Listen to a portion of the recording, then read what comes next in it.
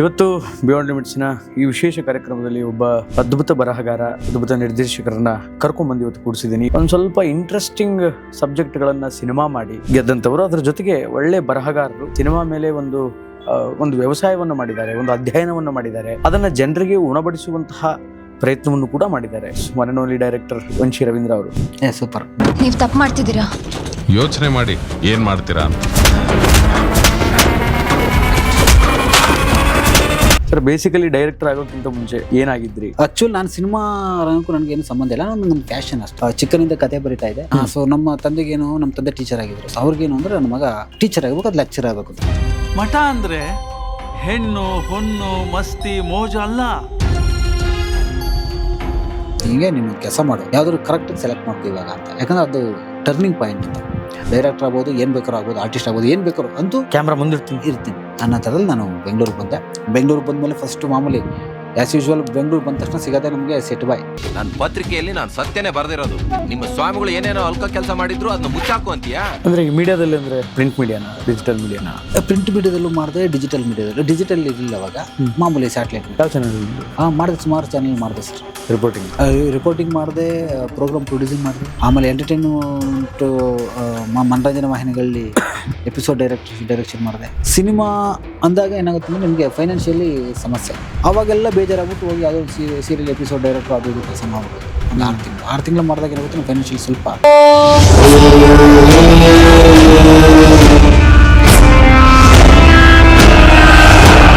ಪುಸ್ತಕ ಇದೆ ಅಂದ್ರೆ 101 ಸಿನಿಮಾಗಳು. ಇದು 101 ಸಿನಿಮಾಗಳು ಕಂಪ್ಲೀಟ್ ಆಗಿ ಗ್ರೇಟ್ ಅಂಡ್ ಹಿಟ್ ಸಿನಿಮಾಸ್ ಏನ? ಆಲ್ಮೋಸ್ಟ್ ಅಲ್ಲಿ ಗ್ರೇಟ್ ಸಿನಿಮಾ.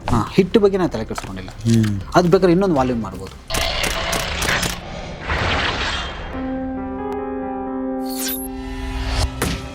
ಸತ್ಯ. ಈ ಚಿತ್ರ ವಿಚಿತ್ರ ಪುಸ್ತಕದಲ್ಲಿ based only on foreign cinemas? ಹೌದು, ಖಂಡಿತ. Foreign cinemas, India cinemas. ಜಗತ್ತಿನ ಸಿನಿಮಾಗಳ ಬಗ್ಗೆ ಲೇಖನಗಳು ಅಂತಾನೆ ಮಾಡಿ. ಜಗತ್ತಲ್ಲಿ ಯಾವ ಥರ ಸಿನಿಮಾ ಬಂದಿದೆ ಅದಕ್ಕೆ. ಯಾಕಂದ್ರೆ ನಾವು ಕೆಲವೊಮ್ಮೆ ಏನಾಗುತ್ತೆ ಗೊತ್ತಾ, ನಾವು ಸಿನಿಮಾ ಮಾಡ್ತೀವಿ, ನಮಗೆ ಆ ನಾಲೆಡ್ಜ್ ಇಲ್ಲ ಅಂದಾಗ ಏನಾಗುತ್ತೆ ಅಂದ್ರೆ ನಾವೇ ಫಸ್ಟ್ ಮಾಡೋದು ಅಂತ ಅನ್ಸುತ್ತೆ. ತುಂಬ ಜನ ಅದನ್ನು ಹಾಕೊಳ್ಳೋರು ಏನಂತ, ನಮ್ಮ ದೇಶ ನಾವು ಫಸ್ಟ್ ಮೊದಲ ಬಾರಿಗೆ ಸಿಂಗಲ್ ಶಾಟ್ ಅಂತ ಹಾಕೋ. ಅಂದ್ರೆ ನಿನಗೆ ಗೊತ್ತಿಲ್ಲ ಅಂದ ತಕ್ಷಣ ಸಿನಿಮಾನೇ ಮಾಡಿಲ್ಲ ಅಂತ ಅರ್ಥ ಅಲ್ಲ.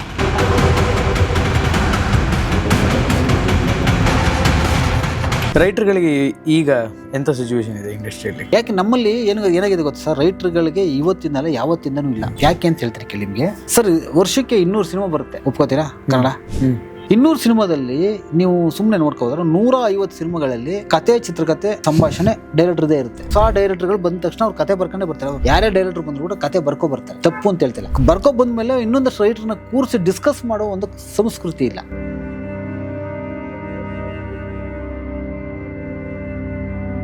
ಪ್ರೊಡ್ಯೂಸರ್ನ ಹೆಂಗೆ ಹಿಡಿತೀರಿ ಅಂತ?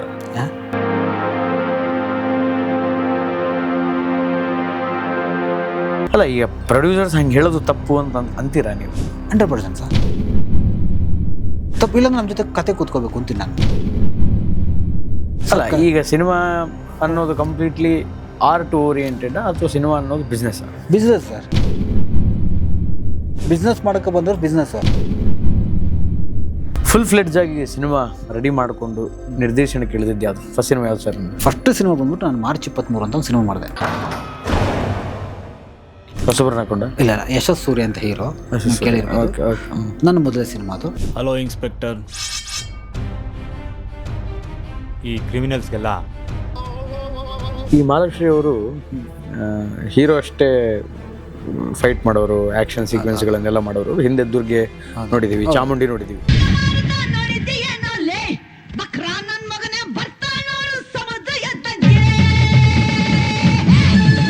ಆಫ್ಟರ್ ಲಾಂಗ್ ಗ್ಯಾಪ್ ಹೆಂಗೆ ಕನ್ವಿನ್ಸ್ ಮಾಡಿದ್ರಿ ಸರ್? ಅದು ಏನಾಗುತ್ತೆ, ಉಪ್ಪು ಹುಳಿ ಖಾರ ಆದ್ಮೇಲೆ ಅವ್ರು ಸಿನಿಮಾ ಮಾಡಲಿ 5 ವರ್ಷ ಮಾಡಿರಲಿಲ್ಲ. 5 ವರ್ಷ ಅದಾದ್ಮೇಲೆ ನೈಟ್ ಕರ್ಫ್ಯೂ ಮಾಡಿದ್ರು. ಬಟ್ ಅನ್ಯಾಯ ಆದ್ರೆ ಪ್ರಾಣ ತೆಗಿಯೋಕ್ಕೂ ರೆಡಿ. ನೈಟ್ ಕರ್ಫ್ಯೂಯಿಂದ ದೊಡ್ಡ ಕಥೆ ಸರ್. ಆಕ್ಚುಲಿ ನಾನು ಒಂದಿನ ಲಾಕ್ಡೌನ್ ಆಗಿದ್ದಾಗ ಸುಮ್ಮನೆ ಏನೋ ಬರೀತಾ ಕೂತಿದ್ದೆ.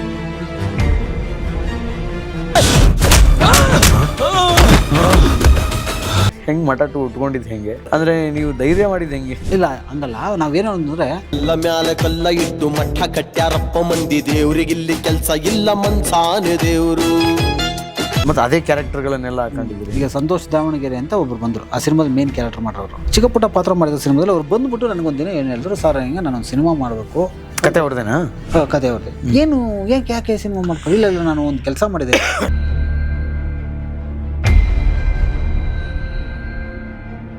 ಅಂದ್ರೆ ಒಂದು ಡಾಕ್ಯುಮೆಂಟೇಶನ್ ಆದರೂ ಕೂಡ ಕಮರ್ಷಿಯಲ್ ವೇಲ್ ತರಬೇಕು, ಒಂದು ಕಾಮಿಡಿ ಟಚ್ ಕೊಡಬೇಕು ಅಂತ ಹೇಳಿದ್ವಿ. ನಾವು ಉದ್ದೇಶ ಏನಿತ್ತು ಅಂದ್ರೆ ಜನಕ್ಕೆ ತಲುಪಿಸ್ಬೇಕು ಅನ್ನೋದಿತ್ತು. ಈಗ ಅದು ಡಾಕ್ಯುಮೆಂಟೇಶನ್, ಅದು ಡಾಕ್ಯುಡ್ರಾಮಾ ಅಂತ. ನೀವು ಜಸ್ಟ್ ನೋಡಿ ಇಷ್ಟೇ ಕತೆ. ಬೈಕ್ ತಗೊಂಡು ಏನೋ ಸಮಸ್ಯೆ ಆಗುತ್ತೆ, ಬೈಕ್ ತಗೋತಾರೆ, ಬೈಕ್ ತಗೊಂಡು ಮಠಗಳ ಸುತ್ತ ಭೇಟಿ ಮಾಡ್ತಾ ಹೋದಾಗ ಅವ್ನಿಗೆ ಲೈಫ್ ರಿಯಲೈಸ್ ಆಗ್ತಾ ಹೋಗುತ್ತೆ, ನಾನು ಎಲ್ಲಿ ದುಡುಕಿದ್ದೀನಿ, ನಾನು ಅದು ಮಠಗಳ ಹಿನ್ನೆಲೆಯಲ್ಲಿ ಕತೆ ಹೇಳ್ತಾ ಹೋಗೋದು. ಅಲ್ಲ, ಈ ಕಡೆ ವಿಚಾರನೂ ಬೇಡ, ಆ ಕಡೆ ಪ್ರಚಾರನೂ ಬೇಡ ಅಂದ್ರೆ ಮಠ ಹೆಂಗ್ ನಡ್ಸೋದು ಅಂತ. ಅವಾಗ ಒಂದು ಭಯ ಇರಲಿಲ್ಲ, ಅಂದ್ರೆ ಕಾಮಿಡಿ ಟಚ್ ಕೊಟ್ಬಿಟ್ರೆ ಸೆಂಟಿಮೆಂಟ್ಗೆ ಧಕ್ಕೆ ಆಗುತ್ತೆ, ಮತ್ತೊಂದು ಧರ್ಮಕ್ಕೆ ಧಕ್ಕೆ ಮಾಡ್ದಂಗೆ ಆಗುತ್ತೆ. ನಾನೇ ಸ್ವಾಮೀಜಿಯಾಗಿ ನಾನು ಗಂಡ್ಸಲ್ಲ ಅಂತ ಅಂದೆ ಅನ್ಕೋ, ಮಹಾಜನತೆ ಬಿಡ್ತಾರಾ?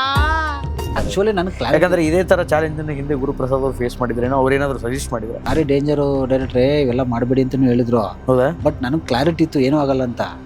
ನಮ್ ಕ್ಲಾರಿಟಿ ಮೀರಿ ಹೊರತಾ ಬಿಟ್ಬಿಡ್ತು. ಏನಾಯ್ತು? ಆ ಕೇಸ್ಗಳದು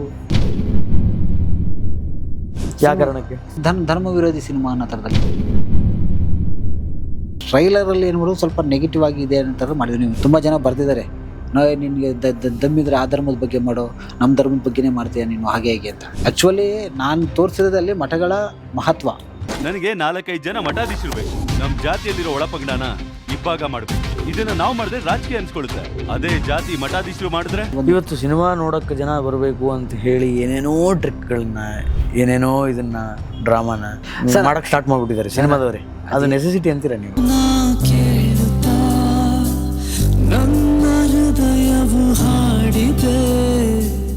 ಇಲ್ಲ ಅಲ್ಲಿ ನಾವು ಅಂದ್ರೆ ಹಿಂದಿ ಎಲ್ಲೂ ಇದ್ದಿಲ್ಲ ಈ ಸಿನಿಮಾ. ನಾವು ಸಿನಿಮಾನ ಸ್ಕ್ರೀನ್ ಮೇಲೆ ನೋಡ್ಬೇಕು. ಮಿಸ್ ಹೊಡಿತಿರೋದೇ ಅಲ್ಲಿ. ಜನ ಥಿಯೇಟ್ರಿಗೆ ಬರ್ಬೇಕಂತ ಏನೋ ಕಾಂಟ್ರವರ್ಸಿ ಮಾಡ್ತಾರೆ. ಸರ್ ಸಿನಿಮಾ ಮಾಡ್ಬಿಡ್ತಾರ. ಸಿನಿಮಾ ರಿಲೀಸ್ ಒಂದು ತಿಂಗಳು, ಒಂದು 20 ದಿನದಲ್ಲಿ ಎಲ್ಲ ದುಡ್ಡು ತೆಗೆದು ಪ್ರಚಾರಕ್ಕೆ ಸುರಿದು ಬಿಡ್ತಾರೆ.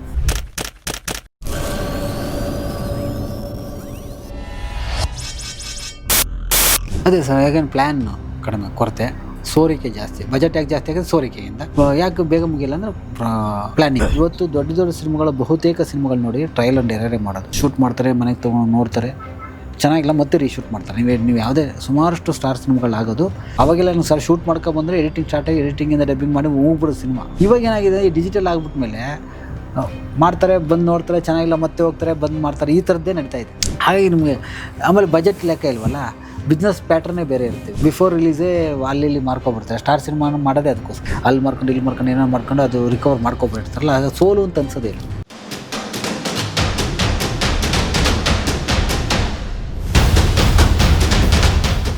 ಹಾಯ್, ಹಲೋ, ನಮಸ್ಕಾರ, ವೆಲ್ಕಮ್ ಟು ಬಿಯಾಂಡ್ ಲಿಮಿಟ್ಸ್.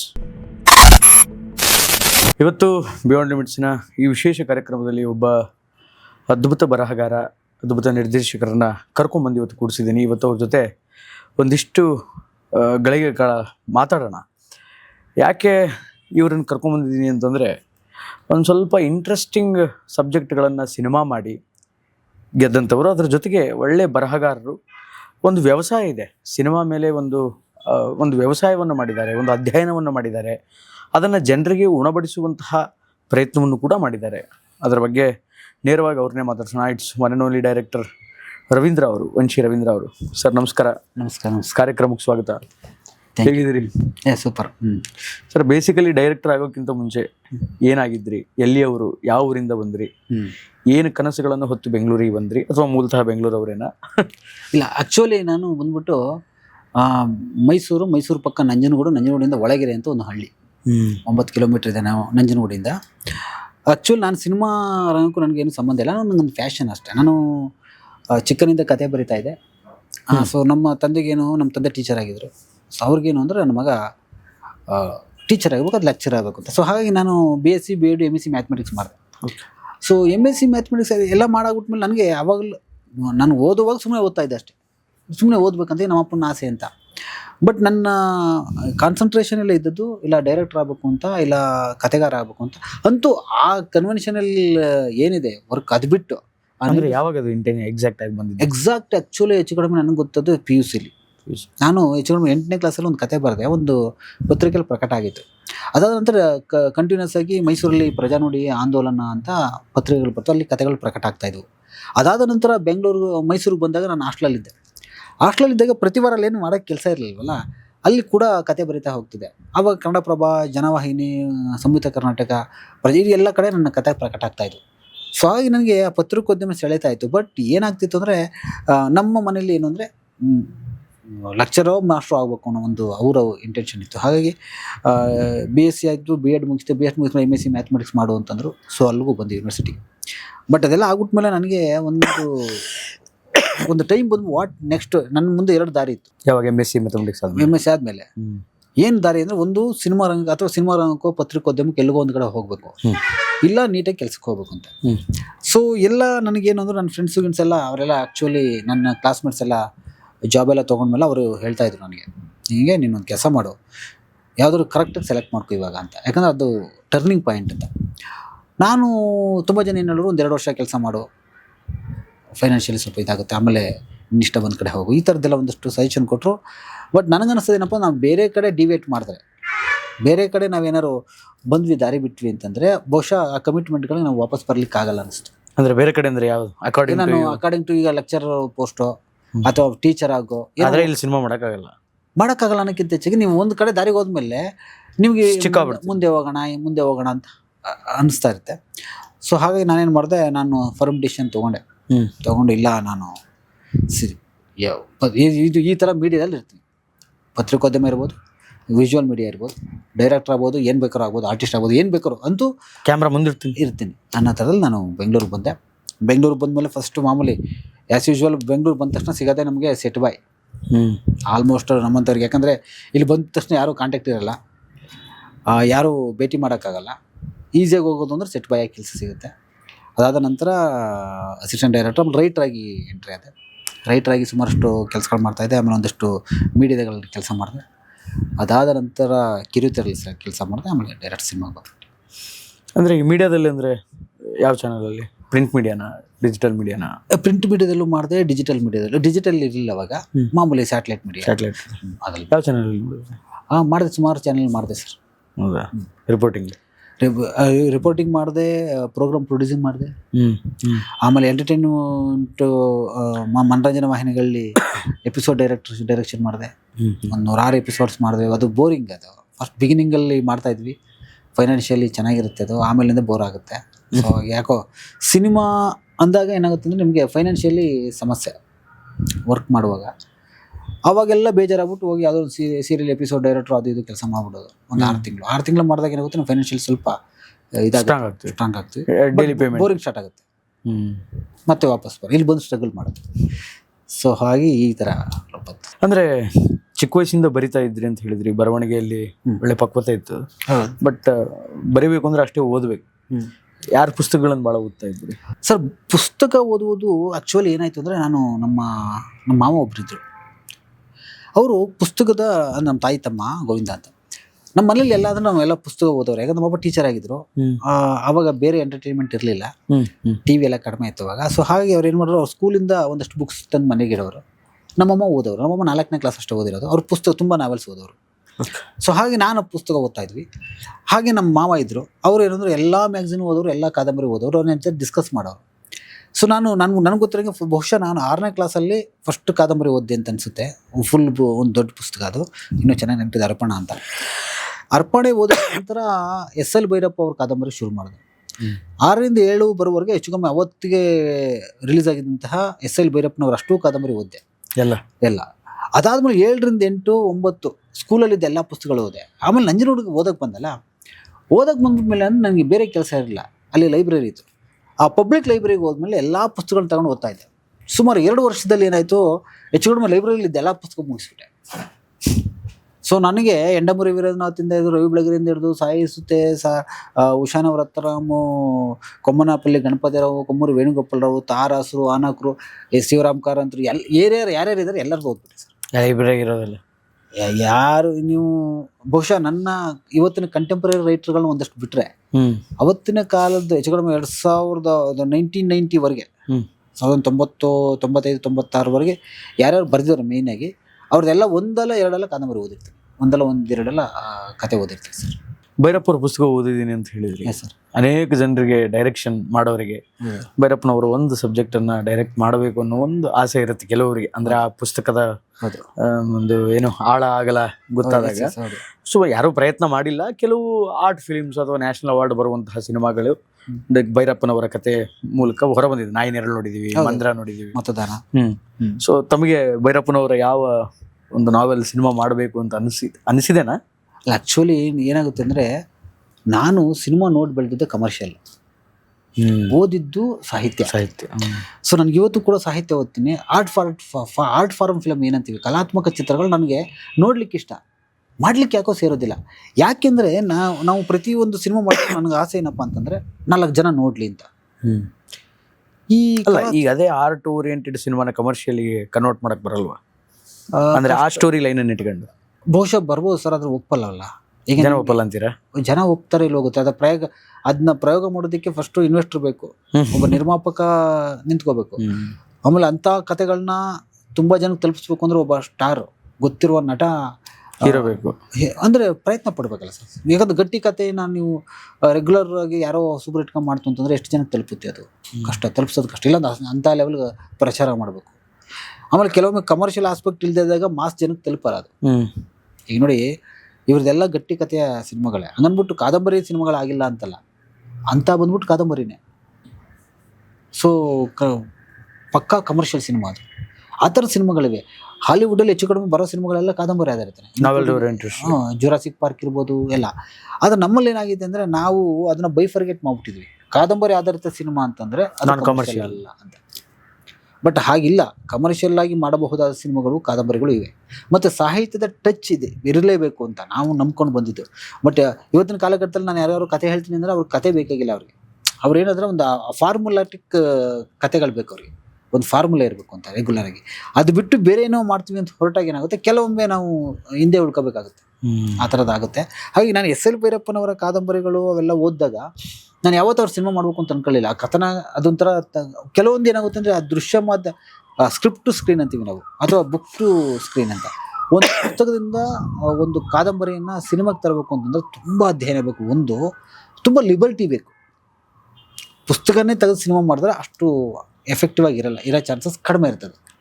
ಹಾಗಾಗಿ ಅಂಥ ಲಿಬರ್ಟಿ ಇಟ್ಕೊಂಡು ಆ ಥರ ಅಷ್ಟೆಲ್ಲ ರಿಸ್ಕ್ ತೊಗೋಬೇಕು ಅಂತ ನನಗೆ ಯಾವತ್ತೂ ಅನಿಸಿಲ್ಲ. ಕಾದಂಬರಿ ಓದ್ತಿದ್ದೆ ಖುಷಿ. ಬಟ್ ಅದೇ ಎಂಡಮೂರಿಯವರ ಕಾದಂಬರಿಗಳು ಅವೆಲ್ಲ ಕಮರ್ಷಿಯಲ್ ಅಂಥ ಸಿನಿಮಾಗಳು, ಇದೆಲ್ಲ ಸಿನಿಮಾಗಳು ಮಾಡಬಹುದಲ್ಲ ಅಂತ ಅನ್ಸುತ್ತೆ. ಕೆಲವು ಕಾದಂಬರಿಗಳು ಅನಿಸಿವೆ. ಆದರೆ ಈ ಥರದ್ದು ಅತ್ಯಮೂಲ್ಯವಾದಂಥ ಕೃತಿಗಳೇನಿದೆ ಅವುಗಳು ನಾನು ಯಾವತ್ತೂ ಮಾಡಬೇಕು ಅಂತ ಅನ್ಕೊಳ್ಳೇ ಇಲ್ಲ. ಯಾಕಂದ್ರೆ ನಮ್ಮ ಕೈಲಿ ಆಗಲ್ಲಪ್ಪ, ನಾವೇನು ಕಮರ್ಷಿಯಲ್ ಲೆಕ್ಕದಲ್ಲೇ ಇದ್ದಾಗ ಕಮರ್ಷಿಯಲಾಗಿ ಮಾಡೋಣ ಸಿನಿಮಾ ಅನ್ನೋದ್ರಲ್ಲಿ ಅದ್ರ ಬಗ್ಗೆ ತಿಳ್ಕಿಸ್ಕೊಂಡು. ಅಂದ್ರೆ ಮೊದಲು ಬಂದು ಕೆಲ್ಸಕ್ಕೆ ಸೇರ್ಕೊಂಡಿದ್ದಲ್ಲಿ ಸೆಟ್ ಬಾಯ್ ಆಗಿನೇ? ಅಂದ್ರೆ ಮೊದಲು ಯಾವ ಸ್ಟಾರ್ ನಟರನ್ನ ಹತ್ರದಿಂದ ನೋಡಿದ್ರಿ? ಇಲ್ಲ, ಯಾವ ಡೈರೆಕ್ಟರ್ ನೋಡಿದ್ರಿ? ಆ್ಯಕ್ಚುಲಿ ಏನು ಅಂತಂದರೆ, ನಾನು ಸ್ಟಾರ್ ನಟರನ್ನ ನೋಡಿರೋದೇ ಕಡಿಮೆ. ನಾನು ಸಿನಿಮಾ ಮಾಡ್ಬೇಕಾದ್ ಅಂದರೆ ಎಲ್ಲೋ ಹೋದಾಗ ಸಿಗ್ತೀವಿ. ಸಿನಿಮಾ ಮಾಡ್ಬೇಕಾದ್ ಬಂದಾಗ ಅಷ್ಟೇ ನಾನು ಅವ್ರನ್ನ ಭೇಟಿ ಮಾಡ್ತೀನಿ. ಈಗ ನೈಟ್ ಕರ್ಫ್ಯೂ ಮಾಡುವಾಗ ಮಾಲೇಶ್ವರ ಭೇಟಿ ಮಾಡ್ತೀನಿ. ವಾಸಂತಿನಿಲಯದಾಗ ಮಾಡುವಾಗ ಸಾಯಿ ಕುಮಾರ್ ಅವ್ರು ಭೇಟಿ ಮಾಡ್ತೀನಿ. ನನ್ನ ಫೇವ್ರೇಟ್ ಸಾಯಿ ಕುಮಾರ್ ಆಗಲಿ ಇವರಾಗಲಿ. ಬಟ್ ಯಾರನ್ನು ನಾನು ಭೇಟಿ ಮಾಡಿ ಅವ್ರನ್ನ ಇದು ಮಾಡಬೇಕು ಅಂತ ಅನಿಸೋದಿಲ್ಲ. ಆಮೇಲೆ ಆ ಥರ ರೂಟ್ ಇಲ್ಲ. ನಮ್ಮ ಯಾವುದೋ ಒಂದು ಸಿನಿಮಾ ಮಾಡ್ತಾ ಇದ್ದೀನಿ, ಆ ಸಿನಿಮಾಗೆ ಅವ್ರು ಸೂಕ್ತ ಅಂದರೆ ರೀಚ್ ಆಗೋದಂತ ಗ್ಯಾರಂಟಿ. ನಾನು ಫಸ್ಟು ಬಂದಾಗ ನನಗೊಂದು ದಾರಿ ಬೇಕಿತ್ತು, ಹಿಂಗೆ ಸಿನಿಮಾ ಇಂಡಸ್ಟ್ರಿಗೆ ಹೋಗೋದು. ಅವಾಗ ಇಷ್ಟು ಓಪನ್ ಇರಲಿಲ್ಲ ಇಂಡಸ್ಟ್ರಿ. ಫೇಸ್ಬುಕ್ ಅವೆಲ್ಲ ತುಂಬ ಅವಾಗ ಫೇಸ್ಬುಕ್ ಇರಲಿಲ್ಲ, ಆರ್ಕುಟ್ ಎಲ್ಲ ಆಫೀಸ್ಗೆ ಹೋಗ್ಬೇಕಿತ್ತು. ಆಮೇಲೆ ಅವಾಗ ಕಡಿಮೆ ಇತ್ತು ಪ್ರೊಡಕ್ಷನ್ ಎಲ್ಲ. ಆಮೇಲೆ ದೃಶ್ಯ ಮಾಧ್ಯಮನೇ ತುಂಬ ಕಡಿಮೆ. ಸಿನಿಮಾ ಮತ್ತು ಸೀರಿಯಲ್ ಅಷ್ಟೇ ಎರಡೇ ಇದ್ದದ್ದು. ಇವಾಗ ವೆಬ್ ಸೀರೀಸ್, ಅದು ಯೂಟ್ಯೂಬ್ ಶಾರ್ಟ್ ಫಿಲ್ಮ್ಸ್ ಎಲ್ಲ ಏನೇ ಅಂದರೆ ನಾವು ಕಲಿಯೋದಕ್ಕೆ ಚಾನ್ಸಸ್ ತುಂಬ ಇದೆ ಇವತ್ತು. ಅವತ್ತಿರಲಿಲ್ಲ. ಹಾಗಾಗಿ ಬಂದಾಗ ಸಿನಿಮಾ ಇಂಡಸ್ಟ್ರಿಗೆ ಎಂಟ್ರಿ ಆಗಬೇಕು ಅಂತ ಒಂದು ಸೀರಿಯಲ್ ಅಲ್ಲಿ ಸೆಟ್ ಬಾಯಾಗಿ ಸಿಕ್ತು. ಅದು ಏನು ಒಂದು 2 months ಅಷ್ಟೇ. ಆಮೇಲಿಂದ ಅಲ್ಲೇ ಬರವಣಿಗೆ ಮಾಡಿದೆ. ಅಲ್ಲೇ ಕಾನ್ಸೆಪ್ಟ್ ಡೈರೆಕ್ಟರ್ ಕಾನ್ಸೆಪ್ಟ್ ಹೇಳಿದ್ಮೇಲೆ ಅವ್ರಿಗೆ ಖುಷಿ ಆಯಿತು. ಓಕೆ, ನೀನೇ ಕಾನ್ಸೆಪ್ಟ್ ಬರ್ತಾ ಹೋಗೋದ್ರು. ಅದಾದ್ಮೇಲೆ ಬಂದ ಸಿನಿಮಾ ಸೀರಿಯಲ್ಗೆ, ಅದೇ ಸೀರಿಯಲ್ ಆ ಕಾನ್ಸೆಪ್ಟ್ ಬರ್ತಾ ಅಲ್ಲಿಂದ ಮುಂದೆ ಬಂದೆ ಸಿನಿಮಾಗೆ ಬಂದೆ. ಸಿನಿಮಾದಲ್ಲಿ ರೈಟರ್ ಆಗಿ ಬಂದೆ. ಯಾವ ಸಿನಿಮಾ ಫಸ್ಟು? ನಾನು ಫಸ್ಟು ರೈಟರ್ ಆಗಿ ಕೆಲಸ ಮಾಡುವಂತಹ ಸಿನಿಮಾ ಬಂದ್ಬಿಟ್ಟು ನಮ್ಮ ನಂಜುಂಡಪ್ಪ ಅಂತವ್ರು ಇದ್ರು. ನಂಜುಂಡಪ್ಪ ಅವರು ವೈ ನಂಜುಂಡಪ್ಪ ಅಂತ. ವೈ ನಂಜುಂಡಪ್ಪ ಅವರ ಪಿ ನಂಜುಂಡಪ್ಪ ಅಂತ. ನೀವು ವೈ ನಂಜುಂಡಪ್ಪ ಯಾರಲ್ಲಿ? ರಾಮ್ಕುಮಾರ್ ಅವ್ರ ಜೊತೆ ಸಿನಿಮಾ ಮಾಡಿದ್ರು. ಅವ್ರ ವೈ ನಂಜುಂಡಪ್ಪ, ಪಿ ನಂಜುಂಡಪ್ಪ ಅಂತ ಸಾಂಗ್ಲೇನೆ. ವೈ ನಂಜುಂಡಪ್ಪ ಅಂತ ಒಬ್ಬರು ನಿರ್ದೇಶಕರು ಇದ್ರು. ಅವ್ರದ್ದು ಒಂದು ಕತೆ ನಾವು ಒಬ್ಬರು ಸಿನಿಮಾ ಮಾಡ್ತಾ ಇದ್ರು. ಅಲ್ಲಿಗೆ ನಾನು ರೈಟರ್ ಆಗಿ ಫಸ್ಟ್ ಎಂಟ್ರಿ ಆದೆ. ನನಗೆ ಆ ಕತೆ ಕೇಳಿದ್ಮೇಲೆ ನನಗೆ ಕೆಲವೊಂದು ಡೌಟ್ ಬಂತು. ಆ ಕಥೆಯಲ್ಲಿ ಒಂದು ಗರ್ಭಕೋಶವನ್ನು ದಾನ ಮಾಡುವಂಥ ಒಂದು ಸೀನ್ ಇತ್ತು. ಅದೇ ಕೋರ್ ಪಾಯಿಂಟ್ ಸಿನಿಮಾಗೆ. ನನಗೆ ಯಾವತ್ತು ಗೂಗಲೆಲ್ಲ ಇರಲಿಲ್ಲ. ನನಗೆ ಪ್ರಶ್ನೆ ಬಂತು, ಸರ್ ಇದು ನಿಜವಾಗ ಕಣ್ಣು ದಾನ ಕೇಳಿದ್ದೀವಿ, ಹಾರ್ಟ್ ದಾನ ಕೇಳಿದ್ವಿ, ಗರ್ಭಕೋಶ ದಾನ ಮಾಡೋದು ಎಲ್ಲರೂ ಇದೆಯಾ? ಅದಕ್ಕೆ ನಮ್ಮ ಮೂಲ ರೈಟ್ರ್ ನೋಡಬೇಕು ಅಂತ, ಮೂಲ ಕಥೆಗಾರ ನೋಡಬೇಕು ಅಂತ ಅವ್ರನ್ನ ಹುಡುಕೊಂಡು ಹೋದ್ಮೇಲೆ ಅವ್ರ ಜೊತೆ ಡಿಸ್ಕಸ್ ಮಾಡಿ ಅವರು ಒಂದಷ್ಟು ಪೇಪರ್ ಕಟ್ಟಿಂಗ್ಸಲ್ಲಿ ಎತ್ತಿಟ್ಟಿದ್ರು ಪಾಪ. ಅವರು ಅದೆಲ್ಲ ಕೊಟ್ಟು ಮೇಲೆ ಅದ್ರ ಬೇಸ್ ಮಾಡಿ ನಾವು ಚಿತ್ರಕಥೆ ಮಾಡಿ ಒಂದು ಸಿನಿಮಾಗೆ ರೈಟ್ರಾಗಿ ಬರ್ತೀವಿ. ಅಲ್ಲಿಂದ ರೈಟ್ರಾಗಿ ಬರಿತಾ ಹೋದ್ವಿ, ಡಿಸ್ಕಷನು ರೈಟ್ರಾಗಿ. ಹಾಗೆ ಮಾಡ್ತಾ ಹೋದಾಗ ಒಂದು ಫಸ್ಟ್ ಸಿನಿಮಾ ಮಾಡೋಣ ಅಂತ ಒಂದು ಸಿನಿಮಾ ಡೈರೆಕ್ಷನ್ ಕಡೆ ಒಲವಿತ್ತು. ಬಟ್ ರೈಟ್ರಾಗಿ ಒಂದಷ್ಟು ಕೆಲಸಗಳು ಸಿಗ್ತಾಯಿತ್ತು. ಬರವಣಿಗೆಯಲ್ಲಿ ಕೆಲಸ ಇದ್ದೇ ಇರುತ್ತೆ. ನಿಮ್ಗೆ ಕ್ರೆಡಿಟ್ ಕೊಡ್ತಾರೋ ಬಿಡ್ತಾರೋ, ಕೆಲಸ ಅಂತೂ ಇದ್ದೇ ಇರುತ್ತೆ. ಸೊ ಹಾಗೆ ಕೆಲಸ ಸಂಭಾವನೆ ಏನಾಗುತ್ತೆ, ನಾನಂತೂ ಇಲ್ಲಿವರೆಗೆ ಸಂಭಾವನೆ ಬಗ್ಗೆ ತಲೆನೇ ಕೆಡಿಸ್ಕೊಂಡಿಲ್ಲ. ಬಟ್ ಬದುಕಕ್ಕಾಗಷ್ಟು 3 ಹೊತ್ತು ಊಟಕ್ಕಾಗಷ್ಟು ಸಿನಿಮಾದಲ್ಲಿ ಸಿಗುತ್ತಾ 100% ಕೊಡ್ತಾರಾ? 100%. ಸುಮಾರು ಜನ ಕಂಪ್ಲೇಂಟ್ ಮಾಡ್ತಾರೆ, ಅದು ನಿಮ್ಮ ದುಡ್ಡೇ ಕೊಡಲ್ಲ ಸರ್. ಎಕ್ಸ್ಪೆಕ್ಟೇಷನ್ ಜಾಸ್ತಿ ಆದಾಗ ನಿಮ್ಗೆ ಹಂಗೆ ಅನ್ಸುತ್ತೆ. ಈಗ ನಾನು ಬಂದಿದ್ದೀನಿ ನೋಡಿ, ನಾನು ಬಂದು ಇಂಡಸ್ಟ್ರಿಗೆ ಬಂದ್ಬಿಟ್ಟ ಮೇಲೆ ನಾನು ಆರಾಮಾಗಿ ಬದುಕ್ತಾ ಇದ್ದೀನಿ. ನಾನು ಹೇಳ್ತಾನೆ, ಸಿನಿಮಾದಲ್ಲಿ 3 ಹೊತ್ತು ಊಟಕ್ಕೆ ಬದುಕೋದಕ್ಕೆ ದುಡ್ಡು ಸಿಗುತ್ತೆ ಸರ್. ಅದ್ರ ಮೇಲೆ ಏನಾರು ಬೇಕು ಅಂದ್ರೆ ನಿಮ್ಗೆ ಸಕ್ಸಸ್ ಆಗಬೇಕು. ಸಿನಿಮಾದಲ್ಲಿ ದುಡ್ಡಿದೆ, ಆಮೇಲೆ ನೀವು ಕೊಡ್ತಾರೆ ಅಂದರೆ ನೀವು ಅನ್ಕೊಂಡಷ್ಟು ಕೊಡಲ್ಲ. ಯಾಕಂದರೆ ನಮ್ಮಲ್ಲಿ ಒಂದು ದೊಡ್ಡ ಕಲ್ಪನೆ, ಒಂದು ಚಿಕ್ಕ ಇದು ತಪ್ಪು ಕಲ್ಪನೆ ಏನಪ್ಪ ಅಂತಂದರೆ, ಸಿನಿಮಾದಲ್ಲಿ ಇದೇನೆ ಅಂದರೆ ಅಲ್ಲ ನಮ್ಮದು ಅಂತೆಲ್ಲ ಯಾರಿಗೂ ಆಗಲ್ಲ ಅಷ್ಟೇ. ನಿಮಗೆ ತೆರೆ ಮೇಲೆ ಇರೋದೇ, ನಿಮಗೆ ಯಾರು ತೆರೆ ಮೇಲೆ ಕಾಣಿಸ್ಕೋತಾರೆ ಅವ್ರಿಗೆ ಮೊದಲ ಪ್ರಾಧಾನ್ಯತೆ ಕೊಡ್ತಾರೆ. ತೆರೆ ಹಿಂದೆ ಇರೋರಿಗೆ 2ನೇ ಪ್ರಾಧಾನ್ಯತೆ ಕೊಡ್ತಾರೆ, ಬಿ ಗ್ರೇಡ್. ಅಂದರೆ ನಾವು ಕಾಣಿಸಲ್ವಲ್ಲ. ಹಾಗಾಗಿ ಈ ನಿರ್ಮಾಪಕರುಗಳು ಏನು ಅಂತಂದರೆ, ಯಾರೋ ಒಬ್ಬರು ಡ್ಯಾನ್ಸ್ ಮಾಡೋರು ಇರ್ಬೋದು, ಆರ್ಟಿಸ್ಟ್ ಇರ್ಬೋದು, ಅವ್ರಿಗೆ ಪೇಮೆಂಟ್ ಕೊಟ್ಬಿಡ್ತಾರೆ, ಬೇಗ ಕೊಟ್ಬಿಡ್ತಾರೆ, ನಾವು ಜಾಸ್ತಿ ಕೊಡ್ತಾರೆ. ಯಾಕಂದ್ರೆ ಅವ್ರು ಕಾಣಿಸ್ತಾ ಇರ್ತಾರೆ. ಬರಹಗಾರರಾಗಿ ನಾವು ಎಂಟ್ರದಾಗ ಅಂತ ನಮ್ಮ ಕೆಲಸನೇ ಕಾಣಿಸಲ್ಲ ಅವ್ರಿಗೆ ಕೊಡಬೇಕು ಅನಿಸುತ್ತೆ. 10 ಥರ ಬರೆದಿರ್ತೀವಿ, 10 ಥರ ಹೊಡೆದಾಕ್ಬಿಟ್ಟು 11ನೇ ಥರ ಫೈನಲ್ ಕೊಟ್ಟಿರ್ತೀವಿ ನಾವು. ಈ 10 ಥರ ಬರೆದು ಹೊಡೆದಾಕಿರ್ತೀವಲ್ಲ, ಅದು ಲೆಕ್ಕ ಸಿಗಲ್ಲ ಅವ್ರಿಗೆ. ಇಷ್ಟು ಬರೆಯೋಕೆ ಇವ್ನು ಇಷ್ಟು ಕೊಡ್ಬೇಕಂತ 11ನೇ ಸರಿ ಮಾತ್ರ ನೋಡಿರ್ತಾರೆ. 10 ಸಾರಿ ಯಾವುದು ಈಗ ನಿಮ್ಗೇನೋ ಒಂದು ಕ್ರಿಯೇಟ್ ಮಾಡೋವ್ರಿಗೆ ತುಂಬ ಕಷ್ಟ. ತೋಚಿದ್ದು ಗೀಚಿದ್ದು ಅದು ಯಾವುದು ನೋಡಲ್ಲ, ತಲೆ ಕೆಡಿಸ್ಕೊಳ್ಳಲ್ಲ. ಅದು ಇಲ್ಲಿ ಅಂತಲ್ಲ, ಎಲ್ಲ ಕಡೆನೂ ಅದಿದೆ. ನಮ್ಮಲ್ಲಿ ಸ್ವಲ್ಪ ಜಾಸ್ತಿ ಇದೆ. ರೈಟ್ರಿಗೆ ಬೆಲೆ ಕೊಡ್ಬೇಕು ಸರ್. ನಮ್ಮಲ್ಲಿ ಅದೊಂದು ದೊಡ್ಡ ಸಮಸ್ಯೆ ಇದೆ. ನಾನು ತುಂಬ ಕಡೆ ಹೋದಾಗ ಹೇಳ್ತೀನಿ, ಒಂದಷ್ಟು ಕತೆಗಳನ್ನ ಶೇಖರಣೆ ಮಾಡಿಟ್ಕೊಳ್ಳಿ. ಯಾಕಂದರೆ ಪ್ರೊಡಕ್ಷನ್ ಹೌಸ್ ತುಂಬ ಇದೆ ನಮ್ಮ ಹತ್ರ, ನಿಮಗೂ ಗೊತ್ತು.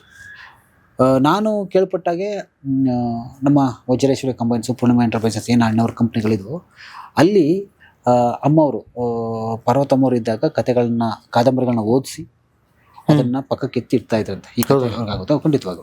ನಾನು ಕೇಳಿದ್ದು, ನಾನು ಸಮರ್ದಿಲ್ಲ. ಅವರು ಹೇಳ್ತಾ ಇದ್ದಾರೆ, ಅವರು ಪ್ರತಿ ಕಾದಂಬರಿಗಳನ್ನ ಅವ್ರು ಸ್ಟಡಿ ಮಾಡ್ತಿದ್ರಂತೆ. ಒಬ್ಬರು ಮುಂದೆ ಕೂತ್ಕೊಂಡು ಓದಿಸ್ಕೊತಾ ಇದ್ರಂತೆ. ಅದು ಕತೆ ಓದಿಸ್ಕೊಂಡು ಇದು ಅಣ್ಣವ್ರಿಗಾಗುತ್ತೆ, ಈ ಕತೆ ಸೂಕ್ತ ಆಗುತ್ತೆ, ಈ ಕತೆಯಲ್ಲೂ ಇಷ್ಟು ಸ್ಟಫ್ ಇದೆ ಅಂತ ಎತ್ತಿಡ್ತಾ ಇದ್ರಂತೆ.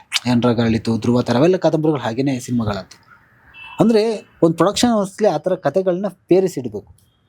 ನಾವು ಈ ಹಾಲಿವುಡ್ಡಲ್ಲಿ ತೊಗೊಂಡ್ರೆ, ನೀವು ಸಿಡ್ನಿ ಶೆಲ್ಟನ್ ಅಂತ ಕೇಳಿರ್ಬೋದು ಕಾದಂಬರಿಕಾರರು. ಅವ್ರದ್ದೊಂದು ಅದರ್ ಸೈಡ್ ಆಫ್ ಮೀ ಅಂತ ಒಂದು ಕಾದಂಬರಿ ಇದೆ, ಒಂದು ಆಟೋಬಯೋಗ್ರಫಿ ಇದೆ. ಅಲ್ಲಿ ಒಂದಷ್ಟು ಡೀಟೇಲ್ಸ್ ಇದೆ. ಅಲ್ಲಿ ಏನು ನಡೆಯುತ್ತೆ ಕಲ್ಚರ್ ಅಂತಂದರೆ, ಈ 20th Century Fox ಅವರು ಅಥವಾ ಇವ್ರು ಏನಿದ್ದಾರೆ, ಅವ್ರು ಏನು ಮಾಡ್ತಾರೆ, ಈ ನಾವೆಲ್ಲ ಯಾವ್ದಾದ್ರು ಹೊಸ್ದಾಗಿ ಬಂತು ಅಂದರೆ ಇಲ್ಲಿಗೆ ಮಾರ್ಕೆಟ್ಗೆ, ಅದಕ್ಕೆ ಅದನ್ನು ನಾವೆಲ್ಲ ತೊಗೊಂಡು ಬಂದು ಅದನ್ನು ನಮ್ಮಂಥ ಒಂದಷ್ಟು ಜನ ರೈಟ್ರನ್ನ ಕೂರಿಸಿ ಸಮಪ್ ಮಾಡಿಸ್ತಾರೆ. ಈಗ 300 ಪುಟ ಇರುತ್ತೆ ಅಂದರೆ ಅದನ್ನ 30 ಪುಟಕ್ಕೆ ಇಳಿಸ್ತಾರೆ. ಇಡೀ ನಾವೆಲ್ 30 ಪುಟಕ್ಕೆ ಸಮ್ಮರೈಸ್ ಮಾಡಬೇಕು.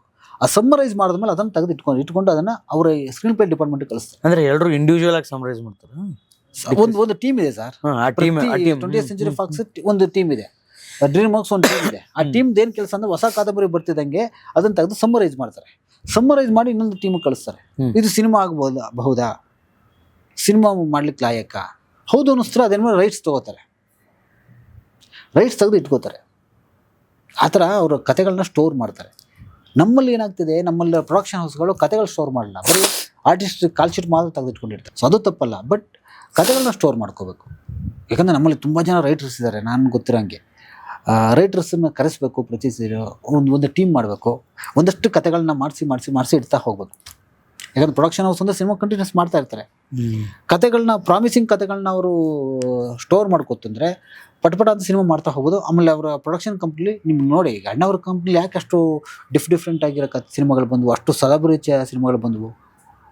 ಬೇರೆ ಯಾವುದೇ ಪ್ರೊಡಕ್ಷನಲ್ಲಿ ಬಂದದಕ್ಕಿಂತ ಹೆಚ್ಚು ಒಳ್ಳೆಯ ಸಿನಿಮಾಗಳು ಯಾಕೆ ಬಂದವು ಅಲ್ಲಿ? ಕತೆಗಳ ಸಂಗ್ರಹ ಮತ್ತು ಕತೆಗಳ ಆಯ್ಕೆ. ಅಂದರೆ ರೈಟ್ರುಗಳು ಬೆಲೆ ಕೊಟ್ಟರು. ಕತೆಗಳ ಆಯ್ಕೆ, ಕತೆಗಳ ಸಂಗ್ರಹ ಅಂದರೆ ರೈಟ್ರಿಗೆ ಬೆಲೆ ಕೊಟ್ಟರು ಅಂತ. ಬೇರೆ ಸಿನಿಮಾಗಳಲ್ಲಿ ಬೇರೆ ಪ್ರೊಡಕ್ಷನ್ ಕಂಪ್ನಿಗಳಲ್ಲಿ ಕೆಲವೊಂದಷ್ಟು ಸುಮಾರಷ್ಟು ರೀಮೇಕ್ಗಳು ಯಾಕೆ ಬಂದವು? ಕಥೆಗಳ ಬೆಲೆ ಕೊಡಲಿಲ್ಲ, ಗೆದ್ದ ಸಿನಿಮಾಗಳು ತಗೊಂಡು ರೀಮೇಕ್ ಮಾಡ್ತಾರೆ ಅಂತ. ಅವು ಇಲ್ಲಿ ಸೋತು. ಸೊ ಅದು ಕಮರ್ಷಿಯಲ್ ಆಸ್ಪೆಕ್ಟ್ ಬಿಟ್ಬಿಡೋಣ. ನಾ ಹೇಳೋದೊಂದು ಸಿನಿಮಾ ಗುಣಮಟ್ಟ ಅಲ್ವಾ ಸರ್. ಈಗ ನಾನು ನೋಡಲೇಬೇಕಾದ 101 ಕನ್ನಡ ಚಿತ್ರಗಳ ಪುಸ್ತಕ ಬರುತ್ತೆ. 1934ರಿಂದ 2009ರವರೆಗೆ ಸಾಧ್ಯವಾದಷ್ಟು ಬಿಡುಗಡೆಯಾದ ಮತ್ತು ಲಭ್ಯ ಇರುವ ಸಿನಿಮಾಗಳು ನೋಡಿ ಸುಮಾರು 2500 ಸಿನಿಮಾಗಳನ್ನ ನೋಡಿದೆ ನಾನು. ನೋಡಿದ್ದೀರಾ? 2500 ಸಿನಿಮಾಗಳನ್ನ ನೋಡಿದ್ದು. ಸೊ ಅದರಲ್ಲಿ 600 ಸಿನಿಮಾಗಳನ್ನ ಬ್ಯಾಕ್ ಟು ಬ್ಯಾಕ್ ನೋಡಿದೆ ನಾನು. ಓಕೆ, ನೋಡ್ಬೇಕನ್ಸಿ. ಅಲ್ಲ ಹಂಗಲ್ಲ, ಈ ಪುಸ್ತಕಗೋಸ್ಕರ ಕೆಲವು ಸಿನಿಮಾ ಸಿನಿಮಾಗೋಸ್ಕರ ಇದು ಪುಸ್ತಕಕ್ಕೋಸ್ಕರ. ಪುಸ್ತಕ ಬರೆಯುವಾಗ ನನಗೆ ಒಂದು ಜಿಜ್ಞಾಸೆ ಕಾಡೋದು, ಗ್ರೇಟ್ ಸಿನಿಮಾ ಮಾಡಬೇಕು, ಬೆಸ್ಟ್ ಸಿನಿಮಾ ಆಗ್ಬೇಕಾ, ಹಿಟ್ ಸಿನಿಮಾ ಮಾಡಬೇಕಾ, ಯಾವುದನ್ನ ನಾವು ನೋಡಲೇಬೇಕು ಅಂತ ಜನಗಳಿಗೆ ಸಜೆಸ್ಟ್ ಮಾಡಬೇಕು. ಅಂದರೆ ಡಿಫ್ರೆನ್ಸ್ ಏನು ನಿಮ್ಮ ಪ್ರಕಾರ? ಈಗ ನೋಡಿ, ಹಿಟ್ ಸಿನಿಮಾ ಯಾವ್ದಾರ ಆಗ್ಬೋದು, ಗ್ರೇಟ್ ಸಿನಿಮಾ ಹಿಟ್ ಸಿನಿಮಾ ಆಗಲ್ಲ, ಹಿಟ್ ಸಿನಿಮಾ ಗ್ರೇಟ್ ಸಿನಿಮಾ ಆಗಲ್ಲ. ಒಂದು ಸಿನಿಮಾ ಯಾವುದೋ ಒಂದು ಕಾರಣಕ್ಕೆ ದುಡ್ಡು ಮಾಡಿಬಿಡ್ತೇವೆ ಸರ್. ನಾನು ಒಂದು ಮಾತಾಡ್ತೀನಿ, ಬಂಗಾರದ ಮನುಷ್ಯ ಬೇರೆ ಹಿಟ್ ಸಿನಿಮಾ, ಅದು ಗ್ರೇಟ್ ಸಿನಿಮಾ ಕೂಡ. ಯಾಕೆ ಗ್ರೇಟ್ ಸಿನಿಮಾ ಅಂದರೆ ಅದನ್ನು ನೀವು ಕಾದಿಟ್ಕೊಂಡು ಮುಂದಿನ ಪೀಳಿಗೆಗೆ ತೋರಿಸ್ಬೋದು ಆ ಸಿನಿಮಾನ. ಯಾಕೆ ತೋರಿಸ್ಬೇಕು?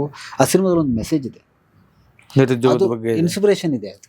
ಆ ಸಿನಿಮಾ ಬಿಡುಗಡೆ ಆದಾಗ ಸುಮಾರಷ್ಟು ಜನ ಅದನ್ನು ಇನ್ಸ್ಪಿರೇಷನ್ ತಗೊಂಡು ಸಿಟಿಯಿಂದ ಬಂದು ಹಳ್ಳಿಗಳಲ್ಲಿ ಕೃಷಿಯನ್ನು ಕೈಗೊಂಡವರಿದ್ದಾರೆ, ಹೌದಾ? ಹಾಗಾಗಿ ಅದನ್ನ ಗ್ರೇಟ್ ಸಿನಿಮಾನೂ ಆಗುತ್ತೆ, ಹಿಟ್ ಸಿನಿಮಾ ಆಗುತ್ತೆ. ಕೆಲವು ಸಿನಿಮಾ ಇರ್ತವೆ, ಸಿನಿಮಾದ ಕಥೆ ಏನಿರುತ್ತೆ, ಯಾರ್ದೋ ದ್ವೇಷ ತಗೊಂಡೋಗಿ ಕೊಚ್ಚಾಕೋದಿರುತ್ತೆ, ಅದು 1000 ಕೋಟಿ 500 ಕೋಟಿ ಮಾಡಿರ್ಬೋದು ದುಡ್ಡು. ಅದನ್ನು ಮುಂದಿನ ಪೀಳಿಗೆಗೆ ಇಟ್ಕೊಂಡು ಏನು ಮಾಡ್ತೀರಿ? ಅದನ್ನು ಮುಂದಿನ ಪೀಳಿಗೆಗೆ ತೋರಿಸಿ ನೀವು ಏನನ್ನ ಸಂದೇಶ ಕೊಡ್ತೀರಿ? It might be only hit cinema. ಅದು ಹಿಟ್ ಸಿನಿಮಾ, ಅದು ಹಿಟ್ ಆಗಿರುತ್ತೆ, ಬೇರೆ ದುಡ್ಡು ಮಾಡಿರುತ್ತೆ. ಫಾರ್ ಎಕ್ಸಾಂಪಲ್ ಗ್ರೇಟ್ ಸಿನಿಮಾ ಯಾವುದು? ಹಿಟ್ ಆಗಿದೆ ಗ್ರೇಟ್ ಸಿನಿಮಾ ಯಾವುದು ಅಕಾರ್ಡಿಂಗ್ ಟು ಯು? ಸುಮಾರು ಇದೆ. ರಂಗನಾಯಕಿ ಗ್ರೇಟ್ ಸಿನಿಮಾ, ಹಿಟ್ ಆಗಿಲ್ವಾ? ಹಿಟ್ ಆಗಿಲ್ಲ.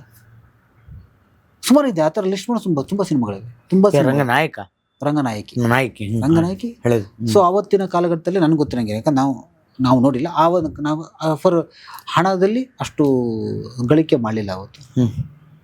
ಆದರೆ ಇವತ್ತು ಕೂಡ ಅದು ನಮ್ಮ ಸಿನಿಮಾದವ್ರಿಗೆ ಮಾಸ್ಟರ್ ಪೀಸ್ ಅದ. ಡೈರೆಕ್ಷನ್ ಏನು ಹಿಡಿದು ಎಲ್ಲ ಏನು ಹಿಡಿದು ಪ್ರತಿಯೊಂದು ಕೂಡ ನಾವು ಅವತ್ತಿನ ಇಡಿಪಸ್ ಕಾಂಪ್ಲೆಕ್ಸ್ನ ಸಿನಿಮಾನ ತಗೊಂಡವರು ಕನ್ನಡದಲ್ಲಿ ಅದೆಲ್ಲ ಗ್ರೇಟ್ ವರ್ಕ್ ಅದೇ.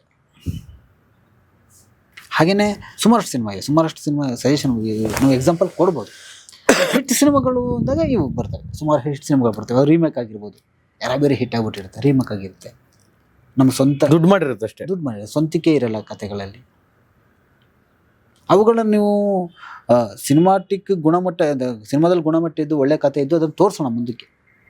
ಆದರೆ ಕೆಲವು ಸಿನಿಮಾಗಳಲ್ಲಿ ನೀವು ಆ ಥರದ್ದು ಯಾವುದೇ ಗುಣ ಇರಲ್ಲ, ಬೇರೆ ದುಡ್ಡು ಮಾಡ್ಬಿಟ್ಟಿರುತ್ತೆ. ನೀವು ಅದನ್ನು ನೀವು ಮುಂದಿನ ಪೀಳಿಗೆಗೆ ತೋರಿಸಿದ್ರೆ ಏನು ಅದರಲ್ಲಿ ಅಂತ ಒಂದು ಪೇಷನ್ಸೇ ಇರಲ್ಲ ರೀ. ಕಾನೂನು ಕೈಗೆ ತೊಗೊಳ್ಳೋದಿರುತ್ತೆ. ತಪ್ಪಾಗಿದೆ ಯಾರ್ದಾರು ಅಂತ ಹೋಗಿ ಕೊಚ್ಚಾಕು ಅನ್ನೋದು ಸಂದೇಶನೇ ಕೊಡ್ತಾ ಇರುತ್ತೆ. ಕಾನೂನು ಕೈಗೆ ತಗೊಂಡು ಸಾಯಿಸ್ಬಿಡು ಅಂತ ಇರುತ್ತೆ. ಸಿನಿಮಾ ಹಿಟ್ ಆಗಿಬಿಟ್ಟಿರುತ್ತೆ. ಅದನ್ನು ನೀವು ಗ್ರೇಟ್ ಸಿನಿಮಾ ಅಂತೀರ, ಹಿಟ್ ಸಿನಿಮಾ ಅಂತೀರ ಅಲ್ವಾ? ಸೊ ಹಾಗಾಗಿ ನನಗೆ ಆ ಒಂದು ಜಿಜ್ಞಾಸೆ ಕಾಡ್ತು, ಈ ಗ್ರೇಟ್ ಸಿನಿಮಾನ. ಯಾಕಂದರೆ ನೋಡಲೇಬೇಕಾದ 101 ಕನ್ನಡ ಚಿತ್ರಗಳು ಯಾಕೆ ನೋಡಬೇಕು? ಸಿನಿಮಾ ಹಿಟ್ ಆಗಿದೆ ಅಂತಂದರೆ ಅದು ತೋರಿಸ್ಬೇಕಾ? ಅಥವಾ ಸಿನಿಮಾದ ಕುಸುರಿಗೆತನ ಅಂತಂತಂದರೆ ಆ ಕಲಾತ್ಮಕತೆಗೋಸ್ಕರ ತೋರಿಸ್ಬೇಕಾ? ಅಥವಾ ಸಿನಿಮಾನ ನಾವು ಅದನ್ನು ಕಾಪಿಟ್ಕೊಂಡು ಮುಂದಿನ ಪೀಳಿಗೆಗೆ ತೋರಿಸೋದ್ರಿಂದ ಅದರಿಂದ ಏನಾದ್ರು ಒಂದಷ್ಟು ಹೆಲ್ಪ್ ಆಗುತ್ತಾ ಅಂತ ಆ ಒಂದು ಜಿಜ್ಞಾಸೆ ನಂಗೆ 101 ಸಿನಿಮಾ ಸೆಲೆಕ್ಟ್ ಮಾಡೋವರೆಗೆ ಕಷ್ಟ ಆಯ್ತು ನನಗೆ. ತುಂಬ ಹಿಟ್ ಸಿನಿಮಾಗಳಿವೆ ನಮ್ಮಲ್ಲಿ. ಆದರೆ ಅಣ್ಣ ಅವ್ರ ಕಂಪ್ನಿಯಲ್ಲಿ ಮಾತ್ರ ನಿಮಗೆ ಹಿಟ್ ಮತ್ತು ಗ್ರೇಟ್ ಸಿಗುತ್ತೆ. ನೀವು ಸುಮ್ಮನೆ ನೀವು ಆ ಪುಸ್ತಕ ನೋಡಿದ್ರೆ ಹೆಚ್ಚು ಕಡಿಮೆ 101 ಸಿನಿಮಾಗಳಲ್ಲಿ 32 ಸಿನಿಮಾಗಳು ಅಣ್ಣವ್ರದಿದೆ. ಹೌದಾ? ಅಂದರೆ ಈ 101 ಸಿನಿಮಾಗಳು, ಇದು ಏನಿದೆ ಪುಸ್ತಕ ಇದೆ ಅಂದರೆ ಈ 101 ಸಿನಿಮಾಗಳು, ಇದು 101 ಸಿನಿಮಾಗಳು ಕಂಪ್ಲೀಟ್ ಆಗಿ ಗ್ರೇಟ್ ಆ್ಯಂಡ್ ಹಿಟ್ ಸಿನಿಮಾಸ್ ಏನಾ? ಆಲ್ಮೋಸ್ಟ್ ಅಲ್ಲಿ ಗ್ರೇಟ್ ಸಿನಿಮಾಗಳೇ. Great cinema. ಹಿಟ್ ಬಗ್ಗೆ ನಾನು ತಲೆ ಕೆಡಿಸ್ಕೊಂಡಿಲ್ಲ. ಅದು ಬೇಕಾದ್ರೆ ಇನ್ನೊಂದು ವಾಲ್ಯೂಮ್ ಮಾಡ್ಬೋದು. ಹಿಟ್ ಸಿನಿಮಾ ಅಂತ ಎರಡು ಒಂದೇ ಕಡೆ ಮಿಕ್ಸ್ ಮಾಡೋಕ್ಕಲ್ಲ. ಸಾಧ್ಯವಾದಷ್ಟು ಮಟ್ಟಿಗೆ ಎರಡೂ ಆಗಿರುವಂಥ ಒಂದಷ್ಟು ಇದು ಮಾಡಿದೆ. ಯಾಕಂದ್ರೆ ಕೆಲವು ಸಿನಿಮಾಗಳು ನಾನು ಮೆನ್ಷನ್ ಮಾಡಿದ್ದೀನಿ ಗ್ರೇಟ್ ಸಿನಿಮಾಗಳೇ, ಬಟ್ ಅವು ಥಿಯೇರಿಟಿಕಲಿ ರನ್ ಆಗಿಲ್ಲ, ದುಡ್ಡು ಮಾಡಿಲ್ಲ. ಬಟ್ ಒಳ್ಳೆ ಸಿನಿಮಾ ಅಂತ ಹೆಸರು ತೊಗೊಂಡಿದೆ. ಒಳ್ಳೆ ಸಿನಿಮಾ ಅಂತ, ಅಂಡರ್ ರೇಟೆಡ್ ಸಿನಿಮಾ. ಎಸ್, ಆ ಥರ. ಅಂದರೆ ಇದನ್ನು ಬರಿಬೇಕು ಅಂತ ಅನಿಸಿದ್ಯಾಕೆ ಸರ್ ಈ 101 ಸಿನಿಮಾ? ನಾನು ಫಸ್ಟ್ ಬರೆದು ಇದಲ್ಲ ಪುಸ್ತಕ. ನಾನು ತುಂಬ ಫಾರಿನ್ ಸಿನಿಮಾಗಳು ನೋಡ್ತಾ ಇದ್ದೆ. ಸರಿ. ಇರಾನಿ, ಪರ್ಷಿಯನ್, ಕೊರಿಯನ್ ಎಲ್ಲ ಸಿನಿಮಾಗಳು ನೋಡ್ತಾ ಇದ್ದೆ. ಅದು ನೋಡ್ತಾ ಏನಾಗಿತ್ತು ಅಂದರೆ ಸುಮಾರು ಒಂದು 2,500 ಸಿನಿಮಾ ಆಗೋಯ್ತು. ಅದು ನೋಡಿದ್ದು ನಾನು ಒಂದು 3,000 4,000 ಗಂಟೆ ರೀಚ್ ಆಗಿಬಿಟ್ಟೆ. ಹೀಗೆ ನನ್ನ ಫ್ರೆಂಡ್ ಜೊತೆ ಡಿಸ್ಕಸ್ ಮಾಡ್ತಾ ಇದ್ದೆ ನಾನು. ಆ ಸಿನಿಮಾ ಹಂಗೆ ಮಾಡಿದ್ದಾರೆ, ಈ ಸಿನಿಮಾ ಹಿಂಗೆ ಮಾಡಿದ್ದಾರೆ. ಅವಾಗಿನ್ನೂ ನಾನು ಡೈರೆಕ್ಟರ್ ಆಗಿರಲಿಲ್ಲ, ಅವಾಗಿನ್ನೂ ರೈಟ್ ಸ್ಟೇಜಲ್ಲೇ ಇದ್ವಿ. ಆಗ ಫಿಲಿಪ್ ಅಂತ ಅವರೇನಂದ್ರು, ಇಷ್ಟೊಂದೆಲ್ಲ ನಾಲೆಡ್ಜ್ ಇದೆಯಲ್ಲ, ನೀವ್ಯಾಕೆ ಇದ್ರ ಬಗ್ಗೆ ಒಂದು ಪುಸ್ತಕ ಬರೀಬಾರ್ದು ಅಂದರು. ಹೌದಲ್ಲ ಅಂದ್ಬಿಟ್ಟು ನಾನು ಒಂದು ಪುಸ್ತಕ ಬರೆದೆ. ಹೆಚ್ಚು 4 ವರ್ಷ ತೊಗೊಂಡೆ ಆ ಪುಸ್ತಕ ಬರೆಯೋಕ್ಕೆ. ಇದಕ್ಕೆ ಇದಲ್ಲ, ಚಿತ್ರ ವಿಚಿತ್ರ. ಸರಿ, ನಾನು ಬರೆದ್ಬಿಟ್ಟ ಮೇಲೆ ಅಂತ ಆ ಪುಸ್ತಕನ ಏನಂತ ಆ ಪುಸ್ತಕದ ವಿಶೇಷ ಏನಾಯಿತು ಅಂತಂದರೆ, ಅವತ್ತಿನ ಕಾಲಘಟ್ಟಕ್ಕೆ ತುಂಬ ಕಷ್ಟ ಆಯಿತು. ನಾನು ಸಿನಿಮಾಗಳು ಕಲೆಕ್ಟ್ ಮಾಡೋದೇ ತುಂಬ ರೇರು. ಯಾಕಂದರೆ ಅವಾಗ ಗೂಗಲ್ ಇಷ್ಟು ಓಪನ್ ಆಗಿರಲಿಲ್ಲ. ನನ್ನ ಫಾರಿನ್ ಫ್ರೆಂಡ್ಸ್ಗಳೆಲ್ಲ ಫೋನ್ ಮಾಡಿ ಅವರಿಂದ DVD ತರಿಸ್ಕೊಳ್ಳೋದು, ಎಲ್ಲ ಯಾವುದು ಫೆಸ್ಟಿವಲ್ ಇದ್ದರೆ ಆ ಸಿನಿಮಾಗಳು ಕಲೆಕ್ಟ್ ಮಾಡೋದು, ಮತ್ತೆ ಅದೆಲ್ಲೋ ತರಿಸ್ಕೊಂಡು ನೋಡೋದು. ಒಂದೊಂದು DVD ಅವಾಗೆಲ್ಲ 1400 ರೂಪೀಸ್ ಎಲ್ಲ ಆಗೋದು. ಅವಾಗ ಅದೆಲ್ಲ ತರಿಸೋದು ನಾನು ಅಲ್ಲಿಂದ. ಹಿಂಗೆ ಮಾಡಿ ಸುಮಾರು ಸಿನಿಮಾಗಳು ನೋಡಿದ್ಮೇಲೆ ಜಗತ್ತಿನಲ್ಲಿ ಯಾವ್ಯಾವ ಥರ ಸಿನಿಮಾಗಳಿವೆ, ಸಿಂಗಲ್ ಶಾಟಲ್ಲಿ ಯಾರು ಸಿನಿಮಾ ಮಾಡಿದ್ದಾರೆ, ಸಿಂಗಲ್ ಟೇಕಲ್ಲಿ ಯಾರು ಸಿನಿಮಾ ಮಾಡಿದ್ದಾರೆ, ಏನೇನು ಡಿಫ್ರೆಂಟಾಗಿ ಸಿನಿಮಾ ಮಾಡಿದ್ದಾರೆ, ಅತಿ ಹೆಚ್ಚು ಕಡಿಮೆ ದುಡ್ಡು ಖರ್ಚು ಮಾಡಿ ಅತಿ ಹೆಚ್ಚು ಸಿನಿಮಾ ಯಾವ್ದು ಮಾಡಿದೆ, ಈ ಥರದ್ದೆಲ್ಲ ಒಂದಷ್ಟು ಕಲೆಕ್ಟ್ ಮಾಡಿ ಪುಸ್ತಕ ಬರೆದೆ. ಪುಸ್ತಕ ಬರೆದು ಸುಮಾರಷ್ಟು ಪ್ರಕಾಶಕರಿಗೆ ಹೋಗಿ ಕೊಟ್ಟಾಗ ಅವ್ರೇನಂದ್ರು, ಸರ್ ಇದೆಲ್ಲ ವರ್ಕೌಟ್ ಆಗಲ್ಲ, ಯಾಕಂದ್ರೆ ನಿಮ್ಮ ಸಿನಿಮಾದವರೇ ಪುಸ್ತಕ ಕೊಂಡು ಓದುವ ಸಂಸ್ಕೃತಿನೇ ಇಲ್ಲ, ಇದನ್ನ ಪಬ್ಲಿಷ್ ಮಾಡಿದ್ರೆ ನಮಗೆ ದುಡ್ಡು ಬರಲ್ಲ. ಸರಿ ಅಂದ್ಬಿಟ್ಟು ಇನ್ನೊಬ್ಬ ಪ್ರಕಾಶಕ ವಿಸ್ಮಯ ವಿಜುವಲ್ ಅಂತ, ಅವ್ರು ಆಸ್ಕರ್ ಕೃಷ್ಣ ಅಂತ, ಅವ್ರೇನು ಮಾಡಿದ್ರು, ಸರ್ ನಾನು ಪುಸ್ತಕ ಪ್ರಿಂಟ್ ಆಗ್ತೀನಿ, ಬಟ್ ಫಸ್ಟ್ ಪುಸ್ತಕ ಇದು ಬೇಡ, ಯಾಕಂದರೆ ಕರ್ನಾಟಕದ ಬಗ್ಗೆ ಪುಸ್ತಕ ಬರೀ, ಕನ್ನಡ ಸಿನಿಮಾಗಳ ಬಗ್ಗೆ ಬರೀ, ಜಾಗತಿಕ ಸಿನಿಮಾಗಳ ಬಗ್ಗೆ ಆಮೇಲೆ ನೋಡೋಣ. ಅಷ್ಟರಾಗಿ ನಾನು 2,000 ಸಿನಿಮಾ ನೋಡ್ಬಿಟ್ಟಿದ್ದೆ ನಾನು ಕನ್ನಡ. ಸೊ ಇನ್ನೇನು ಮಾಡಿ ಉಳಿಕೆ ಸಿನಿಮಾ ಬೇಕು, 1934 ಎಷ್ಟು ಲಭ್ಯ ಇದೆ ನೋಡೋಣ. ಮತ್ತು ಅವರು ಸಾಕಷ್ಟು ಅರೇಂಜ್ ಮಾಡಿದ್ರು, ಎಲ್ಲೆಲ್ಲಿ ನೋಡ್ಬೋದು ಅಂತ. ಅವಾಗ ಮೋಜರ್ ಬೇರ್ ಅಂತ ಒಂದು ಕಂಪ್ನಿ ಬಂದಿತ್ತು. ಅವ್ರೇನು ಮಾಡಿದ್ರು, ಒಂದಷ್ಟು ಎಲ್ಲ ಸಿನಿಮಾಗಳನ್ನು ಕೂಡ CD-ಗಳಲ್ಲಿ ಹಾಕಿ 3 ಸಿನಿಮಾ ಹಾಕಿದ್ರು. ಇನ್ನೊಂದಷ್ಟು ಸಿನಿಮಾಗಳು ವಸಂತ್ ಕಲರ್ ಲ್ಯಾಬಲ್ಲಿ, ಪ್ರಸಾದ್ ಕಲರ್ ಲ್ಯಾಬಲ್ಲಿ ರೀಲ್ಗಳಿದ್ದು. ಸೊ ಅಲ್ಲಿ ಹೋಗಿ ರಿಕ್ವೆಸ್ಟ್ ಮಾಡಿಕೊಂಡು ಲೆಟರ್ ತಗೊಂಡೋಗಿ ಪ್ರೊಡ್ಯೂಸರಿಂದ ಅಲ್ಲಿ ಸಿನಿಮಾಗಳನ್ನ ನೋಡಿ ಈ ಥರ ಮಾಡಿ ಈ ಪುಸ್ತಕವನ್ನು ಫಸ್ಟ್ ಬರೆದ್ವಿ. ಇದಾದ ನಂತರ ಮೊನ್ನೆ ವೀರಲೋಕದವ್ರಿಗೆ ನಾನು ಈ ಥರದೊಂದು ವಿಶೇಷವಾದ ಪುಸ್ತಕ ಬರೆದಿದ್ದೀನಿ ಅಂದಮೇಲೆ ಅವರು ಇಲ್ಲೆಲ್ಲ ಕರೆಕ್ಟ್ ಇದು ವಿಶೇಷವಾದ ಪುಸ್ತಕ ಅಂದ್ಬಿಟ್ಟು ಅವರು ಅದನ್ನು ಪಬ್ಲಿಷ್ ಮಾಡಿದ್ರು. ಈ ಚಿತ್ರ ಪುಸ್ತಕದಲ್ಲಿ it's based only on foreign ಸಿನಿಮಾಸಾ? ಹೌದು, ಖಂಡಿತ ಫಾರಿನ್ ಸಿನಿಮಾಸ್, ಇಂಡಿಯಾ ಸಿನಿಮಾಸ್ ಇಲ್ಲ. ಜಗತ್ತಿನ ಸಿನಿಮಾಗಳ ಬಗ್ಗೆ ಲೇಖನಗಳು ಅಂತಲೇ ಮಾಡಿದ್ದು. ಜಗತ್ತಲ್ಲಿ ಯಾವ್ಯಾವ ಥರ ಸಿನಿಮಾ ಬಂದಿದೆ ಅದಕ್ಕೆ. ಯಾಕಂದರೆ ನಾವು ಕೆಲವೊಮ್ಮೆ ಏನಾಗುತ್ತೆ ಗೊತ್ತಾ, ನಾವು ಸಿನಿಮಾ ಮಾಡ್ತೀವಿ, ನಮಗೆ ಆ ನಾಲೆಡ್ಜ್ ಇಲ್ಲ ಅಂದಾಗ ಏನಾಗುತ್ತೆ ಅಂದರೆ ನಾವೇ ಫಸ್ಟ್ ಮಾಡೋದು ಅಂತ ಅನ್ಸುತ್ತೆ. ತುಂಬ ಜನ ಅದನ್ನು ಹಾಕೊಳ್ಳೋರು ಏನಂತ, ನಮ್ಮ ದೇಶ ನಾವು ಫಸ್ಟ್ ಮೊದಲ ಬಾರಿಗೆ ಸಿಂಗಲ್ ಶಾಟ್ ಅಂತ ಹಾಕೋರು. ಅಂದರೆ ನಿನಗೆ ಗೊತ್ತಿಲ್ಲ ಅಂದ ತಕ್ಷಣ ಸಿನಿಮಾನೇ ಮಾಡಿಲ್ಲ ಅಂತ ಅರ್ಥ ಅಲ್ಲ. ಅದು ಯಾವುದೋ ಕಾಲದಲ್ಲಿ ಮಾಡಿಬಿಟ್ಟಿರ್ತಾರೆ. ಸೊ ಅದನ್ನೆಲ್ಲ ನನಗೆ ಗೊತ್ತಾಗ್ಬಿಟ್ಟಿರ್ತೀನಿ. ನನಗೆ ಗೊತ್ತಿಲ್ಲ ಅಂದರೆ ಏನೂ ಇಲ್ಲ, ನೀವು ಹೇಳಿದ್ರು ನನಗೇನು ಅನ್ಸಲ್ಲ. ನಾನೇ ಫಸ್ಟ್ ಮಾಡಿದ್ದೀನಿ ಅಂತ ನೀವು ಹೇಳ್ತಿತ್ತು, ನನಗೆ ಗೊತ್ತಿದೆ ಅಂತಂದರೆ ಅದಕ್ಕಿಲ್ಲ, ನಾಲೆಡ್ಜ್ ತಿಳ್ಕೊಳ್ಳಿ ಅನ್ನೋ ಥರದಲ್ಲಿ ನಾನು ಆ ಪುಸ್ತಕವನ್ನು ಬರೆದೆ. ಈಗ ಇದನ್ನೇ ಫಿಲ್ಟರ್ ಮಾಡಿದರೆ ಈ ಮತ್ತು 101ರಲ್ಲಿ ಟಾಪ್ 5 ಸಿನಿಮಾ ನಾವು ಕನ್ನಡದಲ್ಲಿ ನೋಡಲೇಬೇಕು ಅಂತಂದರೆ ಯಾವುದು ನೀವು ಚೂಸ್ ಮಾಡ್ತೀರಿ on your point of view? ನಾನು ಟಾಪ್ 5 ಅಂದರೆ ಬಂಗಾರದ ಮನುಷ್ಯ ಚೂಸ್ ಮಾಡ್ತೀನಿ. ಒಂದು ಅಂದರೆ ಒಂದೊಂದು ವಿಭಾಗಕ್ಕೆ ಒಂದೊಂದನ್ನು ಇದು ಮಾಡ್ತೀನಿ ನಾನು. ಬಂಗಾರದ ಮನುಷ್ಯ ನನಗೆ ಚೂಸ್ ಮಾಡ್ತೀನಿ. ಇನ್ನೊಂದು ಮುತ್ತಿನ ಹಾರ ಚೂಸ್ ಮಾಡ್ತೀನಿ. ಮುತ್ತಿನ ಹಾರ ಮಾಡ್ತೀನಿ. ಓಕೆ. ಅದಾದ ನಂತರ ಮತ್ತೆ ಇನ್ನೊಂದು ಯಾವುದು ಜಗನ್ಮೋಹಿನಿ ಅಂತ ಒಂದು ಸಿನಿಮಾ ಇದೆ. ಆವತ್ತಿನ ಕಾಲಘಟ್ಟದಲ್ಲಿ ಅದ್ಭುತವಾದಂಥ ಸಿನಿಮಾ ಅದು. ಅದನ್ನು ಭೂದಾನ ಅಂತ ಒಂದು ಸಿನಿಮಾ ಇದೆ. ಭೂದಾನ ಯಾಕೆ ನೋಡ್ಬೇಕು ಅಂದರೆ, ಅವತ್ತು ಆಗಷ್ಟೇ ಕಾಯ್ದೆ ಬಂದಿತ್ತು, ಉಳುವವನೇ ಭೂಮಿಯ ಒಡೆಯ. ಇಂದಿರಾ ಗಾಂಧಿ ಕಾಲದಲ್ಲಿ ಅದನ್ನು ಬೇಸ್ ಮಾಡಿ ಒಂದು ಸಿನಿಮಾ ಮಾಡಿದರು. ಓಕೆ. ಸೊ ಆ ಸಿನಿಮಾನ ಚೂಸ್ ಮಾಡ್ತೀನಿ. ಅದು ಬಿಟ್ಟರೆ ಎ ಸಿನಿಮಾನ ಚೂಸ್ ಮಾಡ್ತೀನಿ. ಯಾಕೆ ಎ ಸಿನಿಮಾ ಚೂಸ್ ಮಾಡ್ತೀನಿ ಅಂತಂದರೆ, ಅದು ಒಂದು ಏನಿದೆ ಏನೋ ಚಿತ್ರಕಥೆ ಏನಿದೆ, ಸ್ಕ್ರೀನ್ ಪ್ಲೇ ಏನಿದೆ, ಅವತ್ತಿನ ಕಾಲ ಅಂದರೆ ಇವತ್ತಿಗೂ ಅದು ಹೊಸದೆ. ಇವತ್ತಿಗೂ ಕೂಡ ಯಾರು ಅದನ್ನು ಎಕ್ಸ್ಪೆರಿಮೆಂಟ್ ಮಾಡೋಕ್ಕಾಗಲ್ಲ ಸರ್. ನನ್ನ ಪ್ರಕಾರ ಅವರೇ ಮಾಡಿದ್ರೆ ನಾವು ಮಾಡಿದ್ರೆ ಕಾಪಿ ಅದು ಮತ್ತೆ ಅಷ್ಟು ಚೆನ್ನಾಗಿ ಮಾಡೋಕ್ಕಾಗಲ್ಲ ಅಲ್ಲ. ಈಗ ಅಷ್ಟು ಎಕ್ಸಾಕ್ಟಾಗಿ ಕ್ಲೈಮ್ಯಾಕ್ಸ್ ತೋರ್ಸೋಕ್ಕಾಗಲ್ಲ ಕ್ಲೈಮ್ಯಾಕ್ಸ್ ಅಂತ ಫಸ್ಟ್ ಶಾರ್ಟಲ್ಲಿ. ಸರ್ ನಾನು ಒಂದು ಮಾತು ಹೇಳ್ತೀನಿ, ಡೈರೆಕ್ಟರ್ಗಳು ಏನಿದ್ದೀವಿ ನಾವುಗಳು ಇವತ್ತಿನ ಜನ್ರೇಷನ್ ಅವರು ಅಂತ ಏನೋ ಅನ್ಕೊಳ್ಳೋ, ನನ್ನ ವೈಯಕ್ತಿಕ ಅಭಿಪ್ರಾಯದಲ್ಲಿ ನಾವೆಲ್ಲ ಪೊಲ್ಯೂಟೆಡ್ ಮೀನ್ಸ್ ಅಂದರೆ ನಾವು ಒರಿಜಿನಾಲಿಟಿ ಕಡಿಮೆ. ನಮಗೆ ನನ್ನ ವಿಷಯದಲ್ಲಿ ಅಷ್ಟು ಒರಿಜಿನಾಲಿಟಿ ಕಡಿಮೆ. ಯಾಕಂದರೆ ನಾನು ತುಂಬ ಸಿನಿಮಾ ನೋಡ್ಬಿಟ್ಟಿದ್ದೇನೆ. ನೀವು ಯಾವುದೇ ಕತೆ ಬರೋಕ್ಕೆ ಕುಂತ್ಕೊಂಡು 4 ಶಾರ್ಟ್ ಬೇರೆ ಭಾಷೆ ಸಿನಿಮಾದು ಬರುತ್ತೆ. ಇವತ್ತಂತೂ ನೀವು ಯಾವುದೇ ಡೈರೆಕ್ಟರ್ ಬಂತು ಅಂದರೆ ಕೊರಿಯನ್ ಸಿನಿಮಾ ನೋಡ್ಕೊಂಡೇ ಬಂದಿರ್ತಾರೆ, ಸ್ಪ್ಯಾನಿಷ್ ಸಿನಿಮಾ ನೋಡ್ಕೊಂಡೇ ಬಂದಿರ್ತಾರೆ. ಅಷ್ಟು ಓಪನ್ ಅಪ್ ಆಗ್ಬಿಟ್ಟಿದ್ದೀವಿ ನಾವು. ಹಾಗೆ ನಮ್ಮಲ್ಲಿಂದ ಒರಿಜಿನಲ್ ಸ್ಕ್ರೀನ್ ಪ್ಲೇ ಕಷ್ಟ. ಅದೇ ಆ ಉಪೇಂದ್ರ ಅವರ ಕಾಲದಲ್ಲಿ DVD-ಗಳೇ ಇರಲಿಲ್ಲ, VCRಗಳು, ಈ ಥರ ಓಪನ್ ಇರಲಿ ಇಂಟರ್ನೆಟ್ಟು. ಜಗತ್ತಿನ ಒಂದು ಸಿನಿಮಾ ನೋಡ್ಬೇಕು ಅಂದರೆ ಇಲ್ಲ ಫೆಸ್ಟಿವಲ್ಗೆ ಹೋಗ್ಬೇಕಾಗಿತ್ತು, ಇಲ್ಲ ಎಲ್ಲೋ ಒಂದು ಕಡೆ VC ಕ್ಯಾಸೆಟ್ ತರಿಸಿ ನೋಡಬೇಕಾಗಿತ್ತು. ಅಂಥ ಸಂದರ್ಭದಲ್ಲಿ ಅವರು ಅದೊಂದು ಚಿತ್ರಕಥೆ ಮಾಡೋರೆ ಅಂತಂದರೆ ಅದು ಒರಿಜಿನಲ್ ತಲೆ, ಅದು ಒರಿಜಿನಲ್ ಟ್ಯಾಲೆಂಟ್. ಅದು ನಾವುಗಳು ಇವತ್ತು ಏನು ಮಾಡಿದ್ರು ಇಲ್ಲ, ನಾವು ಜಸ್ಟ್ ಫಾಲೋಯಿಂಗ್ ಅಪ್ ಅಷ್ಟೇ. ಅವ್ರು ಮಾಡಿದ್ರು ಅದು ನೋಡ್ಕೊಂಡು ಹಿಂಗೇನು ಮಾಡ್ತಾರೆ. ಎಲ್ಲೊಂದೊಂದು ಸಿನಿಮಾ ಬಂದು ಆ ಥರದ್ದೇನು ಇನ್ನೊಂದು ಮಾಡ್ತಾಯಿದ್ವಿ. ಇವತ್ತಿನ ಯಾವುದೇ ಸಿನಿಮಾ ತೊಗೊಳ್ಳಿ ಸರ್, ಯಾವುದೇ ಗ್ರೇಟ್ ಸಿನಿಮಾ ಇವತ್ತಿನ ಯಾವುದೇ ಹಿಟ್ ಸಿನಿಮಾ ತೊಗೊಂಡ್ರು ನಾ ಸಿನಿಮಾ ಸುಮ್ಮನೆ ನೀವು ನೋಡಿದವ್ರಿಗೆ ಗೊತ್ತಾಗುತ್ತೆ ಈ ಸಿನಿಮಾ ಅಲ್ಲೊಂದು ಶಾರ್ಟ್ ಇದೆ ಇಲ್ಲೊಂದು ಶಾರ್ಟ್ ಇದೆ ನೀವು ಕಂಡುಹಿಡಿಬೋದು. ಬಟ್ ಅದು ಒರಿಜಿನಲ್ ಸಿನಿಮಾ. ಅದು ಅಲ್ಲ ಅವ್ರದ್ದು ಎಲ್ಲ ಸಿನಿಮಾ ಸರ್. ಅಂದರೆ ಉಪೇಂದ್ರ ಅನ್ನೋಕ್ಕಿಂತ ಅವತ್ತಿನ ಕಾಲಘಟ್ಟದಲ್ಲಿರುವಂತಹ ಬಹುತೇಕ ನಿರ್ದೇಶಕರ ಸಿನಿಮಾಗಳೆಲ್ಲ ಒರಿಜಿನಲ್ ಸಿನಿಮಾಗಳೇ. ಯಾಕಂದ್ರೆ ಅವರು ಬೇರೆ ಕಡೆ ಕಾಪಿನೇ ಮಾಡ್ತಿರ್ಲಿಲ್ವಲ್ಲ, ಇರಲಿಲ್ಲಲ್ಲ, ನೋಡಲಿಕ್ಕೆ ರೆಫರೆನ್ಸೇ ಇರಲಿಲ್ಲ. ಇವತ್ತು ನಿಮ್ಗೆ ಗೊತ್ತಾ ನಾವು ಸಿನಿಮಾಗಳು ಹೆಂಗೆ ಮಾಡ್ತೀವಿ ಅಂತ ಒಂದು ಪೋಸ್ಟ್ರಿಗೆ 100 ರೆಫರೆನ್ಸ್ ಕೊಡ್ತೀವಿ, ಹಿಂಗೆ ಮಾಡು ಪೋಸ್ಟ್ರು ಅಂತ. ಅಲ್ಲಿ ಎಗುರಿತ್ತು ಒಂದು ಸಿನಿಮಾದ ಕತೆಗೆ ಒಂದು 100 ರೆಫರೆನ್ಸು, ಶಾರ್ಟ್ಗೊಂದು 100 ರೆಫರೆನ್ಸು. ರೆಫರೆನ್ಸೇ ಇರಲಿಲ್ಲ. ರೆಫರೆನ್ಸ್ ಎಲ್ಲಿತ್ತು? ಅವ್ರು ಮಾಡಿದ್ದೇ ಸಿನಿಮಾಗಳು. ಹಾಗಾಗಿ ಅವರು ಒರಿಜಿನಲ್, ನಾವು ಸುಮ್ಮನೆ ಮಾಡ್ತಾಯಿದ್ದೀವಿ ಅಷ್ಟೇ. ಅದಕ್ಕೆ ನಮ್ಮ ಸಿನಿಮಾಗಳಿಗಿಂತ ಅವ್ರ ಸಿನಿಮಾ ಗ್ರೇಟೇ ಯಾವತ್ತು. ರೈಟ್ರ್ಗಳಿಗೆ ಈಗ ಎಂಥ ಸಿಚುವೇಶನ್ ಇದೆ ಇಂಡಸ್ಟ್ರಿಯಲ್ಲಿ? ಅಂದರೆ ನೀವು ಬಂದ ಕಾಲಘಟ್ಟಕ್ಕೂ ನೀವು ಬರಿತಾ ಇದ್ದ ಕಾಲಘಟ್ಟಕ್ಕೂ ಇವತ್ತಿನ ಕಾಲಘಟ್ಟಕ್ಕೂ ರೈಟರ್ಸ್ ಏನಾದರೂ ಒಂದು ಸ್ವಲ್ಪ ಬೆಳೆದಿದ್ದಾರೆ ಅಥವಾ ಹೆಸರು ಬರ್ತಾ ಇದೆ, ಸಂಭಾವನೆ ಬರ್ತಾ ಇದೆ? ಟೈಮ್ ರೈಟರ್ಗಳಿಗೆ ಏನಾಗಿದೆ ಅಂದರೆ ಇವತ್ತು ಜಾಸ್ತಿ ಆಗಿದೆ ರೆಮ್ಯುನರೇಷನ್ ಅಂತ ಏನಾದರೂ ಅನಿಸ್ತಾ? ಇಲ್ಲ ರೈಟ್ರ್ಗಳು ಇವತ್ತು ಬೇಕಾಗಿಲ್ಲ. ಯಾಕೆ ನಮ್ಮಲ್ಲಿ ಏನಾಗಿದೆ ಗೊತ್ತಾ ಸರ್, ರೈಟ್ರ್ಗಳಿಗೆ ಇವತ್ತಿಂದಲೇ ಯಾವತ್ತಿಂದನೂ ಇಲ್ಲ. ಯಾಕೆ ಅಂತ ಹೇಳ್ತಾರೆ ಕೇಳಿ ನಿಮಗೆ. ಸರ್ ವರ್ಷಕ್ಕೆ 200 ಸಿನಿಮಾ ಬರುತ್ತೆ, ಒಪ್ಕೋತೀರಾ ಕನ್ನಡ? 200 ಸಿನಿಮಾದಲ್ಲಿ ನೀವು ಸುಮ್ಮನೆ ನೋಡ್ಕೋದ್ರೆ 150 ಸಿನಿಮಾಗಳಲ್ಲಿ ಕತೆ, ಚಿತ್ರಕಥೆ, ಸಂಭಾಷಣೆ ಡೈರೆಕ್ಟ್ರದೇ ಇರುತ್ತೆ. ಹೊಸ ಡೈರೆಕ್ಟರ್ಗಳು ಬಂದ ತಕ್ಷಣ ಅವ್ರು ಕತೆ ಬರ್ಕೊಂಡೇ ಬರ್ತಾರೆ. ಯಾರೇ ಡೈರೆಕ್ಟ್ರ್ ಬಂದರೂ ಕೂಡ ಕತೆ ಬರ್ತಾರೆ. ತಪ್ಪು ಅಂತ ಹೇಳ್ತಿಲ್ಲ. ಬಂದಮೇಲೆ ಇನ್ನೊಂದಷ್ಟು ರೈಟ್ರನ್ನ ಕೂರಿಸಿ ಡಿಸ್ಕಸ್ ಮಾಡೋ ಒಂದು ಸಂಸ್ಕೃತಿ ಇಲ್ಲ. ಅವ್ರದ್ದೇ ಕತೆ, ಅವ್ರು ಕತೆ ಮಾಡ್ಕೊ ಬರಲಿ, ಬಟ್ ಅದನ್ನ ಕುಂತ್ಕೊಂಡು ಡಿಸ್ಕಸ್ ಮಾಡೋಕ್ಕೆ ಒಂದಷ್ಟು ರೈಟರ್ ಟೀಮ್ ಇರಬೇಕು. ಈಗ ನಮ್ಗಳಿಗೆ ಕೆಲಸನೇ ಇಲ್ವಲ್ಲ ಸರ್. ಅಲ್ಲಿ ಅವರೇ ಕತೆ, ಚಿತ್ರ, ಸಂಭಾಷಣೆ ಬರ್ಕೊಬಂದ್ಬಿಟ್ಟಿರ್ತಾರೆ. ಪ್ರತಿ ಡೈರೆಕ್ಟ್ರು 150 ಜನ ಡೈರೆಕ್ಟ್ರು ಬರ್ಕೊಬಂತಂದರೆ 150 ಸಿನಿಮಾಗಳು ಅಲ್ಲೋಗ್ಬಿಟ್ಟು ಇನ್ನೊಂದು 30 ಸಿನಿಮಾಗಳು ರೀಮೇಕ್ಗಳು, ಇನ್ನು 20 ಸಿನಿಮಾಗಳಿಗೆ ರೈಟ್ರ್ ಬೇಕಾಗ್ತಾರೆ. ಸರ್ ರೈಟ್ರುಗಳು ಎಲ್ಲಿ ಸರ್ವೈವ್ ಆಗೋದು? ಸರ್ವೈವ್ ಆಗಲ್ಲ ಅಷ್ಟೆ. ಹಾಗಾಗಿ ಆ ಕಲ್ಚರ್ ಇಲ್ಲ ನಮ್ಮಲ್ಲಿ ರೈಟ್ರನ್ನ ಬೆಳೆಸಲಿಲ್ಲ. ರೈಟ್ರನ್ನ ನಾವು ಯಾರು ರೈಟ್ರುಗಳು ಇಲ್ಲ, ಯಾಕಿಲ್ಲ ಅಂತಂದರೆ ನಮಗೆ ಅವಕಾಶಗಳಿಲ್ಲ. ಆಮೇಲೆ ರೈಟ್ರೇ ಆಗಬೇಕು ಅಂತ ಬಂದವರು ನಮ್ಮಲ್ಲಿ ಕಡಿಮೆ. ಈಗ ನಾನು ಡೈರೆಕ್ಟರ್ ಆಗಬೇಕಂತ ಬಂದಿದ್ದು. ನನಗೆ ಬರವಣಿಗೆ ಸಾಹಿತ್ಯ ಇದ್ದಂದಾಗ ಒಂದಷ್ಟು ದಿನ ರೈಟ್ರಾಗಿ ಕೆಲಸ ಮಾಡಿದೆ. ನಾನು ಒಂದ್ಸರಿ ಡೈರೆಕ್ಟರ್ ಆಗ್ಬಿಟ್ಮೇಲೆ ನಾನು ಯಾರೂ ಹತ್ರ ಸೇರಿಸಲ್ಲ, ರೈಟ್ರಾಗಿ ನನ್ನನ್ನು ನೋಡಲ್ಲ. Director fix. ಈಗ ಸುಮಾರಷ್ಟು ಜನ ರೈಟ್ರು ಅಂತ ಬಂದವರಲ್ಲ ಈಗ ಡೈರೆಕ್ಟರ್ ಆಗ್ಬಿಟ್ಟವ್ರೆ. ಹೊಸದಾಗಿ ರೈಟ್ರು ಅಂತ ಬರೋರು ಕಡಿಮೆ ಇದ್ದಾರೆ. ಯಾಕೆಂತಂದರೆ ಸಾಹಿತ್ಯದ ಟಚ್ ಇಲ್ಲ. ಆಮೇಲೆ ಇವತ್ತೆಲ್ಲ ಸಿನಿಮಾ ಕಲ್ತ್ಕೊಬರೋದೇ ಶಾರ್ಟ್ಸ್. ನಾವೆಲ್ಲ ಓದ್ಕೊಬಂದು ಸಾಹಿತ್ಯ ಓದ್ಕೊಬಂದ್ರು. ನಮಗಿಂತ ಇಂದವರು ಸಾಹಿತ್ಯನೇ ತುಂಬ ಚೆನ್ನಾಗಿ ಅರ್ಧ ಕುಡ್ಕೊಬಂದರು.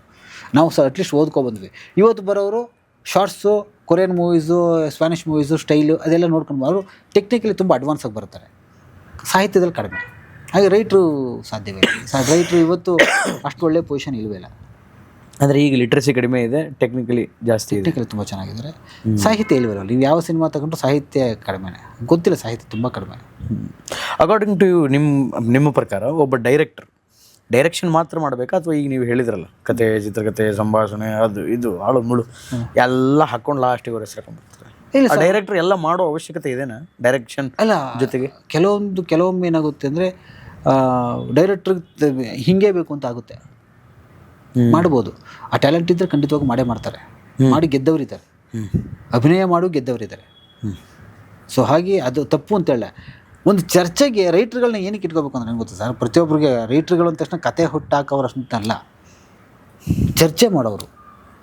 ಈಗ ನಾವು ಹೆಂಗೆ ಒಬ್ಬ ಆರ್ಟಿಸ್ಟ್ ಸೆಲೆಕ್ಟ್ ಮಾಡುವಾಗ ಒಬ್ಬ ಆರ್ಟಿಸ್ಟ್ ಸೆಲೆಕ್ಟ್ ಮಾಡಿ ಅವ್ನು ಹಂಗೆ ಮಾಡ್ತಾನೆ, ಹಿಂಗೆ ಮಾಡ್ತೀವಿ, ಹಿಂಗಂತೀವೋ ಕತೆ ಮಾಡೋವಾಗ ಕೂಡ ಒಂದು 4 ಜನ ಕೂತ್ಕೊಂಡು ಇದು ಹಿಂಗೆ ಬರ್ದು ಹಿಂಗೆ ಸ್ವಲ್ಪ ಕತೆ ಅನ್ನ ತಲೆ ಕೆಡ್ಸ್ಕೊಂಡ್ರವರು ಒಂದಷ್ಟು ಜನ ಕೂತ್ಕೋಬೇಕು ಅಂತ. ರೈಟ್ರ್ ಅದಕ್ಕಾರು ಬೇಕು ಅಂತ. ಈಗ ನಿಮ್ಗೇನಾಗುತ್ತೆ ಗೊತ್ತಾ ಸರ್, ಈಗ ನಾನು ಹೇಳ್ತೀನಿ, ನಾನು ರೈಟ್ರ್ ಆಗಿರ್ತೀನಿ, ನಾನು ರೈಟ್ರು, ನಾನು ಸಾಕಷ್ಟು ಕತೆ ಓದ್ಬಿಡ್ತೀನಿ, ಸಾಕಷ್ಟು ಸಿನಿಮಾ ನೋಡ್ಬಿಡ್ತೀನಿ, ಸಾಕಷ್ಟು ಕಡೆ ಡಿಸ್ಕಷನ್ಗೆ ಹೋಗ್ಬಿಡ್ತೀನಿ, ಓಕೆನಾ? ನೀವು ಸಿನಿಮಾ ಡೈರೆಕ್ಟ್ರು ಸರ್, ನೀವು ನಂತರ 4-10 ಕಡೆ ಹೋಗಲ್ಲ. ನೀವು ನಿಮ್ಮದು ಸಿನಿಮಾ ಮೇಲೆ ಕಾನ್ಸಂಟ್ರೇಟ್ ಮಾಡ್ತಿರ್ತೀರಿ. ನಾಳೆ ದಿನ ನಾನು ಕರೆದ್ಬಿಟ್ಟು ಕೂರಿಸ್ಕೊಂಡು ಡಿಸ್ಕಷನ್ ಮಾಡುವಾಗ ಒಂದು ಸೀನ್ ಹೇಳ್ತೀರಿ, ನಾನು ಎಲ್ಲೋ ಒಂದು ಕಡೆ ಕೇಳ್ತೀನಿ, ನಿಮ್ಗೆ ಹೇಳ್ತೀನಿ ಸರ್ ಇಲ್ಲ ಆ ಸೀನ್ ಬಂದಂಗಿದೆ ಅಂತ. ಇಷ್ಟಾರು ಹೆಲ್ಪ್ ಆಗುತ್ತೆ. ಇಲ್ಲಾಂದ್ರೆ ನೀವು ಅದನ್ನು ರಿಪೀಟ್ ಮಾಡಿಬಿಡ್ತೀರಿ. ಎಷ್ಟೋ ಸಿನಿಮಾಗಳಲ್ಲಿ ಕಥೆಗಳು ರಿಪೀಟ್ ಆಗ್ತವೆ, ಸೀನ್ಗಳು ರಿಪೀಟ್ ಆಗ್ತವೆ, ಅಥವಾ ಸೀನ್ಗಳು ಚೆನ್ನಾಗಿರಲ್ಲ. ಯಾಕೆ ಅಂತಂದರೆ ಚರ್ಚೆ ಇರಲ್ಲ ಅಂತ ನಾನು ಹೇಳ್ತೀನಿ. ನೀವು ರೈಟ್ರ್ಗಳಿಗೆ ಏನಂದರೆ ನಮ್ಮ ಸಾಕಷ್ಟು ಆಪ್ಷನ್ಸ್ ಬೇರೆ ಬೇರೆ ಕಡೆ ಹೋಗ್ತಾ ಇರ್ತೀವಿ. ಒಬ್ಬ ರೈಟ್ರಾಗಿ ನಾನು ಕನಿಷ್ಠ ಒಂದು 10 ಸಿನಿಮಾಗಾರು ಡಿಸ್ಕಷನ್ಗೆ ಹೋಗ್ಬೋದು. ನಾನು ಡೈರೆಕ್ಟ್ರಾಗಿ ಒಂದು ವರ್ಷಕ್ಕೊಂದು ಸಿನಿಮಾ ಮಾಡ್ಬೋದು ಅಷ್ಟೇ. ಆಗ ವರ್ಷಕ್ಕೊಂದು ಸಿನಿಮಾ ಅಷ್ಟೇ ನಂಗೆ ಗೊತ್ತಿರುತ್ತೆ, ನನ್ನ ತಲೆಯಲ್ಲಿರುತ್ತೆ. ಅದಕ್ಕಾಗಿ ರೈಟ್ರ್ಗಳು ಕೂರಿಸ್ಕೊಂಡಾಗ ಏನಾಗುತ್ತೆ ಅಂದರೆ ಏನೋ ಒಂದನ್ನು ಅವರು ಕಂಡುಹಿಡಿತಾರೆ. ಈ ಕತೆ ಹೇಳಿದಾಗ ಅಟ್ಲೀಸ್ಟ್ 3ನೇ ಕತೆ ಕೇಳ್ತಾರಲ್ಲ, ಹಾಗೆ ಯಾಕೋ ಇದು ಬೇಡ ಅನಿಸುತ್ತೆ, ಬೇಕು ಅನಿಸುತ್ತೆ, ಒಂದಷ್ಟು ಒಳಹುಗಳು ಗೊತ್ತಾಗ್ತವೆ. ಹಾಗಾಗಿ ಡೈರೆಕ್ಟ್ರು ಎಲ್ಲನೂ ಮಾಡಬೇಕು. ಚರ್ಚೆಗೆ ಒಂದಷ್ಟು ಜನ ಕೂರಿಸ್ಕೋಬೇಕು, ಇಲ್ಲಾಂದರೆ ಏಕಮುಖ ಆಗ್ಬಿಡುತ್ತೆ. ಆಮೇಲೆ ಫೇಲ್ಯೂರು ಫ್ಲಾಪು ಎಲ್ಲ ಒಬ್ಬರೇ ಮೈ ಮೇಲೆ ಹಾಕೋಬೇಕಾಗುತ್ತೆ ಸರ್. ಅದು ಲೆಕ್ಕಾಚಾರ. ಅದೇನಾರು ಆಗಲಿ, ಸಿನಿಮಾ ಚೆನ್ನಾಗಿ ಬಂದಿದೆ ಅಂತಂದರೆ ಫೇಲ್ಯೂರು ಫ್ಲಾಪು ಲೆಕ್ಕಾಚಾರ. ಸಿನಿಮಾನೇ ಸ್ಯಾಟಿಸ್ಫ್ಯಾಕ್ಷನ್ ಬರಲ್ವಲ್ಲ. ಸಿನಿಮಾ ನಾವು ಅನ್ಕೊಂಡಾಗ ಬರಲ್ವಲ್ಲ ಸರ್. ಅನ್ಕೊಂಡಾಗ ಬಂದರೆ ನೀವು ಏನು ಬೇಕಾದ್ರೂ ಮಾಡ್ಕೊಳ್ಳಿ, ಅನ್ಕೊಂಡಾಗೆ ಬರಲಿಲ್ಲ ಅಂದರೆ ಏನಕ್ಕೆ ವೇಸ್ಟ್ ಅಲ್ವಾ. ಈ ಪುಸ್ತಕ ಬರೆದಿದ್ದೀರಿ ಅನ್ನೋ ಕಾರಣ ಕೇಳ್ತಿದ್ದೀನಿ ನೀನು ಈ ಪ್ರಶ್ನೆನ. ಹಿಂದೆ ಒಂದು ಪ್ಯಾಟ್ರನ್ ಇತ್ತು ಸಿನಿಮಾಕ್ಕೆ. ನಾವು ಹಿಂದಿಗೆ ಹೋದರೆ ರೆಗ್ಯುಲರ್ ಆಗಿ ಒಂದು ಪ್ಯಾಟ್ರನ್ ಫಾಲೋ ಆಗ್ತಿದ್ರು ಹಿಂದಿ ಡೈರೆಕ್ಟರ್ಗಳೆಲ್ಲ. ಒಂದು ಫ್ಯಾಮಿಲಿ, ಒಂದು ಹಾಡು, ಒಂದು ಫೈಟು, ಒಂದು ಡ್ಯಾನ್ಸು. ಕಮರ್ಷಿಯಲ್ ಸಿನಿಮಾಕ್ಕೆ ಏನು ಬೇಕು ಅದು. ಸಲ್ಮಾನ್ ಖಾನ್, ಶಾರುಖ್ ಖಾನ್, ಅಮೀರ್ ಖಾನ್ ಎಲ್ಲರೂ ಅದನ್ನೇ ಮಾಡ್ತಿದ್ರು. ರಾಮ್ ಗೋಪಾಲ್ ವರ್ಮ ಸತ್ಯ ಅನ್ನೋ ಒಂದು ಸಿನಿಮಾ ಮಾಡಿದ ಮೇಲೆ he break the pattern of making a cinemas. Same ಅದೇ ರಾಮ್ ಗೋಪಾಲ್ ವರ್ಮ ತೆಲುಗಲ್ಲಿ ಶಿವ ಅನ್ನೋ ಒಂದು ಸಿನಿಮಾ, ನಾಗಾರ್ಜುನ ಹಾಕ್ಕೊಂಡು ಶಿವಾನ್ ಅಂದರೆ ಓಮ್ಕಿನ ಮುಂಚೆ ಬಂತೇನೋ cinema. Then he break the pattern. ಅದಾದಮೇಲೆ ಒಂದು ಸ್ವಲ್ಪ ಸಿನಿಮಾದ ಶೇಡ್ ಚೇಂಜ್ ಆಯಿತು. ಅಂದರೆ ಸಾಂಗ್ ಇಲ್ಲದೆ ಅಥವಾ ಹಾರಿ ಹೆಗರಿ ಹೊಡೆಯೋ ಫೈಟಿಂಗ್ ಸೀನ್ಸ್ ಇಲ್ಲದೆ ನ್ಯಾಚುರಲ್ ಆಗಿ ಫೈಟ್, ನ್ಯಾಚುರಲ್ ಆಗಿ ಸ್ಕ್ರೀನ್ ಪ್ಲೇ, ನ್ಯಾಚುರಲ್ ಆಗಿ ಡೈಲಾಗ್ ಡೆಲಿವರಿ, ಹಾರಾಟ ಕೂಗಾಟಗಳಿಂದ ಆ ಥರ ಒಂದು ಬ್ರೇಕ್ ಮಾಡಿದಂತಹ ಕನ್ನಡ ಸಿನಿಮಾ ಯಾವುದು? ಅಂದರೆ ಕನ್ನಡದಲ್ಲಿ ಆ ಥರ ಒಂದು making of pattern, cinema making ಪ್ಯಾಟ್ರನ್ನ ಚೇಂಜ್ ಮಾಡಿದಂಥ ಕನ್ನಡ ಸಿನಿಮಾ ಯಾವುದು? ಆ ಎರ ಯಾವುದು ಅಂತ ಹೇಳ್ಬೋದು ನೀವು ಅಂತ? ಇಲ್ಲ, ಈಗ ನಾನು ಗಮನಿಸ್ದಂಗೆ ಹಿಂದಿಲೂ ಅಷ್ಟೇ ಸಿದ್ಧಸೂತ್ರಗಳನ್ನ ಪಕ್ಕಕ್ಕಿಟ್ಟು ಸಿನಿಮಾ ಮಾಡಿದ್ರು ಸುನಿಲ್ ದತ್ ಫಸ್ಟ್ ಟೈಮ್ ಮಾಡಿದ್ರು. ಒಬ್ಬನೇ ಒಬ್ಬ ಆರ್ಟಿಸ್ಟ್ ಇಟ್ಕೊಂಡು ಇನ್ನೊಂದು ಬರೀ ಶಾರ್ಟ್ ಇಟ್ಕೊಂಡು ಸಿನಿಮಾ ಮಾಡಿದ್ರು. ಕನ್ನಡದಲ್ಲೂ ಕೂಡ ಆ ಥರದೊಂದಷ್ಟು ಪ್ರಯೋಗಗಳನ್ನ ಮಾಡಿದ್ದಾರೆ. ಬಟ್ ಅವೆಲ್ಲ ಹೆಂಗಿತ್ತು ಅಂತಂದರೆ ನೀವು ಕಲಾತ್ಮಕ ಲೆಕ್ಕದಲ್ಲೇ ಇರ್ತಿತ್ತು. ಈಗ ನೀವು ಆವತ್ತಿನ ಕಾಲದಲ್ಲಿ ತಬರನ ಕಥೆನೋ ತಗೊಂಡ್ರೆ ಹಾಡುಗಳು ಎಲ್ಲಿತ್ತು, ಸಿದ್ಧಸೂತ್ರ ಎಲ್ಲಿತ್ತು, ಅಲ್ಲಿ ಬ್ರೇಕ್ ಆಗಿತ್ತು. ಅವಾಗೆಲ್ಲ ಫಾರ್ಮ ಬ್ರೇಕೆ. ರೆಗ್ಯುಲರ್ ಸಿನಿಮಾಗಳೇ 6 ಸಾಂಗ್ ಇರೋವು, ಓಪನಿಂಗ್ ಫೈಟ್ ಇರೋದು, ಹೀರೋ ಹಿಂಗೆ ಇರಬೇಕು ಅಂತಿತ್ತು. ಅಲ್ಲ, that experiment has been success ಅಂತ ಅನಿಸಿದ್ದೆ. ಅಂದರೆ ಕಮರ್ಷಿಯಲ್ ಲೆಕ್ಕದಲ್ಲಿ ಎಕ್ಸ್ಪೆರಿಮೆಂಟ್ ಅಂತ ಮಾಡ್ತಾ ಬಂದವರೇ ನಾವು ಉಪೇಂದ್ರ ಅವರು. ಈಗ ಅಲ್ಲಿವರೆಗೂ ಹೀರೋ ಅಂದರೆ ರೌಡಿ ಆದರೂ ಕೂಡ ಅವನು ಒಳ್ಳೆಯ ಕೆಲಸನೇ ಮಾಡಿದವನು. ಹೀರೋ ಆದರೂ ಕೂಡ ಒಳ್ಳೆ ಕೆಲಸ ಮಾಡ್ತಿದ್ದೆ. ಇಲ್ಲಿ ಹೀರೋ ಬಿಟ್ಟು ನಾನು ಕಚರ ಲೋಫರ್ ನನ್ನ ಮಗ ಅಂತ ಫಸ್ಟ್ ಡೈಲಾಗ್ ಹೊಡ್ಕೊಂಡವ್ರೆ ಅವರು. ಅಲ್ಲ, ಫಸ್ಟ್ ಶಾರ್ಟಲ್ಲಿ ದೇವ್ರಿಗೆ ಬೈದವ್ರು ಅವರು. ಅಂದರೆ ಆ ಥರ ಬಂದಿಲ್ಲ ಅಂತಲ್ಲ, ಬಟ್ ನೀವು ಕಮರ್ಷಿಯಲ್ ಲೆಕ್ಕದಲ್ಲಿ ಮಾಡಿದವ್ರು ಅವರು. ಎಕ್ಸ್ಪೆರಿಮೆಂಟ್ ತುಂಬ ಮಾಡ್ಯಾವ, ತುಂಬ ಹಿಂದೆನೇ ಮಾಡಿಬಿಟ್ರೆ ಎಲ್ಲ. ಅಂದರೆ ತುಂಬ ಜನಕ್ಕೆ ಒಂದು, ಈಗ ಅಣ್ಣವ್ರನ್ನ ಹಾಕೊಂಡೆ ಒಂದು ಪಿಕ್ಚರ್ ಮಾಡಿದ್ರು ನಾಂದಿ ಅಂತ. ಅದು ನೀವು ನೋಡಿ, ಸಿನಿಮಾ ನೋಡಿರಿ, ಅದು ಎಕ್ಸ್ಪೆರಿಮೆಂಟಲ್ ಸಿನಿಮಾ ಆವತ್ತಿನ ಕಾಲ. ಯಾಕಂದ್ರೆ ರಾಜಕುಮಾರ್ ಅವತ್ತಿನ ಮಟ್ಟಿಗೆ ಸೂಪರ್ ಸ್ಟಾರ್ ಅಣ್ಣವರು. ಅವ್ರು ಇಟ್ಕೊಂಡು ಈ ಥರದೊಂದು ಸಿನಿಮಾ ಮಾಡಿದ್ರಲ್ಲ ಅಂತ ನಾನೇ ನೋಡಿದಾಗ ಅಷ್ಟೇ, ಈ ಥರದ್ದು ಕಥೆನ, ಈ ಥರದ್ದು ಸಿನಿಮಾನ ಮಾಡ್ತಾರೆ, ಈ ಥರ ಒಂದು ಕ್ಯಾರೆಕ್ಟರ್ ಸೃಷ್ಟಿ ಮಾಡೋರೆ ಅಂತ ನನಗೆ ಅವತ್ತೇ ಅನಿಸಿತ್ತು ನನಗೆ. ಆದರೆ ಅವು ಎಲ್ಲವೂ ಸಾಫ್ಟ್ ವರ್ಷನಲ್ಲಿ ಇರ್ತಿದ್ವು. ಸ್ವಲ್ಪ ಆ ಒಂದು ಪರಿಧಿ ಒಳಗೇ ಮಾಡ್ತಾಯಿದ್ರು. ಅದನ್ನು ಬಿಟ್ಟು ಮಾಡಿದವರು ಅಂದರೆ ಕಮರ್ಷಿಯಲ್ ಲೆಕ್ಕದಲ್ಲಿ ಮಾಡಿದವರು ಇವರೇ. ಪೊಲೀಸ್ ಸ್ಟೋರಿ ಮಾಡಿದ್ರು. ಅವಾಗೆಲ್ಲ ಸಾಂಗ್ಸು, ಹೀರೋಯಿನ್ನು ಕಂಪಲ್ಸರಿ ಇತ್ತು. ಎಂಥ ಸಿನಿಮಾ ಆದರೂ ಹೀರೋಯಿನೇ ಬೇಡ ಅನ್ನೋ ಲೆಕ್ಕದಲ್ಲಿ ಕಮರ್ಷಿಯಲ್ ಲೆಕ್ಕದಲ್ಲಿ ಮಾಡಿ. ಅದಕ್ಕಿಂತ ಮುಂಚೆ ಸುಮಾರು ಸಿನಿಮಾ ಮಾಡಿದ್ದಾರೆ, ಬಟ್ ಅವು ಕಮರ್ಷಿಯಲ್ ಲೆಕ್ಕದಲ್ಲಿ ಬಂದಿರಲಿಲ್ಲ. ಅವೆಲ್ಲ ಒಂದು ಪ್ರಯೋಗಾತ್ಮಕ ಚಿತ್ರ ಅನ್ನೋ ಲೆಕ್ಕದಲ್ಲೇ ಇದ್ವು, ಎಕ್ಸ್ಪೆರಿಮೆಂಟಲ್ ಫಿಲಿಮ್ಸ್ ಅನ್ನೋ ಎಕ್ಸ್ಪೆರಿಮೆಂಟಲ್ ಸಿನಿಮಾಗಳಂತ. ಬಟ್ ಅದು ಕಮರ್ಷಿಯಲ್ ಪೇಸ್ ಅಂತ ತೊಗೊಂಡಿರಲಿಲ್ಲ. ಅದು ತುಂಬ ಜನ ನೋಡ್ತಾನೂ ಇರಲಿಲ್ಲ. ಅವಾರ್ಡ್ ಪಿಕ್ಚರ್ ಅನ್ನೋ ಲೆಕ್ಕದಲ್ಲಿ ಇದು ಬರ್ತದೆ. ಅದನ್ನು ಜನರಲೈಸ್ ಮಾಡಿ ಎಲ್ಲರೂ ನೋಡಂಗೆ ಮಾಡೋದು. ಸರ್, ನೀವು ಡೈರೆಕ್ಟರ್ಗಳು ಪ್ರೊಡ್ಯೂಸರ್ನ ಹೆಂಗೆ ಹಿಡಿತೀರಿ ಸರ್? ಪ್ರೊಡ್ಯೂಸರ್ನ ಹೆಂಗೆ ಹಿಡಿತೀರಿ ಅಂತ ಹೆಂಗೆ ಕನ್ವಿನ್ಸ್ ಮಾಡ್ತೀರಿ ಪ್ರೊಡ್ಯೂಸರ್ನ? ಕತೆ ಹೇಳಿ. ಯಾಕಂದರೆ ಸುಮಾರು ಜನಕ್ಕೆ ಇದೊಂದು ನನ್ನ ಹತ್ರ ಸಖತ್ತಾಗಿರೋ ಕತೆ ಇದೆ, ಪ್ರೊಡ್ಯೂಸರ್ ಸಿಗ್ತಾ ಇಲ್ಲ. ಸರ್, ಏನಾಗಿದೆ ಗೊತ್ತಾ, ಕತೆ ಕೇಳಿದ ಕತೆ ಸಖತ್ತಾಗಿರುತ್ತೆ, ಪ್ರೊಡ್ಯೂಸರ್ ಇರಲ್ಲ ಅಂತ. ಸೊ ಪ್ರೊಡ್ಯೂಸರ್ನ ಹೆಂಗೆ ಹಿಡಿತಾರೆ ಅಂತ ಡೈರೆಕ್ಟರ್ಗಳು, ಹೊಸದಾಗಿ ಬರೋ ಡೈರೆಕ್ಟರ್ಗಳು, ಹೊಸಬ್ರು? ಸರ್, ಈಗ ಏನೇ ಗೊತ್ತಾ, ಒಂದಷ್ಟು ಕತೆ ರೆಡಿ ಮಾಡ್ಕೊಬರ್ತೀವಿ ಇಂಡಸ್ಟ್ರಿಗೆ, ಆ ಸಿನಿಮಾಗಳೇ ಆಗಲ್ಲ. ಆ ಕತೆಗಳು ಯಾವ ಸಿನಿಮಾಗಳಾಗಲ್ಲ. ಈಗ ನೋಡಿ, ನಾನು ನನ್ನ ಮಾಸ್ಟರ್ ಪೀಸ್ ಅನ್ನೋ ಕತೆಗಳನ್ನ ಈ ಸಿನಿಮಾ ಮಾಡ್ತೀನಿ ಅಂತ ಮಾಡಿಟ್ಕ ಬಂದ ಕತೆಗಳು ಅಲ್ಲೇ ಪಕ್ಕದಲ್ಲಿವೆ.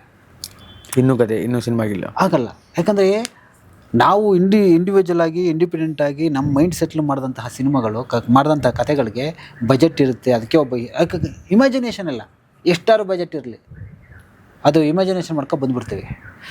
ಸಿನಿಮಾ ಇಂಡಸ್ಟ್ರಿಗೆ ಬಂದಾಗ ಒಂದು ಹಾರ್ಡ್ ರಿಯಾಲಿಟಿ ಇರುತ್ತೆ. ಹಾರ್ಡ್ ರಿಯಾಲಿಟಿ ನಿಮ್ಗೆ ಗೊತ್ತಾಗುತ್ತೆ. ಏನೋ ಕತೆ ಹಿಂಗೆ ಇರಬೇಕು, ಇಷ್ಟೇ ಬಜೆಟು, ಹಂಗೆ ಹಾಗೇನು ಮಾಡ್ತೀವಿ. ಆ ಕತೆ ತೊಗೊಂಡ್ರೆ ಹಾಳಾಗುತ್ತೆ ಅಂದ್ಬಿಟ್ಟು ಏನು ಮಾಡ್ತೀವಿ, ಇವತ್ತಿಗೆ ಏನು ಬೇಕೋ ಅದು ಮಾಡಿಬಿಡ್ತೀವಿ. ಇದು ಒಂದು, ನಾವು ಕತೆ ಮಾಡ್ಕೊಂಡು ಬರ್ತೀವಿ, ಇಲ್ಲಿ ಸಿನಿಮಾ ಆಗಲ್ಲ. ಇನ್ನು ಪ್ರೊಡ್ಯೂಸರ್ ಹೆಂಗೆ ಹಿಡಿತೀರ ಅಂದರೆ ತುಂಬ ಸಿಂಪಲ್. ಏನಂದರೆ ಗಾಂಧಿನಗರದಲ್ಲಿ ಏನಾಗುತ್ತೆ, ನಿಮಗೆ ಗಾಂಧಿನಗರದಲ್ಲಿ ಬೇರೆ ಪ್ಯಾಟ್ರನ್ ನಾನು ಗಮನಿಸ್ದಂಗೆ. ಅಲ್ಲಿ ಪ್ರೊಡ್ಯೂಸರ್ಸು ನಿಮಗೆ ಕತೆ ಕೇಳಲ್ಲ ಆಲ್ಮೋಸ್ಟ್. ಎಲ್ಲಿ ಗಾಂಧಿನಗರದಲ್ಲಿರುವಂತಹ ಸುಮಾರಷ್ಟು ಪ್ರೊಡ್ಯೂಸರ್ಸು ಕತೆಗಳನ್ನ ಕೇಳಲ್ಲ.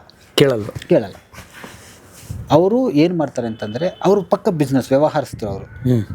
ಅವ್ರೇನು ಮಾಡ್ತಾರೆ, ನಾನು ಸಿನಿಮಾನ ವ್ಯವಹಾರಕ್ಕೋಸ್ಕರ ಮಾಡ್ತೀನಿ. ವ್ಯವಹಾರಕ್ಕೋಸ್ಕರ ಹೆಂಗಪ್ಪ ಅಂದರೆ ಯಾರು ಹೀರೋ ಹಾಕೊಂಡ್ರೆ ಎಷ್ಟು ದುಡ್ಡು ಬರುತ್ತೆ, ಆ ಹೀರೋ ಡೇಟ್ಸ್. ಸೊ ಇಲ್ಲಿ ಏನಾದ್ರು ನಾನು ಹೋಗ್ಬಿಟ್ಟು ನಾನು ಯಾರಿಗೂ ಹೇಳ್ತೀನಿ, ನಾನು ಸರ್ ಹಿಂಗೆ ಒಳ್ಳೆ ಕತೆ ಇದೆ, ಕತೆ ಇಲ್ಲಮ್ಮ, ಯಾರು ಹೀರೋ, ಸರ್ ಈಸ್ತೆ ಹೀರೋ, ಹೋಗಿ ಅವ್ರು ಒಪ್ಸ್ಕೊಂಡು ಬಾ. ನಾನು ಅಲ್ಲಿ ಹೋಗ್ತೀನಿ, ಫಸ್ಟ್ ಹೀರೋ ಹತ್ರನೂ ಹೋಗ್ಬೇಕು. ಅಲ್ಲಿ ಹೋಗಿ ಅವ್ರಿಗೆ ಕತೆ ಹೇಳ್ತೀನಿ ಅಂತ ಇಟ್ಕೊಳ್ಳಿ. ಅವರು ಓಕೆ ಚೆನ್ನಾಗಿದೆ ಕತೆ ನಾನು ಮಾಡ್ತೀನಿ ಅಂತಂದರೆ ಇಲ್ಲಿ ಪ್ರೊಡ್ಯೂಸ್ ಸಿನಿಮಾ ಆಗುತ್ತೆ. ಬಟ್ ಹೀರೋಗಳೇನು ಮಾಡ್ತಾರೆ, ಅವ್ರದ್ದೇ ಒಂದು ಸರ್ಕಲ್ ಹಾಕ್ಕೊಂಡಿರ್ತಾರೆ. ಹೊಸಬ್ರು ಅಲ್ಲಿ ಹೋಗಿ ರೀಚ್ ಆಗಿ ಕತೆ ಹೇಳಿ ಸಿನಿಮಾ ಮಾಡೋದು ಕಷ್ಟ ಆಗುತ್ತೆ. ಓಕೆನಾ? ಹಾಗಾಗಿ ಏನಾಗುತ್ತೆ, ಅಲ್ಲಿ ರಿಪೀಟೆಡಾಗಿ ನೀವು ನೋಡಿ, ಒಬ್ಬ ಸ್ಟಾರ್ ಸಿನಿಮಾ ಅಂತಂದ್ರೆ ಅವರವರೇ ಮಾಡ್ತಾ ಇರ್ತಾರೆ, ಅವ್ರು ಅಲ್ಲೇ ಅಕ್ಕಪಕ್ಕ. ಯಾಕಂದರೆ ಅವ್ರಿಗೆ ನಮ್ಮಲ್ಲಿ ಟ್ರಸ್ಟ್ ಬರಲ್ಲ, ಅವ್ರು ತಪ್ಪು ಅಂತ ಹೇಳಲ್ಲ. ಯಾಕಂದ್ರೆ ಅವ್ರೊಂದು ಇಮೇಜ್ ಇರುತ್ತೆ, ಒಂದು ಬಜೆಟ್ ಇರುತ್ತೆ, ಯಾರೋ ಹೊಸಬನ ಕಲ್ ಕೊಟ್ಬಿಟ್ಟು ಏನಪ್ಪ ಅನ್ನೋ ಥರದಲ್ಲಿ ಇರುತ್ತೆ ಇದು. ಇನ್ನು ಎರಡನೇದು ಮೇನ್ ಪಾಯಿಂಟ್ ಏನು, ಪ್ರೊಡ್ಯೂಸರ್ ಹೇಗೆ ಹಿಡಿತೀರಿ ಅಂತ. ಇನ್ನು ನಾವು ಹೊಸಬ್ರು ಯಾರು ಸಿನಿಮಾ ಮಾಡೋ ಅಭಿರುಚಿ ಇರುತ್ತೆ ಯಾರೋ ಅಂದರೆ, ಅವ್ರು ನಾವು ಹೇಳ್ತೀವಿ ಹಿಂಗೆ ಸರ್ ಒಳ್ಳೆ ಕತೆ ಇದೆ ಮಾಡೋಣ. ಕೆಲವರು ಕತೆಗಳನ್ನ ಕೇಳ್ತಾರೆ, ಕತೆ ಕೇಳಿ ಸಿನಿಮಾ ಮಾಡ್ತಾರೆ. ನನ್ನ ಅದೃಷ್ಟಕ್ಕೆ ಪ್ರೊಡ್ಯೂಸರ್ ನನ್ನ ಅದೃಷ್ಟಕ್ಕೆ ನನ್ನ ಎಲ್ಲ ಸಿನಿಮಾ ಮಾಡಿದವರು ಹೆಚ್ಚು ಕಡಿಮೆ ಕತೆ ಕೇಳಿ. ಆದರೆ ಕೆಲವೊಮ್ಮೆ ಏನಾಗುತ್ತೆ ಅಂದರೆ, ಈಗ ಒಂದು ಕತೆ ಹೇಳ್ತೀನಿ, ಸರ್ ಎಷ್ಟು ಬಜೆಟ್ ಚೆನ್ನಾಗಿದೆ, ಸರ್ ಇಷ್ಟು ಬಜೆಟ್, ಎಷ್ಟಿಲ್ಲಮ್ಮ ನನಗೆ ಇಷ್ಟೇ ಇದೆ, ಇದಕ್ಕೇನಾದ್ರು ಮಾಡು ಅಂತಾರೆ. ಕೂತ್ಕೊಂಡು ಕತೆ ಮಾಡ್ತೀನಿ. ಯಾಕಂದ್ರೆ ಅದು ಮಾಡಲ್ಲ ಅಂದರೆ ನನಗೆ ಅವಕಾಶ ತಪ್ಪುತ್ತೆ. ಇಲ್ಲ ಇದನ್ನೇ ಮಾಡ್ತೀನಿ ಅಂದರೆ ಅಷ್ಟು ಬಜೆಟ್ ಇರಲ್ಲ. ಸೊ ಪ್ರೊಡ್ಯೂಸರ್ ಎಷ್ಟು ಹೇಳ್ತಾರೆ ಅದಕ್ಕೆ ತಕ್ಕಂತೆ ಒಂದು ಕತೆ ಮಾಡ್ಬೇಕಾಗುತ್ತೆ, ಒಂದು ಸಿನಿಮಾ ಮಾಡ್ಬೇಕಾಗುತ್ತೆ, ಒಂದು ಎಕ್ಸ್ಪೆರಿಮೆಂಟ್ ಮಾಡಬೇಕಾಗತ್ತೆ. ಆಲ್ಮೋಸ್ಟ್ ಆಲು ನನಗೆ ಗೊತ್ತಿರೋ ಹಾಗೆ ನಮ್ಮ ಡೈರೆಕ್ಟ್ರುಗಳು ಅಂದುಕೊಂಡು ಕತೆನೇ ಸಿನಿಮಾ ಮಾಡೋದು ಕಡಿಮೆ. ನಾವು ಅಂದುಕೊಂಡು ಅಷ್ಟು ಸಿನಿಮಾ ಮಾಡಿಲ್ಲ. ಅವರ ಬೆಸ್ಟ್ ವರ್ಕ್ ಅನ್ನೋದು ಇನ್ನೂ ಎಲ್ಲೋ ಇರುತ್ತೆ. ಆ ಸಮಯಕ್ಕೆ ತಕ್ಕಂತೆ, ಪ್ರೊಡ್ಯೂಸರ್ಗೆ ತಕ್ಕಂತೆ ಇನ್ನೂ ಇವಾಗಂತೂ ತುಂಬ ಇದೆ. ನನಗೆ ಆ್ಯಸ್ ಎ ರೈಟ್ರಾಗಿ ನನಗೆ ಆಶ್ಚರ್ಯ ಏನಪ್ಪ ಅಂತಂದರೆ, ಪ್ರೊಡ್ಯೂಸರ್ನ ಭೇಟಿ ಮಾಡೋಕ್ಕೆ ಹೋದಾಗ ಕತೆ ಹೇಳಿ ಅಂತ. ಸರಿ ಓಕೆ ಕತೆ ಹೇಳೋಣ, ನಾನೇ ಒಂದು ಕತೆ ಹೇಳ್ತೀನಿ ಅಂದರೆ ನಾನು ಒಂದು ಕತೆ ಮಾಡೋಕ್ಕೆ ತುಂಬ ಟೈಮ್ ತೊಗೊಳ್ತೀವಿ. ಹೆಚ್ಚು ನಾನು 6 ಮಂತಿಂದ 1 ವರ್ಷ ಆಗಿರುತ್ತೆ. ನನ್ನ ಹತ್ರ 5 ಕತೆ ಇದೆ ಅಂದರೆ 5 ವರ್ಷ ಶ್ರಮ ಅದು ಕಲಿಸಿ ಇದು ಮಾಡಿ, ಅವ್ರ ಜೊತೆ ಡಿಸ್ಕಸ್ ಮಾಡಿ, ನನ್ನ ಟೀಮ್ ಜೊತೆ ಡಿಸ್ಕಸ್ ಮಾಡಿ, ನನ್ನ ಗೊತ್ತಿರೋ ರೈಟ್ರ್ ಜೊತೆ ಡಿಸ್ಕಸ್ ಮಾಡಿ, ಇನ್ನು ಈ ಥರ ಸಿನಿಮಾ ಬಂದಿದೆ ಇಲ್ವ ಅಂತ ಮಾಡಿ, ಇಷ್ಟೆಲ್ಲ ಮಾಡಿ ಒಂದು ಕತೆ ಮಾಡಿರ್ತೀವಿ. ಚಿತ್ರಕಥೆ ಹಿಂಗಿರಬೇಕು, ಹಾಗಿರಬೇಕು, ಸ್ವಲ್ಪ ಡಿಫ್ರೆಂಟ್ ಆಗಿರಬೇಕು, ಯಾವ ಸಿನಿಮಾ ಬಂದಿರಬಾರ್ದು, ರಿಪೀಟ್ ಆಗಬಾರ್ದು, ಇಷ್ಟೆಲ್ಲ ಯೋಚನೆ ಮಾಡಿ ಒಂದು ಕತೆ ಮಾಡಿ ಇಟ್ಕೊಂಡು ನಾವು ತಗೊಂಡೋಗ್ತೀವಿ ಪ್ರೊಡ್ಯೂಸರ್ ಹತ್ರ. ಇದು ಚೆನ್ನಾಗಿದೆ ಓಕೆ, ಬಟ್ ನಮ್ಮ ಹತ್ರ ಒಂದು ಕತೆ ಇದೆ ಅಂತಾರೆ ಪ್ರೊಡ್ಯೂಸರ್. ನೀವು ಬಂದ ಆಲ್ಮೋಸ್ಟ್ ಹೊಸ ಡೈರೆಕ್ಟರ್ಗಳು ಕೇಳಿ ಗೊತ್ತಾಗುತ್ತೆ, ಹೋದ ಕಡೆ ಪ್ರೊಡ್ಯೂಸರ್ ಒಂದು ಕತೆ ಇದೆ ಅಂತಾರೆ. ನನಗೆ ಪ್ರತಿ ಸಾರಿ ಹಂಗಂದ್ರೆ ನನಗೆ ಅನಿಸುತ್ತೆ, ಇಷ್ಟು ಕಷ್ಟ ನಾವು ಪಡ್ತಾಯಿದ್ದೀವಿ, ಇವ್ರು ಏನೋ ಒಂದು ಕತೆ ಇದೆ ಅಂದ್ಬಿಡ್ತಾರಲ್ಲ. ಎಷ್ಟೋ ಜನ ಪಾಪ ಡೈರೆಕ್ಟ್ರುಗಳು ಕತೆ ಇದೆ ಅಂದಾಗ, ಇಲ್ಲ ಸರ್ ನಿಮ್ಮ ಕತೆ ಮಾಡಲ್ಲ ಅಂದರೆ ಪಿಕ್ಚರ್ ಹೋಗುತ್ತೆ ಅಂದ್ಬಿಟ್ಟು ಅವ್ರ ಕತೆಗೆ ಓಕೆ ಅಂದ್ಬಿಟ್ಟು ಅದನ್ನೇ ಮಾಡ್ತಾರೆ. ನಮ್ಮಲ್ಲಿ ಹೇಳಿದ್ರೆ ಸರ್ ಆಗಿದೆ ನಿಮಗೆ ಅನುಭವ ಈ ಥರ?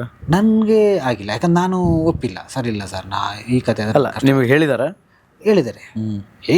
ಹೇಳಿರೋದಲ್ಲ, ನಮ್ಮ ಹತ್ರ ಸುಮಾರಷ್ಟು ಕತೆಗಳಿದೆ ರೀ, ಬೇಕಾದ್ರೆ ನಿಮ್ಗೆ ಕೊಡ್ತೀವಿ ಅಂತಿದ್ದಾರೆ.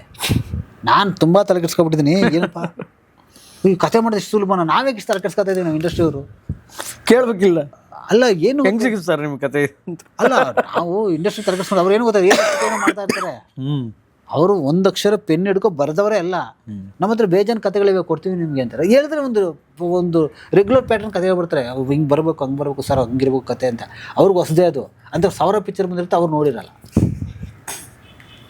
ಈ ಥರದ್ದು ತುಂಬ ಆಗುತ್ತೆ ಸರ್. ಈ ಇಂಡಸ್ಟ್ರಿಲಿ ಆಗೋದು ದೊಡ್ಡ ಸಮಸ್ಯೆ ಇದು. ಕತೆ ಕೇಳಲ್ಲ ಪ್ರೊಡ್ಯೂಸರ್ಸ್. ನಮ್ಮಲ್ಲಿ ಏನಂತಾರೆ, ನಾನು ತುಂಬ ಕಡೆ ವಾದ ಮಾಡಿದಾಗ ತಮಿಳಲ್ಲಿ ಯಾವುದೋ ಒಂದು ಸಿನಿಮಾ ಬರುತ್ತೆ, ಹಿಟ್ ಆಗಿಬಿಡುತ್ತೆ ಸಿನಿಮಾ, ಅದು ಮಾಡಿಬಿಡಿ.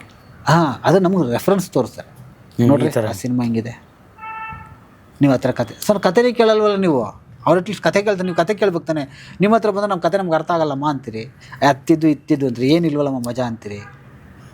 ಸರ್ ಕೆಲವು ಸಿನಿಮಾಗಳು ನಿಮಗೆ ಕ್ಲೈಮ್ಯಾಕ್ಸ್ ಅಷ್ಟೇ ಚೆನ್ನಾಗಿರುತ್ತೆ, ಮಿಕ್ಕದ್ದೊಳಗೆ ನಾವು ಪಿಲ್ಲರ್ ಅಂತೀವಿ.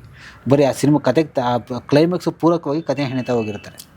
ನೀವು ಆಲ್ಮೋಸ್ಟ್ ನೀವು ಮಲಯಾಳ ಸಿನಿಮಾಗಳು ನೋಡಿದ್ರೆ ಅಲ್ಲಿ ಯಾವುದೇ ರೀತಿ ತಳುಕಿಲ್ಲ. ಯಾಕೆ ಸಿನಿಮಾ ನೋಡಿದ ತಕ್ಷಣ ಅದು ನಮಗೆ ಕನೆಕ್ಟ್ ಆಗುತ್ತೆ, ನಮ್ಮ ಒಳಗಿಳಿಯುತ್ತೆ ಅಂತಂದರೆ ನಮ್ಮದು ಸ್ಟೋರಿ ಏನೋ ಇರುತ್ತೆ. ಅದು ಅಲ್ಲಿ ನಿಮ್ಗೇನೋ ತಳುಕಿಲ್ಲ, ಅಲ್ಲಿ ಅದು ನ್ಯಾಚುರಲ್ ಆಗಿ ಏನು ನಡಿಬೇಕು ನಡೀತಾರೆ, ರಿಯಲಿಸ್ಟಿಕ್ ಆಗಿ. ನಾನು ಅದನ್ನೇ ಕತೆ ಬರ್ಕೊಂಡು ನಾನು ಇಲ್ಲಿ ಪ್ರೊಡ್ಯೂಸರ್ಗೆ ಹೇಳಿದ್ರೆ ಏನು ಇಲ್ವಲ್ರಿ ಇದು ಅಂತಂದರೆ ಅವ್ರಿಗೆ ಮಜಾ ಸಿಗ್ತಾ ಇಲ್ಲ. ಏನಾದ್ರು ಒಂದು ಟರ್ನಿಂಗ್ ಇಡಿ, ಏನಾದ್ರು ಒಂದು ಮಾಡಿ, ಈ ಸಿನಿಮಾದಲ್ಲಿ ಏನಾದ್ರು ಒಂದು ಕಾಮಿಡಿ ಇರಲಿ, ಈ ಥರದ್ದು ಒಂದಷ್ಟು ಹೇಳ್ತಾರೆ. ಅಲ್ಲ ಈಗ ಪ್ರೊಡ್ಯೂಸರ್ಸ್ ಹಂಗೆ ಹೇಳೋದು ತಪ್ಪು ಅಂತ ಅಂತೀರಾ ನೀವು? 100% ಸರ್ ತಪ್ಪು. ಇಲ್ಲಾಂದ್ರೆ ನಮ್ಮ ಜೊತೆ ಕತೆ ಕೂತ್ಕೋಬೇಕು ಅಂತೀನಿ ನಾನು. ಅಲ್ಲ ಈಗ ಸಿನಿಮಾ ಅನ್ನೋದು ಕಂಪ್ಲೀಟ್ಲಿ ಆರ್ಟ್ ಓರಿಯೆಂಟೆಡ್ ಅಥವಾ ಸಿನಿಮಾ ಅನ್ನೋದು ಬಿಸ್ನೆಸ್? Business sir. ಬಿಸ್ನೆಸ್ ಮಾಡೋಕ್ಕೆ ಬಂದವರು ಬಿಸ್ನೆಸ್ಸು. ಕರ್ನಾಟಕದಲ್ಲಿ ಬೆಂಗಳೂರಲ್ಲಿ 180 ಸಿನಿಮಾದ 200 ಸಿನಿಮಾ ಬಂದರೆ ಸರ್ 100 ಸಿನಿಮಾ ಬರೋರೇ ಆರ್ಟ್. ಫಸ್ಟ್ ಬಿಗಿನಿಂಗಲ್ಲಿ ಬಂದು ಏನಂತಾರೆ, ನಾವು ಫ್ಯಾಷನ್ಗೆ ಬಂದಿದ್ದೀವಿ ಅಂತಾರೆ. ಸಿನಿಮಾ ಕಂಪ್ಲೀಟ್ ಆಗೋ ಟೈಮ್ಗೆ ನಮ್ಗೆ ಬಿಸ್ನೆಸ್ ಮಾಡಿಕೊಡು ಅಂತಾರೆ. ಯಾರು? ಪ್ರೊಡ್ಯೂಸರ್ಸ್. ಹೌದಾ? ಹೊಸ ಪ್ರೊಡ್ಯೂಸರ್ ನೋಡಿ ಸರ್, ನೋಡಿ ಸರ್, ನಾವು ಡೈರೆಕ್ಟರ್ಗಳು ನಮ್ಮದು ತಪ್ಪಿದೆ, ಮಾತಾಡ್ತೀನಿ ಕಳಿ. ನಾವು ಒಂದು ಬಜೆಟ್ ಕೊಡ್ತೀವಿ ಪ್ರೊಡ್ಯೂಸರ್ಗೆ. ಆ ಬಜೆಟ್ಲಿ ನಾವು ಮುಗಿಸಲ್ಲ. ಅದು ಎಲ್ಲರೂ ಅಲ್ಲ, ಬಹುತೇಕರು ಮುಗಿಸಲ್ಲ. ಈಗ ಒಂದು ಏನೋ ₹1 ನೀವು ಮುಗಿಸ್ತೀವಿ ಅಂತಂದ್ರೆ ₹1.5-2 ಮಾಡಿಬಿಡ್ತೀರಿ ನೀವು. ಅದಕ್ಕೆ ಪ್ರೊಡ್ಯೂಸರ್ ನಮ್ಮ ನಂಬೋದೇ ಇಲ್ಲ. ಹೊಸಬರನ್ನ ನೀವು ಯಾರನ್ನ ಡೈರೆಕ್ಟರ್ಗಳನ್ನೇ ನಂಬಲ್ಲ. ನೀವು ಹೇಳೋದೊಂದು ಮಾಡೋದೊಂದು ಅಂತಾರೆ. ನಾನು ಹೇಳೋದೇನು ಗೊತ್ತಾ ಸರ್, ವರ್ಷಕ್ಕೆ 180 ಸಿನಿಮಾಗಳು ಬರ್ತವೆ, 200 ಸಿನಿಮಾಗಳು. ಅದ್ರಲ್ಲಿ ನೀವು ನೋಡಿ ರೆಗ್ಯುಲರ್ ಪ್ರೊಡಕ್ಷನ್ ಹೌಸಿಂದ ಬರೋದು 40 ಸಿನಿಮಾ ಅಷ್ಟೇ, ಜಾಸ್ತಿ ಅಂದರೆ. 160 ಸಿನಿಮಾ ಕೂಡ ಹೊಸಬರದೆ, ಹೊಸ ಪ್ರೊಡ್ಯೂಸರ್ದೆ. ನೀವು ಲಿಸ್ಟ್ ತೆಗೀರಿ. ನಾವೇನಾದ್ರು ನಿರ್ದೇಶಕರುಗಳು ನಾವೆಲ್ಲರೂ ಬಂದ 160 ಪ್ರೊಡ್ಯೂಸರ್ನ ಉಳಿಸ್ಕೊಬಿಟ್ವಿ ಒಂದು ವರ್ಷಕ್ಕೆ ಅಂತಿರ್ಗಳು. 2ನೇ ವರ್ಷಕ್ಕೆ 160 ಇರ್ತಾನೆ, ಬರೋ ವರ್ಷಕ್ಕೆ 160 ಬರ್ತಾನೆ. 320 ಪ್ರೊಡ್ಯೂಸರ್ಸ್ ಇದ್ದಾರೆ ನಮಗೆ. ಉಳಿಸ್ಕೊಂಡ್ರೆ ನಾವೇನು ಮಾಡ್ತೀವಿ, ಬಂದವ್ರು ವಾಪಸ್ ಓಡಿಸ್ಬಿಡ್ತೀವಿ. ಎಷ್ಟೋ ಜನ ಓಡೋಗ್ಬಿಡ್ತಾರೆ, ನಿಮ್ಮ ಸವಾಸ ಸಾಕಪ್ಪ ಅಂತ. ಇದು ಒಂದು ಪಾಯಿಂಟು. ನಿರ್ಮಾಪಕರ ಪಾಯಿಂಟಿಂದ ಒಂದು ಮಾತು ಹೇಳ್ತೀನಿ ಕೇಳಿ. ಫಸ್ಟ್ ಬರ್ತಾರೆ, ಇಲ್ಲ ರೀ ಈ ಕತೆ ಹಿಂಗೆ ಮಾಡ್ಬಿಡಿ, ಹಂಗೆ ಮಾಡಿ ಅದು ಹೊಸಬರು ಹಾಕೊಳ್ಳಿ. ಅವ್ರು ಫ್ಯಾಷನ್ ಥರ ಸಿನಿಮಾ ಸ್ಟಾರ್ಟ್ ಮಾಡ್ತಾರೆ. ಸಿನಿಮಾ ಇನ್ವೆಸ್ಟ್ಮೆಂಟ್ ಆಗ್ತಾ ಹೋಗುತ್ತೆ. ಕೊನೆಯಲ್ಲಿ ಬಂದಾಗ ಏನಾಗುತ್ತೆ, ಸಿನಿಮಾ ಬಿಸ್ನೆಸ್ ಎಲ್ಲಿ ನಮಗೇನು ಡಬ್ಬಿಂಗ್ ರೈಟ್ಸ್ ಕೊಡ್ತಾಯಿಲ್ಲ, ನಮಗೆ ಯಾವ ರೈಟ್ಸು ಬರ್ತಾಯಿಲ್ಲ ಅಂತ ಆವಾಗ ಸ್ಟಾರ್ಟ್ ಮಾಡ್ತಾರೆ. ನೀವು ಯಾವಾಗ ಈಗ ಮಾರ್ಕೆಟಿಂಗ್ಲಿ ಮಾರಾಟ ಮಾಡಬೇಕು ಅಂದರೆ ಮಾರಾಟ ಮಾಡೋ ವಸ್ತುಗಳನ್ನ ತೊಗೊಂಡೋಗಿ ಮಾರಾಟ ಮಾಡಬೇಕಾಗುತ್ತೆ. ನೀವು ಬಿಸ್ನೆಸ್ ಮಾಡಬೇಕು ಅಂದರೆ ಬಿಸ್ನೆಸ್ ಯಾರಾಗುತ್ತೆ ಅವ್ರನ್ನ ಅಷ್ಟು ಇಟ್ಕೊಂಡು ಸಿನಿಮಾ ಮಾಡ್ಬೇಕು. ನೀವು ಬಿಗಿನಿಂಗ್ ಬಂದಾಗ ಫ್ಯಾಷನ್ಗೋಸ್ಕರ ಸಿನಿಮಾ ಮಾಡ್ತೀವಿ ಅಂತೀರಿ, ಎಂಡಿಂಗಲ್ಲಿ ಬಿಸ್ನೆಸ್ ಮಾಡ್ಕೊಡು ಅಂತ ಹೆಂಗಾಗುತ್ತೆ? ಬಿಸ್ನೆಸ್ ಆಗಲ್ಲ. ಅದು ಯಾರೋ ಹೊಸಬ್ರನ್ನ ಹೀರೋ ಹಾಕೊಬರ್ತೀವಿ ಇಲ್ಲ, ಸ್ಟಾರ್ಟಿಂಗೇ ಹೇಳ್ಬಿಡ್ಬೇಕು ಬಿಸ್ನೆಸ್ ಗುರು ಸಿನಿಮಾ ಬಿಸ್ನೆಸ್. ಆಗ ಏನು ಅಂದರೆ ನೀವು ಗೊತ್ತಿಲ್ಲ, ಸುಮಾರಷ್ಟು ಪ್ರೊಡ್ಯೂಸರ್ಸ್ ಹಂಗೆ ಇದ್ದಾರೆ, ಪಕ್ಕ ಫಿಕ್ಸ್ ಅವರು. ಬಿಸ್ನೆಸ್ ಬೇಕಾದ್ರೆ ಇನ್ನೊಂದು 5 ಕೋಟಿ ಜಾಸ್ತಿ ಆಗ್ತೀನಿ, ಇಷ್ಟು ಅವ್ರದೇ ಕಾಲ್ ಶೀಟು, ಅವ್ನು ಹಾಕೊಂಡ್ರೆ ಸ್ಯಾಟಲೈಟ್ ಬರುತ್ತೆ, ಇವ್ನು ಹಾಕೊಂಡ್ರೆ ಡಬ್ಬಿಂಗ್ ಅವರೇ ಹೇಳ್ಬಿಡ್ತಾರೆ. ಯಾರ್ದಮ್ಮ ಯಾವ್ದಾದ್ರು ಏನು ಬರಲ್ಲಮ್ಮ, ದುಡ್ಡು ವರ್ಕೌಟ್ ಆಗಲ್ಲ. ಒಂದೇ ಮಾತು, ನೀವು ಸಾಧ್ಯವಾದಷ್ಟು ಜನ ಗಾಂಧಿನಗರದಲ್ಲಿ ಹೋಗಿ ಅಂದರೆ ಡೈರೆಕ್ಟ್ರಿಗೆ ಚಾನ್ಸ್ ಇದೆ ಸರ್, ಡೈರೆಕ್ಷನಿಗೆ ಚಾನ್ಸ್ ಇದೆ 100%. ಪ್ರೊಡ್ಯೂಸರ್ ಹೇಳ್ದಂಗೆ ಮಾಡ್ಬೇಕಷ್ಟೆ. ಅಲ್ಲಿ ಡೈರೆಕ್ಟರ್ ಚಾನ್ಸ್ ಇದೆ ಅಂದರೆ ಹೇಗೆ ಅದು ಲಾಸ್ಟ್ಲಿ ಯೋಗ ಅಂತ ಒಂದು ವರ್ಡ್ ಇದೆ, ಆ ಥರ ಟೈಮು ಇರುತ್ತೆ. ಕೆಲವೊಮ್ಮೆ ಏನಾಗುತ್ತೆ, ಸ್ಟಾರ್ ಇರಬೇಕು. ಸ್ಟಾರು ಅದು ನಂಬೋದಲ್ಲ ಸರ್. ಈಗ ನೋಡಿ, ಕೆಲವೊಮ್ಮೆ ನಾವೆಲ್ಲ ಸಿನಿಮಾಗಳು ನೋಡ್ತೀವಿ ಸರ್, ಒಂದು ಆವರೇಜ್ ಸಿನಿಮಾ ಬಂದಿರುತ್ತೆ, ಬೇರೆ ಹಿಟ್ ಆಗಿಬಿಡುತ್ತೆ. ಕೆಲವು ಎಕ್ಸ್ಟ್ರಾ ಸೂಪರ್ ಸಿನಿಮಾ ಅನ್ನೋದು ಫ್ಲಾಪ್ ಆಗ್ಬಿಟ್ಟಿರುತ್ತೆ. ಏನಂತೀರಿ ಇದನ್ನು? ಎಲ್ಲ ಹೇಳ್ತಾ ಇರ್ತಾರೆ, ಆವ್ರೇಜ್ ಸಿನಿಮಾ ಅಂತ ಇರ್ತಾರೆ. ಫೇಸ್ಬುಕ್ಕಲ್ಲಿ ಅವನೋ ಬರೀತಾ ಇರ್ತಾನೆ, ಅಂತ ಒಳ್ಳೆ ಸಿನಿಮಾ ಅಲ್ಲ ಅಂತ. ಹೇಗೇನು cinema hit, super duper hit ಆಗಿರುತ್ತಲ್ಲ ಅಲ್ವಾ? ಸೊ ಹಾಗೆ ಸಿನಿಮಾ ನನ್ನ ಪ್ರಕಾರ ಏನು ಗೊತ್ತಾ ಸರ್, ಚಾನ್ಸ್ ತಗೊಳ್ಳೋದಷ್ಟೇ. ಅದಕ್ಕೆ ಫಾರ್ಮುಲಾ ಇಲ್ಲ, ಯಾರಿಗೂ ಗೊತ್ತಿಲ್ಲ ಫಾರ್ಮುಲಾ. ಎಂಟ್ರೆನ್ಸಲ್ಲಿ ಎಂಟ್ರಿ ಆಗಬೇಕಾದ್ರೆ ಅದಕ್ಕಲ್ಲ, ಸಿನಿಮಾ ಮಾಡೋದಕ್ಕೆ ಫಾರ್ಮುಲಾ ಇಲ್ಲ ಸರ್. ಸಕ್ಸಸ್ಗೆ ಫಾರ್ಮುಲಾ ಇಲ್ಲ, ಬಟ್ ಚಾನ್ಸ್ ತಗೊಳ್ಳೇಬೇಕು. ನಾವು ಪೆವಿಲಿಯನ್ನಲ್ಲಿ ಕೂತ್ಕೊಂಡು 6 ಹೊಡಿತೀವೋ 4 ಹೊಡಿತೀವೋ ಹೇಳಲಿಕ್ಕೆ ಬರಲ್ಲ. ಪಿಚ್ಗೆ ಹೋಗಿ ಆಡ್ಬೇಕು, ಪಿಚ್ಗೆ ಹೋಗ್ಬೇಕು, ಬ್ಯಾಟ್ ಹಿಡ್ಕೊಂಡು ನಿಂತ್ಕೋಬೇಕು. ಡಕ್ಔಟ್ ಆಗ್ತಿರೋ ಇಲ್ಲ 100 ಹೊಡಿತೆ, ಅದು ಚಾನ್ಸ್ ತೊಗೊಳ್ಳೇಬೇಕು. ಅದಕ್ಕೆ ನಾವೆಲ್ಲ ಇಷ್ಟು ಸಿನಿಮಾ ವರ್ಷ ಬರ್ತಾ ಇದೆ. ಇವತ್ತು ಸಿನಿಮಾ ದುಡ್ಡು ಬರಲ್ಲ, ಕಾಸು ಬರಲ್ಲ, ಅದು ಬರಲ್ಲ, ಇದು ಬರಲ್ಲ, ಸ್ಯಾಟಲೈಟ್ ಇಲ್ಲ, ರೈಟ್ಸ್ ಇಲ್ಲ ಅಂತೀವಿ ಕೂಡ. ಅದು ನಾವು ಸಿನಿಮಾ ಮಾಡೋದು ಯಾಕೆ ಅಂತಂದರೆ ಅದೊಂದು ಆಶಾಭಾವನೆ. ಏನು ಹೇಳಿ, ಇದು ವರ್ಕೌಟ್ ಆಗ್ಬೋದು ಅಷ್ಟೇ. ಅದೇ ನಮ್ಮನ್ನು ಉಳಿಸಿರೋದು. ಅದಾಗಿದೆ ಕೂಡ, ಮಿರಾಕಲ್ಸ್ ಆಗುತ್ತೆ, ಯಾವುದೋ ಒಂದು ಖಂಡಿತ ಆಗುತ್ತೆ. ಹಾಗೆ ಅದೆಲ್ಲ ಅದು ನಮ್ಮದು ಆಗ್ಬಿಡ್ಬೋದು. ಮಾಡೋದನ್ನ ಪ್ರಾಮಾಣಿಕವಾಗಿ ಮಾಡೋಣ ಅಂತ ಒಂದಷ್ಟು ಜನ ನಾವು ಸುಮ್ಮನೆ ನಿಂತಿದ್ದೀವಿ ಅಷ್ಟೇ. ಏನಾಗುತ್ತೋ ಗೊತ್ತಿಲ್ಲ. ಫುಲ್ ಫ್ಲೆಡ್ಜ್ ಆಗಿ ಸಿನಿಮಾ ರೆಡಿ ಮಾಡಿಕೊಂಡು ನಿರ್ದೇಶನಕ್ಕೆ ಇಳಿದಿದ್ದು ಯಾವುದು? ಫಸ್ಟ್ ಸಿನಿಮಾ ಯಾವುದು ಸರ್ ನಿಮ್ಮದು? ಸರ್ ಫಸ್ಟ್ ಸಿನಿಮಾ ಬಂದ್ಬಿಟ್ಟು ನಾನು ಮಾರ್ಚ್ 23 ಅಂತ ಒಂದು ಸಿನಿಮಾ ಮಾಡಿದೆ. ಹೊಸಬ್ರನ್ನ ಹಾಕೊಂಡ? ಇಲ್ಲ, ಯಶಸ್ ಸೂರ್ಯ ಅಂತ ಹೀರೋ ಕೇಳಿರ್ಬೋದು. ನನ್ನ ಮೊದಲೇ ಸಿನಿಮಾ ಅದು. ಕರ್ನಾಟಕದಲ್ಲಿ ಫಸ್ಟ್ ರೆಡ್ಡಲ್ಲಿ ಕಂಪ್ಲೀಟ್ ಚಿತ್ರೀಕರಣ ಮಾಡಿದಂತಹ ಸಿನಿಮಾ ಅದು, ರೆಡ್ ಕ್ಯಾಮ್ರಾ, 2013ರಲ್ಲಿ. ಆದರೆ ನಮಗೇನಾಗುತ್ತೆ ಅಂತಂದರೆ ಅನುಭವದ ಕೊರತೆ ಇತ್ತು. ಸೊ ಹಾಗಾಗಿ ಆ ಸಿನಿಮಾನ ಹೊರಗಡೆ ತರಲಿಕ್ಕೆ ಆಗಲಿಲ್ಲ. ನಾನು ಸಿನಿಮಾ ರಿಲೀಸೇ ಆಗಲಿಲ್ಲ. ಅದು ಪಿಕ್ಚರು ಮಾರ್ಚ್ 23 ಅಂತ. ಆ ಸಿನಿಮಾ ಕಂಪ್ಲೀಟಾಗಿ ಸೆನ್ಸರ್ ಆಗಿ ನಾವು ಸಿನಿಮಾ ರಿಲೀಸ್ ಮಾಡಲಿಕ್ಕಾಗಲಿಲ್ಲ, ಬೇರೆ ಬೇರೆ ಕಾರಣಗಳಿಂದ. ಪ್ರೊಡ್ಯೂಸರ್ ಹೆಂಗಿದ್ರು? ಪ್ರೊಡ್ಯೂಸರ್ ಈಗಲೂ ಜೊತೆ ಫ್ಯಾಷನಿಗೆ ಫ್ಯಾಷನ್ ಆಗಿತ್ತು. ನಾವೆಲ್ಲ ಸೇರ್ಕೊಂಡು ಫ್ಯಾಷನಾಗೆ ಇದ್ವಿ ಪಿಕ್ಚರು. ಅದನ್ನು ಬೇರೆ ಥರದೇ ಸಿನಿಮಾ ಮಾಡಬೇಕು ಅಂತ. ಇವತ್ತಿಗೂ ಕೂಡ ನನ್ನ ಖುಷಿ ಏನಪ್ಪ ಅಂತಂದರೆ ಆ ಥರ ಸಿನಿಮಾ ಇನ್ನೊಂದು ಬರಲಿ. ಅದೇ ಕತೆ ಸಿನಿಮಾ ಯಾರೂ ಮಾಡಲಿಲ್ಲ. ಆ ಶೇಡ್ ನೀರು ಸಿನಿಮಾ ಯಾರೂ ಮಾಡಲಿಲ್ಲ. ಅದೊಂದು ನನ್ನ ಖುಷಿ. ಬಿಡಪ್ಪ, ಇಷ್ಟು ವರ್ಷ ಆಗಿದೆ, 2013, 2025, ಇವಾಗ 12 ವರ್ಷ ಆಗಿದೆ ಆ ಸಿನಿಮಾ ಮಾಡಿ. ಆ ಶೇಡಲ್ಲಿ ಯಾರು ಸಿನಿಮಾ ಮಾಡಲಿಲ್ವಲ್ಲ, ಥಾಟ್ ಯಾರಿಗೂ ಬರಲಿಲ್ವಲ್ಲ. ಇವತ್ತು ಯಾರು ಕನ್ನಡದಲ್ಲಂತೂ ಯಾರು ಮಾಡಿಲ್ವಲ್ಲ. ಅದೊಂದೇ ಖುಷಿ ನನಗೆ. ನಾವೇನಾವತ್ತು ಡಿಫ್ರೆಂಟಾಗಿ ಥಿಂಕ್ ಮಾಡಿದ್ವಿ, ಬಟ್ ವರ್ಕೌಟ್ ಆಗಲಿಲ್ಲ. ಅದಾದ ನಂತರ ನಾನು ಪುಟಾಣಿ ಸಫರಿ ಮಾಡಿದೆ. ಮಕ್ಕಳ ಸಿನಿಮಾ ಯಾಕೆ ಮಾಡಿದೆ ಅಂತಂದರೆ ನಾನು ಸಿನಿಮಾ ಮಾಡೋಕ್ಕೆ ಆಗಲಿಲ್ಲ. 2013, 14, 15, 16ವರೆಗೆ ನಾನು ಕೆಲಸ ಆಗಲಿಲ್ಲ. ಬೇರೆ ಏನೇನೋ ಕೆಲಸ ಮಾಡಿದೆ. ಏನು ಮಾಡೋದು, ಬದುಕೋದಕ್ಕೆ ಏನೇನು ಕಾಲೇಜಲ್ಲಿ ಒಂದಷ್ಟು ಕೆಲಸ ಮಾಡೋದು, ಲೆಕ್ಚರ್ ಕೆಲಸ ಮಾಡೋದು, ಪತ್ರಿಕೋದ್ಯಮದಲ್ಲಿ ಬರೆಯೋದು, ವೆಬ್ಸೈಟಿಗೆ ಬರೆಯೋದು, ಈಗ ಏನೇನೋ ಕೆಲಸಗಳು ಮಾಡ್ತಾ ಹೋದೆ. ಸಿನಿಮಾ ಇಂಡಸ್ಟ್ರಿ ಅಷ್ಟು ಇದಾಗ್ಬಿಟ್ಟು ಆಮೇಲೆ ಮತ್ತೆ ಸಿನಿಮಾ ಮಾಡೋಣ, ಒಂದು ಮಕ್ಕಳ ಸಿನಿಮಾ ಅಂದ್ಬಿಟ್ಟು ನಮ್ಮ ಚಂದ್ರಶೇಖರ್ ಅವ್ರಿಗೆ ಹೇಳಿದೆ, ಸರ್ ಈಗ ಒಂದು ಮಕ್ಕಳ ಸಿನಿಮಾ ಇದೆ, ಮಾಡುವ. ಯಾಕೆ ಮಕ್ಕಳ ಸಿನಿಮಾ ಮಾಡ್ತೀವಿ ಅಂತಂದರೆ ಅದಕ್ಕೊಂದು ಸಬ್ಸಿಡಿನ ಅಂತ ಅಮೌಂಟ್ ಇದೆ, ಬಟ್ ಥಿಯೇಟ್ರಲ್ಲಿ ಕೂಡ ರನ್ ಮಾಡ್ಬೋದು. ಸರಿ ಅಂತ ಮಕ್ಕಳ ಸಿನಿಮಾ ಮಾಡ್ತೀವಿ. 2017 ರಿಲೀಸ್ ಆಯಿತು. ನೀವು ನೋಡಿ, ಅದು 100 ಡೇಸ್ ರನ್ ಆಯಿತು. ನೀವು TV 9ನಲ್ಲಿ ಅದ್ರ ಬಗ್ಗೆ ಒಂದು ಪ್ರೋಗ್ರಾಮ್ ಕೂಡ ಮಾಡಿದ್ವಿ. ಚಿನ್ನಾರಿ ಮುತ್ತ ಆದಮೇಲೆ ಇನ್ನೂ ಕೂಡ ಸಿನಿಮಾ ಹೌಸ್ಫುಲ್ಲಲ್ಲಿ ಹೋಗ್ತಾ ಇರೋದು ಇದಂತ. ಅದಾದ ನಂತರ ಏನು ಮಾಡಿದ್ವಿ, ಮಾಮೂಲಿ ಬೇರೆ ಎಕ್ಸ್ಪೆರಿಮೆಂಟ್ ಮಾಡ್ತಾ ಹೋದೆ. ಮಠ ಮಾಡಿದೆ, ವಾಸಂತಿಂತಾಗ ಮಾಡಿದೆ, ವರ್ಣಮಯ ಮಾಡಿದೆ, ನೈಟ್ ಕರ್ಫ್ಯೂ ಮಾಡಿದೆ. ಈ ಮಾಲಾಶ್ರೀ ಅವರು ಹೀರೋ ಅಷ್ಟೇ ಫೈಟ್ ಮಾಡೋರು, ಆ್ಯಕ್ಷನ್ ಸೀಕ್ವೆನ್ಸ್ಗಳನ್ನೆಲ್ಲ ಮಾಡೋರು. ಹಿಂದೆ ದುರ್ಗೆ ನೋಡಿದ್ದೀವಿ, ಚಾಮುಂಡಿ ನೋಡಿದ್ದೀವಿ, ಬೇರೆ ಸಿನಿಮಾಗಳನ್ನೆಲ್ಲ ನೋಡಿದ್ವಿ. ಆಫ್ಟರ್ ಲಾಂಗ್ ಗ್ಯಾಪ್ ಹೆಂಗೆ ಕನ್ವಿನ್ಸ್ ಮಾಡಿದ್ರಿ ಸರ್? ಅದು ಏನಾಗುತ್ತೆ, ಹೋಪ್ಫುಲಿ ಕಿರಣ್ ಬೇಡಿ ಲಾಸ್ಟ್ ಏನು ಅವ್ರದ್ದು ಇಲ್ಲ, ಜಂಬದೊಡಿಗೆ ಉಪ್ಪು ಹುಳಿಕಾರ ಆದಮೇಲೆ ಅವ್ರು ಸಿನಿಮಾ ಮಾಡಲಿ 5 ವರ್ಷ ಮಾಡಿರಲಿಲ್ಲ. 5 ವರ್ಷ ಅದಾದ್ಮೇಲೆ ನೈಟ್ ಕರ್ಫ್ಯೂ ಮಾಡಿದ್ರು. ಬಟ್ ನೈಟ್ ಕರ್ಫ್ಯೂಯಿಂದ ದೊಡ್ಡ ಕಥೆ ಸರ್. ಆ್ಯಕ್ಚುಲಿ ನಾನು ಒಂದಿನ ಲಾಕ್ಡೌನ್ ಆಗಿದ್ದಾಗ ಸುಮ್ಮನೆ ಏನೋ ಬರೀತಾ ಕೂತಿದ್ದೆ. ಒಂದು 22 ಅಲ್ಲ ರಿಲೀಸ್ ಆಗಿದೆ, 24 ರಿಲೀಸ್ ಆಯ್ತು ಅದು. 24. ನಾನು ಲಾಕ್ಡೌನಲ್ಲಿ ಒಂದು ಕತೆ ಬರೀತಾ ಕೂತಿದ್ದೆ. ನಾನು ಲಾಕ್ಡೌನ್ ಆಗಿತ್ತು.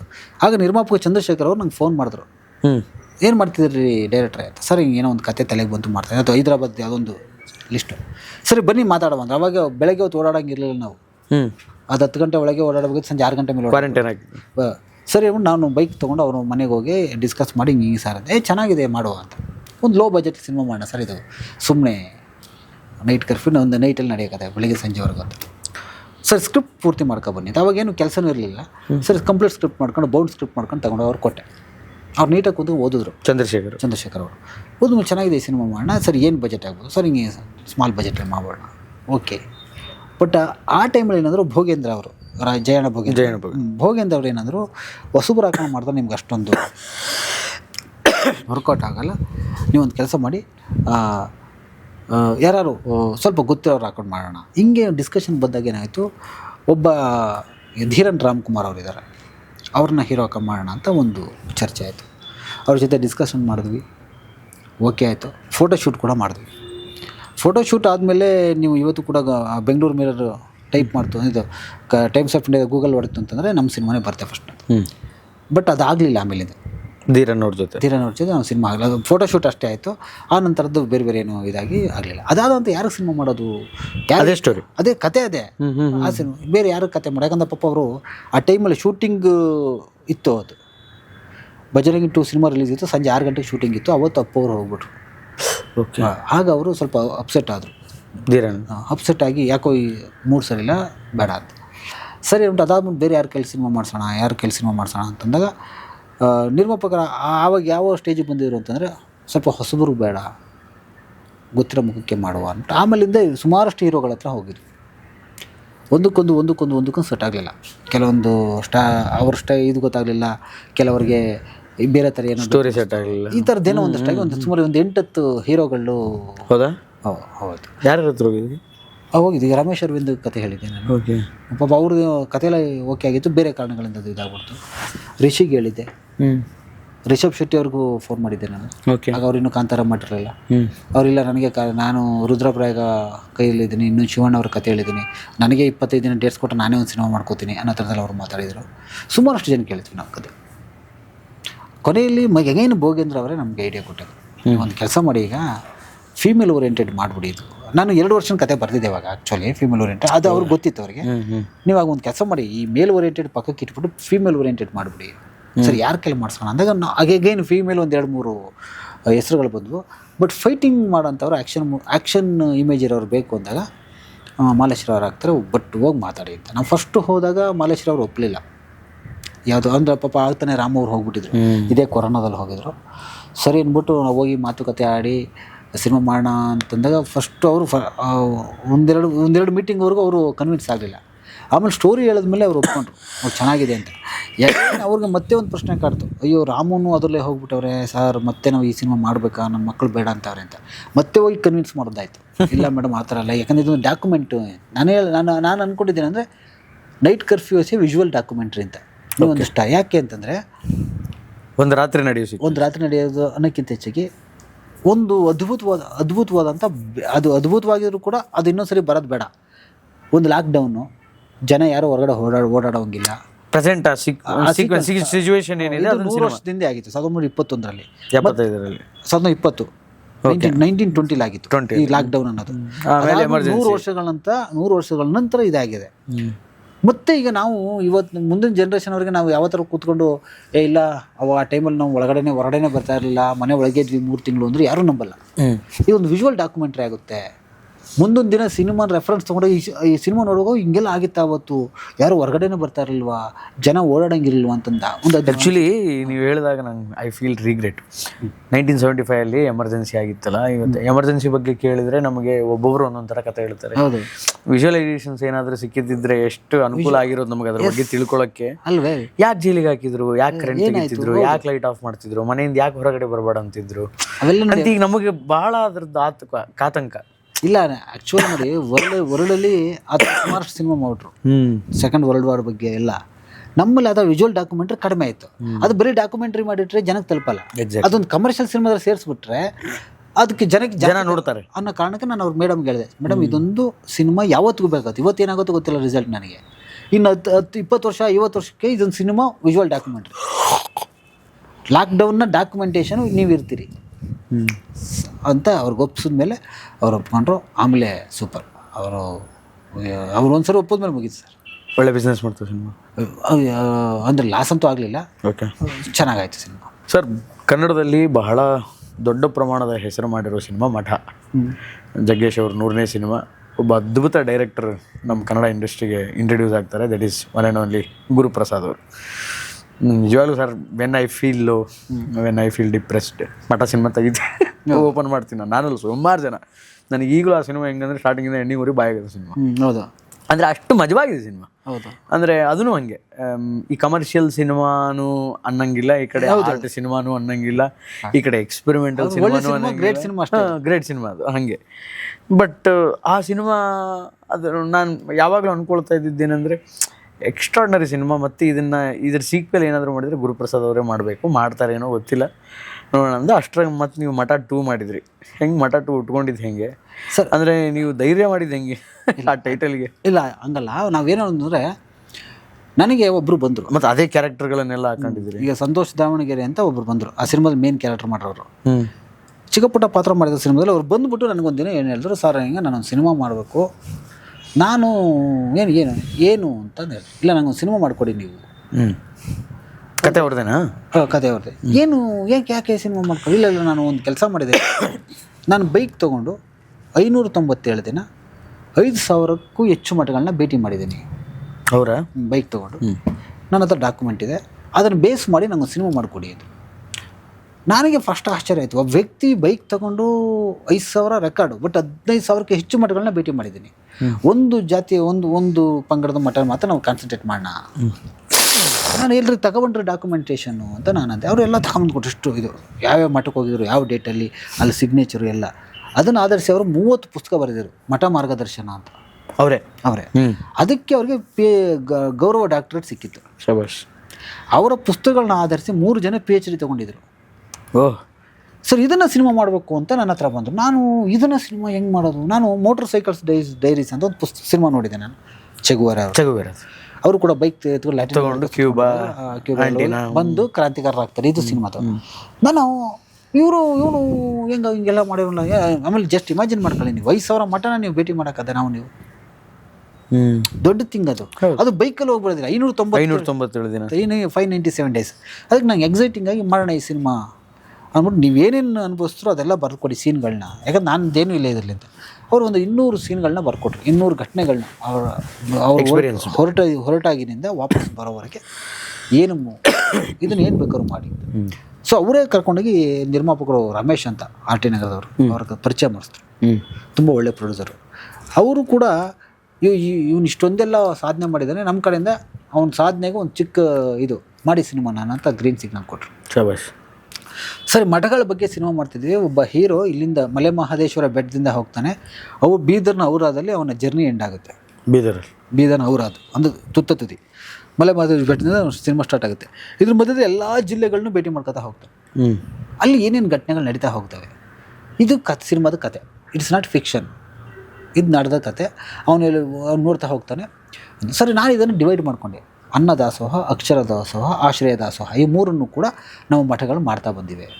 ಮಠಗಳ ಪ್ರಾಮುಖ್ಯತೆ ಇಷ್ಟಿದೆ, ಇದನ್ನು ಹೈಲೈಟ್ ಮಾಡೋಣ. ಅನ್ನದಾಸೋಹ, ಅಕ್ಷರ ದಾಸೋಹ ಮತ್ತು ಆಶ್ರಯ ದಾಸೋಹನ ಯಾವ ಥರ ಮಠಗಳು ಮಾಡ್ತಾ ಇದ್ವು ಅದನ್ನು ಡಿವೈಡ್ ಮಾಡ್ಕೊ ಅದಕ್ಕೆ ತಕ್ಕಂಥ ಸೀನ್ಗಳನ್ನ ಜೋಡಿಸ್ಬಿಟ್ಟು ಈ ಸಿನಿಮಾ ಮಾಡೋಣ ಅಂತ. ಬಟ್ ಇನ್ನು ಕಮರ್ಷಿಯಲಿ ಮಾಡಿದಾಗ ಸ್ವಲ್ಪ ಕಾಮಿಡಿ ಬೇಕು ಒಂದಷ್ಟು. ಯಾಕಂದ್ರೆ ಆ ಮಟ್ಟಕ್ಕೆ ಕಂಪೇರ್ ಫಸ್ಟ್ ಅದಾಗ್ಬಿಟ್ಮೇಲೆ ಏನು ಹೆಸರು ಇಡೋದು, ನಾವು ಫಸ್ಟ್ ಯಾತ್ರಿಕ ಅಂತ ಇಟ್ಟಿದ್ವಿ. ಯಾತ್ರಿಕ ಅಂದ ತಕ್ಷಣ ಮಠಕ್ಕೆ ಅದಕ್ಕೂ ಸಂಬಂಧನೇ ಇಲ್ಲ ಅಂದಂಗೆ ಆಗ್ಬಿಡ್ತು. ಯಾತ್ರಿಕ ಏನು ಬೇಕಾದ್ರೂ ಆಗ್ಬೋದು, ದೇವಸ್ಥಾನ. ಹೌದು. ಸರ್, ಇನ್ನೇನು ಹಿಡಿದು ಮಠಾಧಿಪತಿ ಎಂದು ಇಡೋಣ. ಮಠಾಧಿಪತಿ ಅಂದ ತಕ್ಷಣ ಏನಾಗುತ್ತೆ, ಒಬ್ಬ ವ್ಯಕ್ತಿ ಆಗೋಯ್ತಾ, ಯಾರೋ ಮಠಾಧೀಶಂದಾಗುತ್ತೆ, ಮಠಾಧಿಪತಿ ಆಗುತ್ತೆ. ಗದ್ದುಗೆ ಅಂತ ಇಡವ ಅಂತ. ಗದ್ದುಗೆ ಅಂದರೆ ಎಷ್ಟೋ ಜನಕ್ಕೆ ಮಠಕ್ಕೆ ರಿಲೇಟೆಡ್ ಅಂತ ಗೊತ್ತಿಲ್ಲ. ಹೀಗೆ ಸುಮಾರಷ್ಟು ಟೈಟ್ಲ್ಗಳನ್ನ ಹುಡ್ತಾ ಇದ್ವಿ. ನಂಗೆ ಮಠ ಅನ್ನೋದು ನನಗೆ ಗೊತ್ತಿದ್ದಂಗೆ ನನ್ನ ಕತ್ತಿನ ಮೇಲೆ ತೂಗು ಕತ್ತಿ, ಅದು ಇಡಬಾರ್ದು ಅಂತ. ಈಗ ಇಟ್ಟರೆ ಅದು ಜನ ಕಂಪೇರ್ ಮಾಡ್ತಾರಲ್ಲ, ಆ ಮಟ್ಟಕ್ಕೆ ಕಂಪೇರ್ ಮಾಡ್ತಾರೆ. ನಮ್ಮದು ಡಾಕ್ಯುಮೆಂಟ್ರಿ, ಅವ್ರದ್ದು ಸಂಬಂಧನೇ ಇಲ್ಲ, ಅದಕ್ಕೆ ಸಂಬಂಧ ಇಲ್ಲ. ಅದು ನೋಡ್ಕೊಂಬಂದು ಏನು ಗುರಿದು ಡಾಕ್ಯುಮೆಂಟ್ರಿ ಬೈಕ್ ಎತ್ಕೊಂಡು ಎಲ್ಲ ಮಠ ನೋಡ್ಕೊಂಬಂದು ಇದನ್ನು ಪಿಕ್ಚರ್ ಮಾಡೋರು ಅಂತಂತಾರೆ. ಹೌದಲ್ಲ? ಹಾಗಾಗಿ ನನಗೇನು ಅಂದರೆ ಈ ಮಠ ಟೈಟ್ಲ್ ಹೆಂಗಾರು ಅವಾಯ್ಡ್ ಮಾಡಬೇಕು ಅಂತ ಹುಡುಕಿದ್ವಿ, ಸಿಗಲಿಲ್ಲ. ಸರಿ, ಮಠ ಇಟ್ಬೋಣ ನಾನು ಗುರುಪ್ರಸಾದ್ ಅವ್ರ ಹತ್ರ ಹೋದೆ. ಹೋಗಿ ಅವ್ರ ಮುಂದೆ ಕೂತ್ಕೊಂಡು ಹಿಂಗಾಗಿ ನೀವೇ ಅನ್ಕೊಂಡ್ರೆ ಮಠ ಇಡೋಣ ಅಂತ ನಾವೆಲ್ಲ ಡಿಸ್ಕಸ್ ಮಾಡಿ ಏನು ಇಡ್ಬೋದು ಮಠಗಳ ಬಗ್ಗೆ ಟಕ್ಕಂತ ಸಿನಿಮಾದ ಹೆಸರು ಕಲಿತ ತಕ್ಷಣ ಮಠ ಅಂತ ಬರೋದು. ಮಠ ಅಂತಲೇ ಇಟ್ಬೋಣ. ಸರಿ, ಆಗ ಗುರುಪ್ರಸಾದ್ ಹತ್ರ ಹೋಗ್ಕೊಂಡು ಗುರುಪ್ರಸಾದ್ ಅವ್ರ ಹತ್ರ ಹೋದ್ವಿ. ಹೋಗಿ ಒಂದು 2 hours ಕೂತ್ಕೊಂಡು ಡಿಸ್ಕಷನ್ ಮಾಡಿದೆ. ಯಾಕಂದ್ರೆ ನಂಗೆ ಮೊದಲೇ ಗೊತ್ತಿರಿ ಈ ಪುಸ್ತಕ ಅವರೇ ಬಿಡುಗಡೆ ಮಾಡಿಕೊಟ್ಟಿದ್ರು. 101 ಚಿತ್ರ. ಸೊ ಹಾಗೆ ಅವರು ಯಾಕೆ ಇಡ್ತೀರಾ ಮಠ, ಬೇರೆ ಯಾವ್ದಾದ್ರು ಟೈಟ್ಲು ರಿಜಿಸ್ಟರ್ ಮಾಡಿಸಿ, ಯಾಕೆ ಎಲ್ಲ ಇಡ್ತೀರಾ ನೀವು ಇದನ್ನು? ಸರ್, ನಾನು ಅದೇ ಹೇಳ್ತಿದ್ದೀನಿ, ಯಾವ್ದಾದ್ರು ಒಂದು ವರ್ಡ್ ಕೊಟ್ಬಿಡಿ ನನಗೆ, ಇಮಿಡಿಯೇಟ್ ಚೇಂಜ್ ಮಾಡಿಸ್ಬಿಡ್ತೀನಿ. ನನಗೆ ಬೇರೆ ಸುತ್ತೋಯ್ತಲ್ಲ. ಅವರು ಕೂತ್ಕೊಂಡು ಯೋಚನೆ ಮಾಡಿದ್ರು 1 hour ಕೂತ್ಕೊಂಡು ಡಿಸ್ಕಷನ್ನು. ಅವ್ರು ಯಾವುದೋ ಒಂದು ಟೈಟ್ಲ್ ಹೇಳ್ತಾರೆ, ನಾನು ಅದು ಹಂಗಾಗಲ್ಲ ಅಂತ ಹೇಳಿ ಲಾಸ್ಟ್ಲಿ ಅವರು ಬಿಡ್ರಿ, ನೀವು ಬೇರೆ ಯಾವುದು ಸೂಟೇ ಆಗಲ್ಲ ರೀ, ಮಠನೇ ಆಗುತ್ತೆ ರೀ, ಇದನ್ನೇ ಮಾಡಿಬಿಡಿ ಅವ್ರು ಹೇಳ್ಬಿಟ್ರು. ಅದಾಗ್ಬಿಟ್ಮೇಲೆ ನಾನು ಇಟ್ಬಿಟ್ಮೇಲೆ ನಂಗೊಂದು ಫೀಲ್ ಕಾಡೋಕ್ಕೆ ಸ್ಟಾರ್ಟ್ ಆಯಿತು. ಮಠ ಅಂದರೆ ಗುರುಪ್ರಸಾದ್ ಅಂದರೆ ಮಠ. ಈಗ ನಾನೆಲ್ಲೋ ಮೊದಲು ಸಿನಿಮಾ ಮಠ ಅಂತ ಮಾಡಿ ಅದು ರವೀಂದ್ರ ಮಠ ಅಂತ ಆಗೋದು ಬೇಡ ಅಂದ್ಬಿಟ್ಟು ನಾನು ಅಂದೇ ಗುರುಗಳೇ ಒಂದು ಕೆಲಸ ಮಾಡಿ, ನೀವು ಈ ಸಿನಿಮಾದಲ್ಲಿ ಇದ್ಬಿಡಿ. ಮಠ ಅಂತ ಬಂದರೆ ನೀವು ಇರಬೇಕು, ಎಷ್ಟೇ ಪಿಕ್ಚರ್ ಬರಲಿ ಕರ್ನಾಟಕದಲ್ಲಿ ನೀವಿರಲಿ, ನೀವು ಆ್ಯಕ್ಟಿಂಗ್ ಮಾಡಿಬಿಡಿ ಈ ಸಿನಿಮಾದಲ್ಲಿ. ಇದು ಸಿನಿಮಾಗಿನ ಮುಂಚೆ, ಶೂಟಿಂಗ್ ಮುಂಚೆ ಇದು ಡಿಸ್ಕಷನ್ಗೆ ಟೈಟಲ್ ಡಿಸ್ಕಷನ್ ಆಗಿತ್ತು. ಆವಾಗ ನೀವು ಆ್ಯಕ್ಟಿಂಗ್ ಮಾಡಿ. ಓಕೆ ರಾಜ, ಪಾಪ ಅವರು ಅಷ್ಟೇ ಫಸ್ಟ್ ಏನು ಕಿತ್ತಾಟ ಮಾಡೋದು ಅಷ್ಟೇ. ಆಮೇಲೆ ಓಕೆ ಡೈರೆಕ್ಟ್ರೆ ಪರಿಚಯ ಇತ್ತು ಮೊದಲಿಂದ ಈ ಪುಸ್ತಕ ರಿಲೀಸ್ ಈ ಡಿಸ್ಕಷನ್ ಎಲ್ಲ ಆಗ್ಬಿಟ್ಮೇಲೆ ನಾನು ಹೇಳಿದೆ, ಹಿಂಗೆ ಮಾಡುವ, ನೀವಿರಲಿ. ಮಠ ಅಂದರೆ ನೀವು ಇದ್ಬಿಡಿ, ನನಗೆ ಬೇಡ. ನನಗೆ ಮಠ ರವೀಂದ್ರ ಅಂತ ಅನ್ನೋದೇ ನಂಗೆ ಇಷ್ಟ ಇಲ್ಲ. ನಂದೆಲ್ಲ ಜಾನರ್ ಇದು. ಗುರುಪ್ರಸಾದ್ ಅವರೇ ಇರಬೇಕು, ನಿಮ್ಮದೇ ಬ್ರ್ಯಾಂಡ್, ಅವ್ರದೇ ಮಠ. ವಿಶೇಷ ಏನು ನನಗೇನು ಅಂದರೆ, ನಾನು ಮಕ್ಕಳ ಸಿನಿಮಾ ಮಾಡಿದ್ದೇನೆ, ಇಮ್ಮಿಡಿಯೇಟ್ ನಾನು ಬೇರೆ ಜಾನರ್ಗೆ ಹೋಗ್ಬೇಕು, ಏನೋ ಒಂದು ಎಕ್ಸ್ಪೆರಿಮೆಂಟ್ ಮಾಡ್ಬೇಕಷ್ಟೆ. ಒಂದೇ ಥರದ ಕತೆ ರೆಗ್ಯುಲರ್ ಕಮರ್ಷಿಯಲ್ ಪಿಕ್ಚರ್ ನಾನು ಮಾಡಲ್ಲ, ಫೈಟು ಏನೋ ಒಂದು ಬೇರೆ ಥರ ಮಾಡ್ತೀನಿ, ಅದಕ್ಕೋಸ್ಕರ ಇದು ಮಾಡ್ತೀನಿ ಅಂದ್ಬಿಟ್ಟು ಮಠ ಸಿನಿಮಾ ಕೈಯಾಗ. ಸೊ ಶೂಟಿಂಗ್ ಎಲ್ಲ ಮಾಡಿದ್ವಿ. ಸೊ ಆ ಸಿನಿಮಾಗೋಸ್ಕರ ನೀವು ಗೊತ್ತಿಲ್ಲ, ನಾವು 25 ಜಿಲ್ಲೆಯಲ್ಲಿ ಶೂಟ್ ಮಾಡಿದ್ವಿ. ನೀವು ಸಿನಿಮಾ ನೋಡ್ರೂ ಗೊತ್ತಾಗುತ್ತೆ, ಆಲ್ ಓವರ್ ಕರ್ನಾಟಕ ಶೂಟ್ ಮಾಡಿದ್ವಿ. ನಮ್ಮ ಪ್ರೊಡ್ಯೂಸರ್ ಅದಕ್ಕೆ ಎಲ್ಲ ರೀತಿ ಸಪೋರ್ಟ್ ಕೊಟ್ಟರು. ಈಗ ದುಡ್ಡು ಬರುತ್ತೆ ವಾಪಸ್ ಯಾವ ನಾವು ಥಿಂಕೇ ಮಾಡಲಿಲ್ಲ.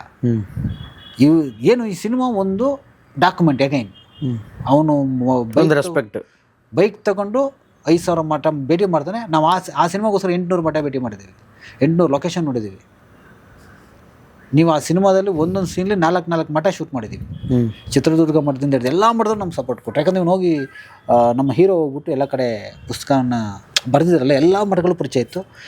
ನಾವು ಹೀರೋ ಕರ್ಕೊಂಡು ಹೋಗ್ತಿದ್ದಂಗೆ, ಸಂತೋಷ್ ಕರ್ಕೊಂಡು ಹೋಗ್ತಿದ್ದಂಗೆ, ಬನ್ನಿ ಸಂತೋ ಏನು ಬೇಕು ಮಾಡ್ಕೊಂಬ ನೀನು ಶೂಟಿಂಗ್ ಅನ್ನೋಂಥ ನಮ್ಗೆ ಎಲ್ಲ ಮಠಗಳು ಕೂಡ ನಮಗೆ ಸಪೋರ್ಟ್ ಸಿಕ್ತು. ಹಾಗಾಗಿ ಆ ಮಠ ಸಿನಿಮಾ ಅಷ್ಟು ಇದಾಯಿತು. 300 ನೀವು ಗೊತ್ತಿಲ್ಲ, ಶೂಟ್ ಮಾಡಿದ್ವಿ ಬಾದಾಮಿ, ಹೇಳುಕಟ್ಟೆ, ಪಟ್ಟದಕಲ್ಲು, ಯಾಣ, ನೀವು ಯಾವ ಲೊಕೇಶನ್ ಬಿಟ್ಟಿಲ್ಲ, ನೀವು ನೋಡ್ರೆ ಗೊತ್ತಾಗುತ್ತೆ ಸಿನಿಮಾದಲ್ಲಿ. ಈ ಕ್ಯಾರೆಕ್ಟರ್ಗಳನ್ನೆಲ್ಲ ಹೆಂಗೆ ಒಪ್ಸಿದ್ರಿ ಸರ್? ತಬ್ಲಾ ನಾನಿ, ಬಿರಾದರ್ ಅವ್ರನ್ನ ಅದನ್ನ ಗುರುಪ್ರಸಾದ್ ಒಪ್ಪಿಸ್ಬಿಟ್ರು. ಹೌದಾ? ನಾನು ಅಷ್ಟೇ ಹೇಳಿದೆ. ಅಂದ್ರೆ ಅವರು ಅನ್ಕೊಂಡ್ರ ಆ ಮಟ್ಟಕ್ಕೂ ಈ ಮಟ್ಟಕ್ಕೂ ಸಂಬಂಧನೇ ಇಲ್ಲ ಸ್ಟೋರಿ? ನಾನು ಫಸ್ಟ್ ಹೇಳ್ಬಿಡಿ, ಅವ್ರಿಗೆ ಹೇಳಿದೆ, ಕಥೆಯಲ್ಲೇ ಹೇಳಿದೆ, ಸರ್ ಇದೇ ಕತೆ, ನಿಮಗೂ ನಮಗೂ ಸಂಬಂಧವೇ ಇಲ್ಲ ಅಂದೆ. ಆದ್ರೆ ಇದಕ್ಕೊಂದು ಟೈಟ್ಲ್ ಬೇಕು ಅಂತ. ಅದೆಲ್ಲ ಆಗ್ಬಿಟ್ಮೇಲೆ ನಾನು ಗುರುಪ್ರಸಾದ್ ಹತ್ರ ಕೇಳ್ಕೊಂಡೆ, ಸರ್ ಹಳೆ ಮಾಡಿದವರೆಲ್ಲ ಇದು ಬಿಡಲಿಲ್ಲ ಸರಿ, ನೀವೇ ಕನ್ವಿನ್ಸ್ ಮಾಡಬೇಕು, ನಾನು ಮಾಡ್ತೀನಿ. ಅದಾಗ್ಬಿಟ್ಮೇಲೆ ನಾನು ಭೇಟಿ ಮಾಡ್ಬಿಟ್ಟು ಮಠ ಗುರುಪ್ರಸಾದ್ ಅವರೇ ಅಂದ ತಕ್ಷಣ ಗುರುಗಳಿದ್ದಾರಾ, ನಾವಿರ್ತೀವಿ ಅನ್ನೋ ಥರದ್ದು ಇದೆಯಲ್ಲ. ಇದು ಸಾಧು ಹೋಗಿಲ್ಲ, ಒಬ್ರು ಎಕ್ಸ್ಟ್ರಾ ಪ್ಲೇಯರ್ ಇಲ್ಲ, ಸಾಧು ಹೋಗಿಲ್ಲ, ಆ ಮಠದಲ್ಲಿ ಇದ್ದಾರಲ್ಲ ಸರ್. ಅಲ್ಲಿ ಡೈರೆಕ್ಟರ್ ಪಾರ್ಟ್ ಮಾಡೋದು ಸಾಧು ಕೋಕಿಲ ಇಲ್ಲಿ ಜಾಸ್ತಿ ಇಟ್ಕೊಂಡ್ವಿ, ಕ್ಯಾರೆಕ್ಟರ್ ಜಾಸ್ತಿ ಇತ್ತು. ಅಂದರೆ ಇವ್ನು ಹೇಳಿದ ಕ್ಯಾರೆಕ್ಟರ್ ಜಾಸ್ತಿ ಇತ್ತು, ಸೊ ಇಟ್ಕೊಂಡ್ವಿ. ಇನ್ನು ಮಿಕ್ದವ್ರನ್ನೆಲ್ಲ ನಾನು ಬೇಕಂತಲೇ ಈ ಸಿನಿಮಾದಲ್ಲಿ ಅವರೆಲ್ಲ ಇದ್ಬಿಡಿ, ಆ ಮಠದವರೆಲ್ಲ ಇರಲಿ. ನಾನು ಶಶಿಧರ್ ಭಟ್ರು ಮಿಸ್ ಆದರೂ ಸುಧೀಂದ್ರ ಅವ್ರು ಮಿಸ್, ಯಾಕಂದರೆ ಸುಧೀಂದ್ರ ಅವರು ಇರಲಿಲ್ಲ, ಶಶಿಧರ್ ಭಟ್ ಅವ್ರಿಗೂ ಆರೋಗ್ಯ ಸರಿ ಇರಲಿಲ್ಲ. ಅದು ಬಿಟ್ಟು ಇನ್ನೆಲ್ಲ ಮಠದವ್ರು ಇರಲೇಬೇಕು, ಯಾಕಂದ್ರೆ ಮಠ ಅಂತಾರೆ ಅವರೇ ಇರಬೇಕು ಅಂತ ನಾನು. ಮಂಡ್ಯ ರಮೇಶ್ ಇದ್ದಾರೆ, ಮಂಡ್ಯ ರಮೇಶ್, ತಬ್ಲಾ ನಾಣಿ, ಬಿರಾದರ್ ಎಲ್ಲ ಗುರು. ಜಗ್ಗೇಶ್ ಅವರಿಲ್ಲ, ಜಗ್ಗೇಶ್ ಅವ್ರು ಕೇಳಿದ್ವಿ ನಾವು, ಅವರು ಬೇರೆ ಕಮಿಟ್ಮೆಂಟಿಂದ ಅವರು ಮೇನ್ ಪಾತ್ರ ಆದ್ರೆ ಮಾಡ್ತೀನಿ ನಾನು, ಇದಾದರೂ ನಾವು ಮಾಡ್ಲಿಕ್ಕೆ ಬರಲ್ಲ ಅನ್ನೋ ಥರದಲ್ಲಿ ಮಾತಾಡಿದ್ರು. ಸೊ ಆಗಲಿಲ್ಲ. ಅಷ್ಟು ಬಿಟ್ರೆ ಎಲ್ಲರೂ ಇರಲೇಬೇಕು, ಯಾಕಂದರೆ ಮಠ ಅಂದಮೇಲೆ ಅವ್ರು ಇರಲೇಬೇಕು ಅಂತ ನಾನು. ಆ ಕ್ರೆಡಿಟ್ ಅವ್ರಿಗೆ ಹೋಗ್ಬೇಕು, what ever it may be, ಅದು ನಮ್ಗೆ ಬೇಡ ಅನ್ನೋ ಥರದಲ್ಲಿ ಮಾಡ್ತೀವಿ. ಅಂದರೆ ಒಂದು ಡಾಕ್ಯುಮೆಂಟೇಷನ್ ಆದರೂ ಕೂಡ ಕಮರ್ಷಿಯಲ್ ವೇಲ್ ತರಬೇಕು, ಒಂದು ಕಾಮಿಡಿ ಟಚ್ ಕೊಡಬೇಕು ಅಂತ ಹೇಳಿದ್ವಿ. ನಾವು ಉದ್ದೇಶ ಏನಿತ್ತು ಅಂದರೆ ಜನಕ್ಕೆ ತಲುಪಿಸ್ಬೇಕು ಅನ್ನೋದಿತ್ತು. ಈಗ ಅದು ಡಾಕ್ಯುಮೆಂಟೇಷನ್, ಅದು ಡಾಕ್ಯು ಡ್ರಾಮಾ ಅಂತಿರ್ತೀವಿ. ನೀವು ಜಸ್ಟ್ ನೋಡಿ ಇಷ್ಟೇ ಕತೆ, ಬೈಕ್ ತೊಗೊಂಡು ಏನೋ ಸಮಸ್ಯೆ ಆಗುತ್ತೆ, ಬೈಕ್ ತೊಗೋತಾರೆ, ಬೈಕ್ ತೊಗೊಂಡು ಅವ್ರು ಮಠಗಳ ಸುತ್ತ ಭೇಟಿ ಮಾಡ್ತಾ ಹೋದಾಗ ಅವ್ನಿಗೆ ಲೈಫ್, ಅವನಿಗೆ ಅಲ್ಲಿ ಏನು ಅನುಭವ ಆಗುತ್ತೆ, ಲೈಫ್ ರಿಯಲೈಸ್ ಆಗ್ತಾ ಹೋಗುತ್ತೆ, ನಾನು ಎಲ್ಲಿ ದುಡುಕಿದ್ದೀನಿ, ನಾನು ಇದು ಮಾಡ್ತೀನಿ. ಅದು ಮಠಗಳ ಹಿನ್ನೆಲೆಯಲ್ಲಿ ಕತೆ ಹೇಳ್ತಾ ಹೋಗೋದು ಅಂತ. ಸೊ ಮಲೆ ಮಹದೇಶ್ವರ ಬೆಟ್ಟದಿಂದ ಸಿನಿಮಾ ಸ್ಟಾರ್ಟ್ ಮಾಡ್ತೀವಿ, ಬೀದರ್ ಔರಾದ್ ಮಠದಲ್ಲಿ ಇದು ಮಠದಲ್ಲಿ ಎಂಡ್ ಮಾಡ್ತೀವಿ ಸಿನಿಮಾ. ಇಲ್ಲಿಂದ ಅಲ್ಲಿವರೆಗೂ ಜರ್ನಿ ಏನಿದೆ ಅದು ಸಿನಿಮಾ. ಅದ್ರಲ್ಲಿ ಏನು ರಿಯಲ್ ಇನ್ಸಿಡೆಂಟ್, ನಾವೇನು ಚೇಂಜ್ ಮಾಡೋಕ್ಕಲ್ಲ. ಅಲ್ಲಿರೋ ಎಲ್ಲ ಘಟನೆಗಳು ಸತ್ಯವೇ, ನಾವು ಅದನ್ನು ಫಸ್ಟೇ ಹೇಳ್ತೀವಿ. ಈ ಸಿನಿಮಾದಲ್ಲಿ ನಡೆಯಲಿರುವ ಎಲ್ಲ ಘಟನೆಗಳು ಸತ್ಯವಾದವುಗಳಾಗಿದ್ದು ಕಾರಣಾಂತರಗಳಿಂದ ಅವುಗಳ ಹೆಸರುಗಳನ್ನು ಬದಲಾಯಿಸಲಾಗಿದೆ ಅಂತ ಫಸ್ಟೇ ಕೊಟ್ಬಿಡ್ತೀವಿ ನಾವು. ಇದು ಯಾವುದು ನಂದಲ್ಲ ಕತೆ. ಹಾಗಾಗಿ ಅದೇನಿದೆ ಅದನ್ನೇ ಶೂಟ್ ಮಾಡ್ತಾ ಹೋದ್ವಿ. ಸೊ ಅದು ಆ ಡಾಕ್ಯು ಡ್ರಾಮಾ ಅದು. ಬಟ್ ಅದನ್ನ ಅಷ್ಟೇ ನೋಡಿದ್ರೆ ಜನಕ್ಕೆಲ್ಲೋ ಬೋರ್ ಆಗುತ್ತೆ, ಸ್ವಲ್ಪ ಕಮರ್ಷಿಯಲ್, ಇಷ್ಟೆಲ್ಲ ಹಾಕೊಂಡಿದ್ದೀವಿ, ಇಷ್ಟೆಲ್ಲ ಮಾಡಿದೀವಿ ಅಂತ ತಕ್ಷಣ ಒಂದಷ್ಟು ಅದು ನಡೆದಿರೋ ಎಲ್ಲ ಘಟನೆಗಳು ಅವನದೇನೆ, ಅದ್ಯಾವುದು ನಾನು ಕ್ರಿಯೇಟ್ ಮಾಡೋದಲ್ಲ. ಅದಕ್ಕೆ ಕಾಮಿಡಿ ಟಚ್ ಕೊಟ್ಟು ಅಷ್ಟು, ಅದನ್ನ ಸ್ವಲ್ಪ ನರೇಶನ್ನ ಕಾಮಿಡಿ ಮಾಡಿ. ಅವಾಗ ಒಂದು ಭಯ ಇರಲಿಲ್ಲ ಅಂದ್ರೆ ಕಾಮಿಡಿ ಟಚ್ ಕೊಟ್ಬಿಟ್ರೆ ಸೆಂಟಿಮೆಂಟಿಗೆ ಧಕ್ಕೆ ಆಗುತ್ತೆ, ಮತ್ತೊಂದು ಧರ್ಮಕ್ಕೆ ಧಕ್ಕೆ ಮಾಡ್ದಂಗೆ ಆಗುತ್ತೆ, ಅಥವಾ ಜನ ಏನಾದರೂ ಅದನ್ನ ಬೇರೆ ತರ ಅಕ್ಸೆಪ್ಟ್ ಮಾಡ್ಕೊಂಡ್ಬಿಡ್ತಾರೆ. ಆಕ್ಚುಲಿ ನಾನು ಯಾಕಂದ್ರೆ ಇದೇ ತರ ಚಾಲೆಂಜ್ ಅನ್ನು ಹಿಂದೆ ಗುರುಪ್ರಸಾದ್ ಅವ್ರು ಫೇಸ್ ಮಾಡಿದ್ರೇನೋ, ಅವ್ರೇನಾದ್ರು ಸಜೆಸ್ಟ್ ಮಾಡಿದ್ರೆ? ಇಲ್ಲ, ಅವ್ರು ಹೇಳಿದ್ರು ಭಾರಿ ಡೇಂಜರು ಡೈರೆಕ್ಟ್ರೇ, ಇವೆಲ್ಲ ಮಾಡಬೇಡಿ ಅಂತಾನು ಹೇಳಿದ್ರು. ಹೌದಾ? ಬಟ್ ನನಗೆ ಕ್ಲಾರಿಟಿ ಇತ್ತು ಏನೂ ಆಗಲ್ಲ ಅಂತ. ನಮ್ ಕ್ಲಾರಿಟಿ ಮೀರಿ ಹೊಡ್ತಾ ಬಿದ್ಬಿಡ್ತು. ಏನಾಯ್ತು? ಆ ಕೇಸ್ಗಳದು ಯಾವ ಕಾರಣಕ್ಕೆ? ಧರ್ಮ ವಿರೋಧಿ ಸಿನಿಮಾ ಅನ್ನೋ ಥರದಲ್ಲಿ. ಯಾಕಂದ್ರೆ ನಾವು ಟ್ರೈಲರಲ್ಲಿ ಏನು ಮಾಡೋದು ಸ್ವಲ್ಪ ನೆಗೆಟಿವ್ ಆಗಿದೆ ಅನ್ನೋ ಥರ ಮಾಡಿದ್ವಿ. ನೀವು ಇವತ್ತು ಕೂಡ ಯೂಟ್ಯೂಬಲ್ಲಿ ಟ್ರೈಲರ್ ಹೊಡೆದ್ರೆ ಅದ್ರ ಕಮೆಂಟ್ಗಳು ಓದೋರು ಗೊತ್ತಾಗುತ್ತೆ. ತುಂಬ ಜನ ಬರ್ದಿದ್ದಾರೆ, ನಿನಗೆ ದಮ್ಮಿದ್ರೆ ಆ ಧರ್ಮದ ಬಗ್ಗೆ ಮಾಡೋ, ನಮ್ಮ ಧರ್ಮದ ಬಗ್ಗೆನೇ ಮಾಡ್ತೀಯ ನೀನು, ಹಾಗೆ ಹೇಗೆ ಅಂತ. ಆ್ಯಕ್ಚುಲಿ ನಾನು ತೋರಿಸಿರೋದಲ್ಲಿ ಮಠಗಳ ಮಹತ್ವ ಒಂದು, ನೀವು ಸಿನಿಮಾ ನೋಡ್ರೆ ಒಂದು ಪಾಯಿಂಟು ನೀವು ಮಠಗಳ ಬಗ್ಗೆ ಒಂದು ಪಾಯಿಂಟ್ ನೆಗೆಟಿವ್ ಬರಲ್ಲ. ಬಟ್ ಸಿನಿಮಾದಲ್ಲಿ ಟ್ರೈಲರ್ ಏನಿತ್ತು, ಒಂದಷ್ಟು ಅಂಶಗಳನ್ನ ತೋರಿಸಿದ್ವಿ ನಾವು. ಆಮೇಲೆ ಕೆಲವು ರಿಯಲ್ ಘಟನೆಗಳನ್ನ ತೊಗೊಂಡಿದ್ವಿ. ರಿಯಲ್ ಘಟನೆ ಏನೇನು ಈಗಾಗಲೇ, ಅದು ಏನು ನಾವೇನು ಸಂಶೋಧನೆ ಮಾಡೋದಲ್ಲ, ರಿಯಲ್ ಆಗಿ ಇವಾಗ ನಡೆದಿರೋಂಥದ್ದು ಪತ್ರಿಕೆಯಲ್ಲಿ ಪ್ರಕಟ ಆಗಿರೋ ಘಟನೆಗಳನ್ನೇ ತೊಗೊಂಡಿದ್ವಿ. ಹಿಂಗೂ ಇರುತ್ತೆ, ಮಠಗಳ ಹೀಗೂ ಇದೆ ಹಾಗೂ ಇದೆ. ನೀವೊಂದು ಲೈನ್ ಬರ್ತಾರೆ ಬಟ್ ನೋಡಿ, ಆ ಹಾಡಲ್ಲಿ 100 ಮಠಗಳಿದ್ರೆ ಒಂದು ಒಳ್ಳೆ ಮಠ ಇದ್ದೇ ಇರುತ್ತೆ ಅಂತ. ಕೆಟ್ಟವರು 100 ಜನ ಇದ್ರೆ ಒಬ್ಬ ಒಳ್ಳೆ ಸ್ವಾಮೀಜಿ ಇದ್ದೇ ಇರ್ತಾರೆ. ಆ ಥರದಲ್ಲಿ ಹೇಳ್ತೀವಿ. ಹಂಗೆ ತಿಳ್ಕೊಬೇಡಿ, ಒಳ್ಳೇದಕ್ಕೆ ಮಾತ್ರ ಪೋಸ್ಟ್ನ ಕೊಡಿ ಅನ್ನೋ ಥರದಲ್ಲಿ ನಾವು ಮಾಡಿದ್ವಿ. ಬಟ್ ಅದು ರೀಚ್ ಆಗೋಷ್ಟರಲ್ಲಿ ನೆಗೆಟಿವ್ ವೈಬ್ರೇಟ್ ಆಗ್ಬಿಟ್ಟು. ಗುರುಪ್ರಸಾದ್ ಅವ್ರ ರಿಯಾಕ್ಷನ್ ಹೆಂಗಿತ್ತು? ಅವ್ರ ಇದಾದ್ಮೇಲೆ ಕೊಡೋರು ಸಪೋರ್ಟ್ ಇದ್ರು ಪಾಪ. ಆಮೇಲೆ ವಿಚಾರಿಸ್ಕೊಳ್ಳೋರು. ಹೆಂಗಿತ್ತು ಕೊನೆ ದಿನಗಳ ಒಡನಾಟ ಗುರುಪ್ರಸಾದ್ ಅವ್ರ ಜೊತೆ? ಸರ್, ನೀವು ಎಲ್ಲಿದ್ರಿ? ನಿಮಗೆ ಹೆಂಗ್ ವಿಷಯ ಗೊತ್ತಾಯ್ತು? ಇಲ್ಲ, ಗುರುಪ್ರಸಾದ್ ಅವರು ನನಗೆ ಅವಾಗ ಫೋನ್ ಮಾಡೋರು ಸರ್. ಫೋನ್ ಮಾಡೋರು ಅವರು ಒಂದ್ಸರಿ ಒಂದು ಮಧ್ಯರಾತ್ರಿ ಒಂದು 3 ಅವರು ಎಷ್ಟೊತ್ತಲ್ಲ ಫೋನ್ ಮಾಡೋರು. ಅವ್ರು ಆ್ಯಕ್ಚುಲಿ ಇನ್ನೊಂದು ಸಬ್ಜೆಕ್ಟ್ ಹೇಳ್ತಾರೆ ನನಗೆ. ಅವರು ನಿಮ್ಮ ಪ್ರೊಡ್ಯೂಸರ್ ಕರ್ಕೊಬರ್ರಿ, ಇದೊಂದು ಪಿಕ್ಚರ್ ಮಾಡೋಣ ಅನ್ನೋಂಥದ್ರಲ್ಲಿ ಪಾಪ ಹೇಳಿದ್ರು. ಒಂದು ಮನೆಯೊಳಗೆ ನಡೆಯೋ ಘಟನೆ ಏನೋ ಹೇಳಿದ್ರು ಸ್ಟೋರಿ. ಅದು ಇವರೇ ಹೀರೋ, ನಾನೇ ಹೀರೋ ಮಾಡ್ತೀನಿ, ಬಂದ್ಬಿಟ್ಟು ಮಾಡೋಣ. ಗುರುಪ್ರಸಾದ್ ಅವರು. ಗುರುಪ್ರಸಾದ್ ಅವರೇ, ನಾನು ಮೇನ್ ಕ್ಯಾರೆಕ್ಟರ್ ಮಾಡ್ತೀನಿ. ಅವ್ರು ಸ್ವಲ್ಪ ಒಡನಾಟ ಆಗಿತ್ತು. ನಾವು ಮಠ ಸಿನಿಮಾ ಮಾಡೋ ಡಿಸ್ಕಷನ್ ಮಾಡ್ತಾ ಇದ್ವಲ್ಲ, ಈ ಪುಸ್ತಕದ ಸಮಯದಲ್ಲಿ ಅವರು 2,500 ಸಿನಿಮಾ ನೋಡಿದೀನಿ ಅಂತ ಹೇಳಿ ಮಾತಾಡಿದ್ರು. ಮಠ ಶೂಟಿಂಗ್ ಟೈಮಲ್ಲಿ ಸ್ವಲ್ಪ ಇನ್ನೂ ಒಡನಾಟ ಜಾಸ್ತಿ ಆಯ್ತಲ್ಲ, ಅವಾಗ ಫೋನ್ ಮಾಡೋರು ಬರ್ರಿ ಅಂತ. ಸ್ವಲ್ಪ ಅವರ ಸಿಟ್ಟಿಂಗಲ್ಲಿ ನಾವು ಸೇರ್ತಿರ್ಲಿಲ್ಲ, ಅದು ಬೇರೆ ಕಾರಣಗಳಿಗೆ. ಬಟ್ ಫೋನ್ ಮಾಡೋರು. ನಮ್ಮ ಪ್ರೆಸ್ ಮೀಟ್ಗೆಲ್ಲ ಬಂದಿದ್ದಾರೆ, ಅವ್ರು ಪ್ರೆಸ್ ಮೀಟ್ಗೆಲ್ಲ ಕರೆಸಿದ್ದೆ, ಎಲ್ಲ ಕಡೆನೂ ಬರೋರು, ಫೋನ್ ಮಾಡಿದಾಗೆಲ್ಲ ಮಾತಾಡೋರು. ಬಟ್ ಅವರು ನಂಬರ್ಗಳು ಬದಲಾಗವ ಅಷ್ಟೇ, ಬಟ್ ಸಿಗೋರು, ಕೈಗೆ ಸಿಗೋರು. ಬಟ್ ಕೊನೆ ದಿನಗಳಲ್ಲಿ ಪಾಪ ಅದಾದ ಒಂದು 5-6 ತಿಂಗಳು ಮಾತಾಡಿರಲಿಲ್ಲ, ನಾವು ಮಾತಾಡಿರಲಿಲ್ಲ. ಅದೇ ಅವರು ಸರಿ ಬನ್ನಿ ಒಂದು ಸಿನಿಮಾ ಮಾಡೋಣ ಅನ್ನೋ ಕರೆದಿದ್ರು ಅಷ್ಟೇ ಸರ್. ಬಟ್ ಕೆಲವೊಮ್ಮೆ ಆಗಲ್ಲ, ನಾವು ನೋಡ್ತಾ ಆಗಲ್ಲ, ನಾವು ಅಡ್ಜಸ್ಟ್ ಆಗಲ್ಲ. ಚೆನ್ನಾಗೇ ಇದ್ವಿ. ಬಟ್ ಲಾಸ್ಟ್ಲಿ ಅವರು ನನಗೆ ಇವತ್ತು ಅದು ಆಶ್ಚರ್ಯ. ಅವ್ರ ಜೊತೆ ನಾನು ಮಾತಾಡಿರೋದಕ್ಕೂ ಕೂಡ ಅವತ್ತು ಆ ಘಟನೆ ನಡೆದೋದಕ್ಕೆ ಇನ್ನೂ ಆಶ್ಚರ್ಯ ಇದೆ ನನಗೆ. ಅವರು ಮಾಡ್ಕೋತಾರ ಅಂತ ಈಗಲೂ ನಾನು ನಂಬಲ್ಲ. ಅದು ಏನು ಅವ್ರು ಮಾಡ್ಕೊಬಿಡ್ತಾರ ಅಥವಾ ಏನು ನಶೆಲೇನ್ರು ಹಂಗೇನ್ರು ಮಾಡ್ಕೊಬಿಟ್ರ? ಯಾಕಂದರೆ ಅವರು ಯಾವತ್ತೂ ಜೀವನ್ಮುಖಿಯಾಗೆ ಮಾತಾಡೋರು, ಲೈಫ್ನ ತುಂಬ ಈಸಿಯಾಗಿ ತಗೊಳ್ಳೋರು.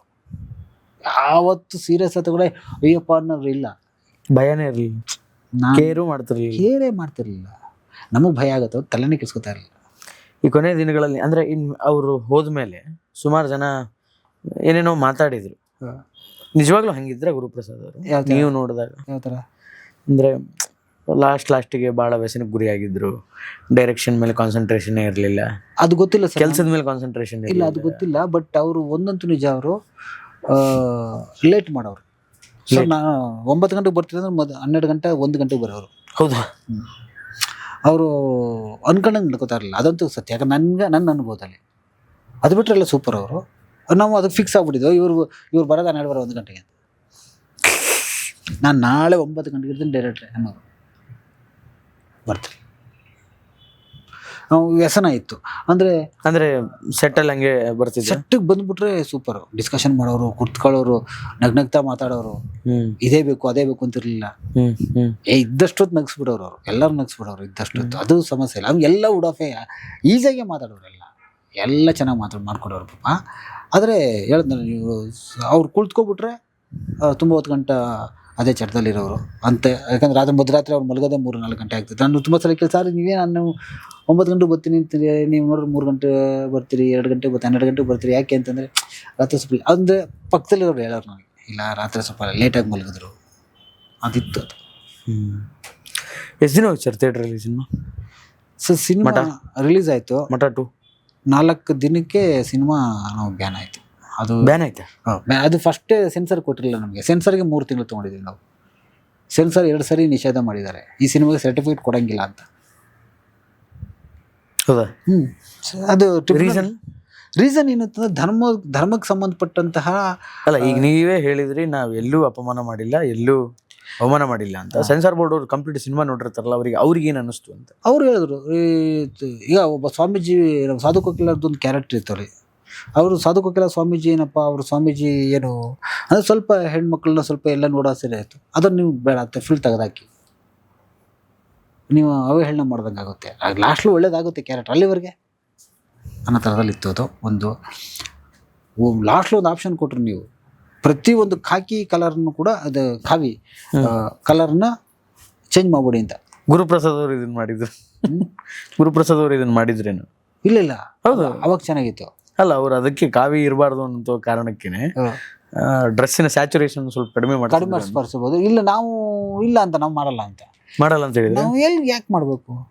ಈಗ ಸಿನಿಮಾ ನೀವು ನೋಡಿದ್ರಿ, ಆಮೇಲೆ ರಿಸಲ್ಟೇ ಬಂದಿಲ್ವಲ್ಲ, ನೀವು ಅಷ್ಟೇ ಜನ ನೋಡಿರೋದು ಅಂತ. ಆಮೇಲೆ ಟ್ರಿಬ್ಯುನಲ್ಗೆ ಹೋದ್ವಿ, ಕೋರ್ಟ್ಗೆ ಒಂದು ಹೋಗ್ಲಿಲ್ಲ ಅಷ್ಟೇ. ಲಾಸ್ಟ್ಲಿ ನಾಗಭರಣ ಅದೇ ಕೇಳಿದ್ರು, ಏನಪ್ಪ 2ನೇ ಸರಿ ರಿಜೆಕ್ಟ್ ಆದಾಗ ಪಿಕ್ಚರು, ಏನಪ್ಪ ನೀನು ಕೋರ್ಟ್ಗೆ ಹೋಗ್ತೀಯಾ ಮತ್ತೆ ಇಲ್ಲೇ ಬರ್ತೀಯಾ ಅಂತ. ಸರ್ ಇದೊಂದು ಸರಿ ನೋಡ್ತಿಲ್ಲ ಅಂದ್ರೆ ಕೋರ್ಟ್ಗೆ ಹೋಗ್ಬೇಕಾಗುತ್ತೆ, ಬೇರೆ ದಾರಿ ಇಲ್ಲ ಅಂತ. ಬಟ್ ಲಾಸ್ಟ್ಲಿ ನೋಡ್ಬಿಟ್ಟು ಕೊಟ್ಟರು, ನಮ್ಗೇನು ಸಮಸ್ಯೆ ಇಲ್ಲ. ಬಟ್ ಅದಕ್ಕೆ ಹೆಚ್ಚು 3 ತಿಂಗಳು ತಗೋತು. ಹೌದಾ? 3 months ತಗೋತು.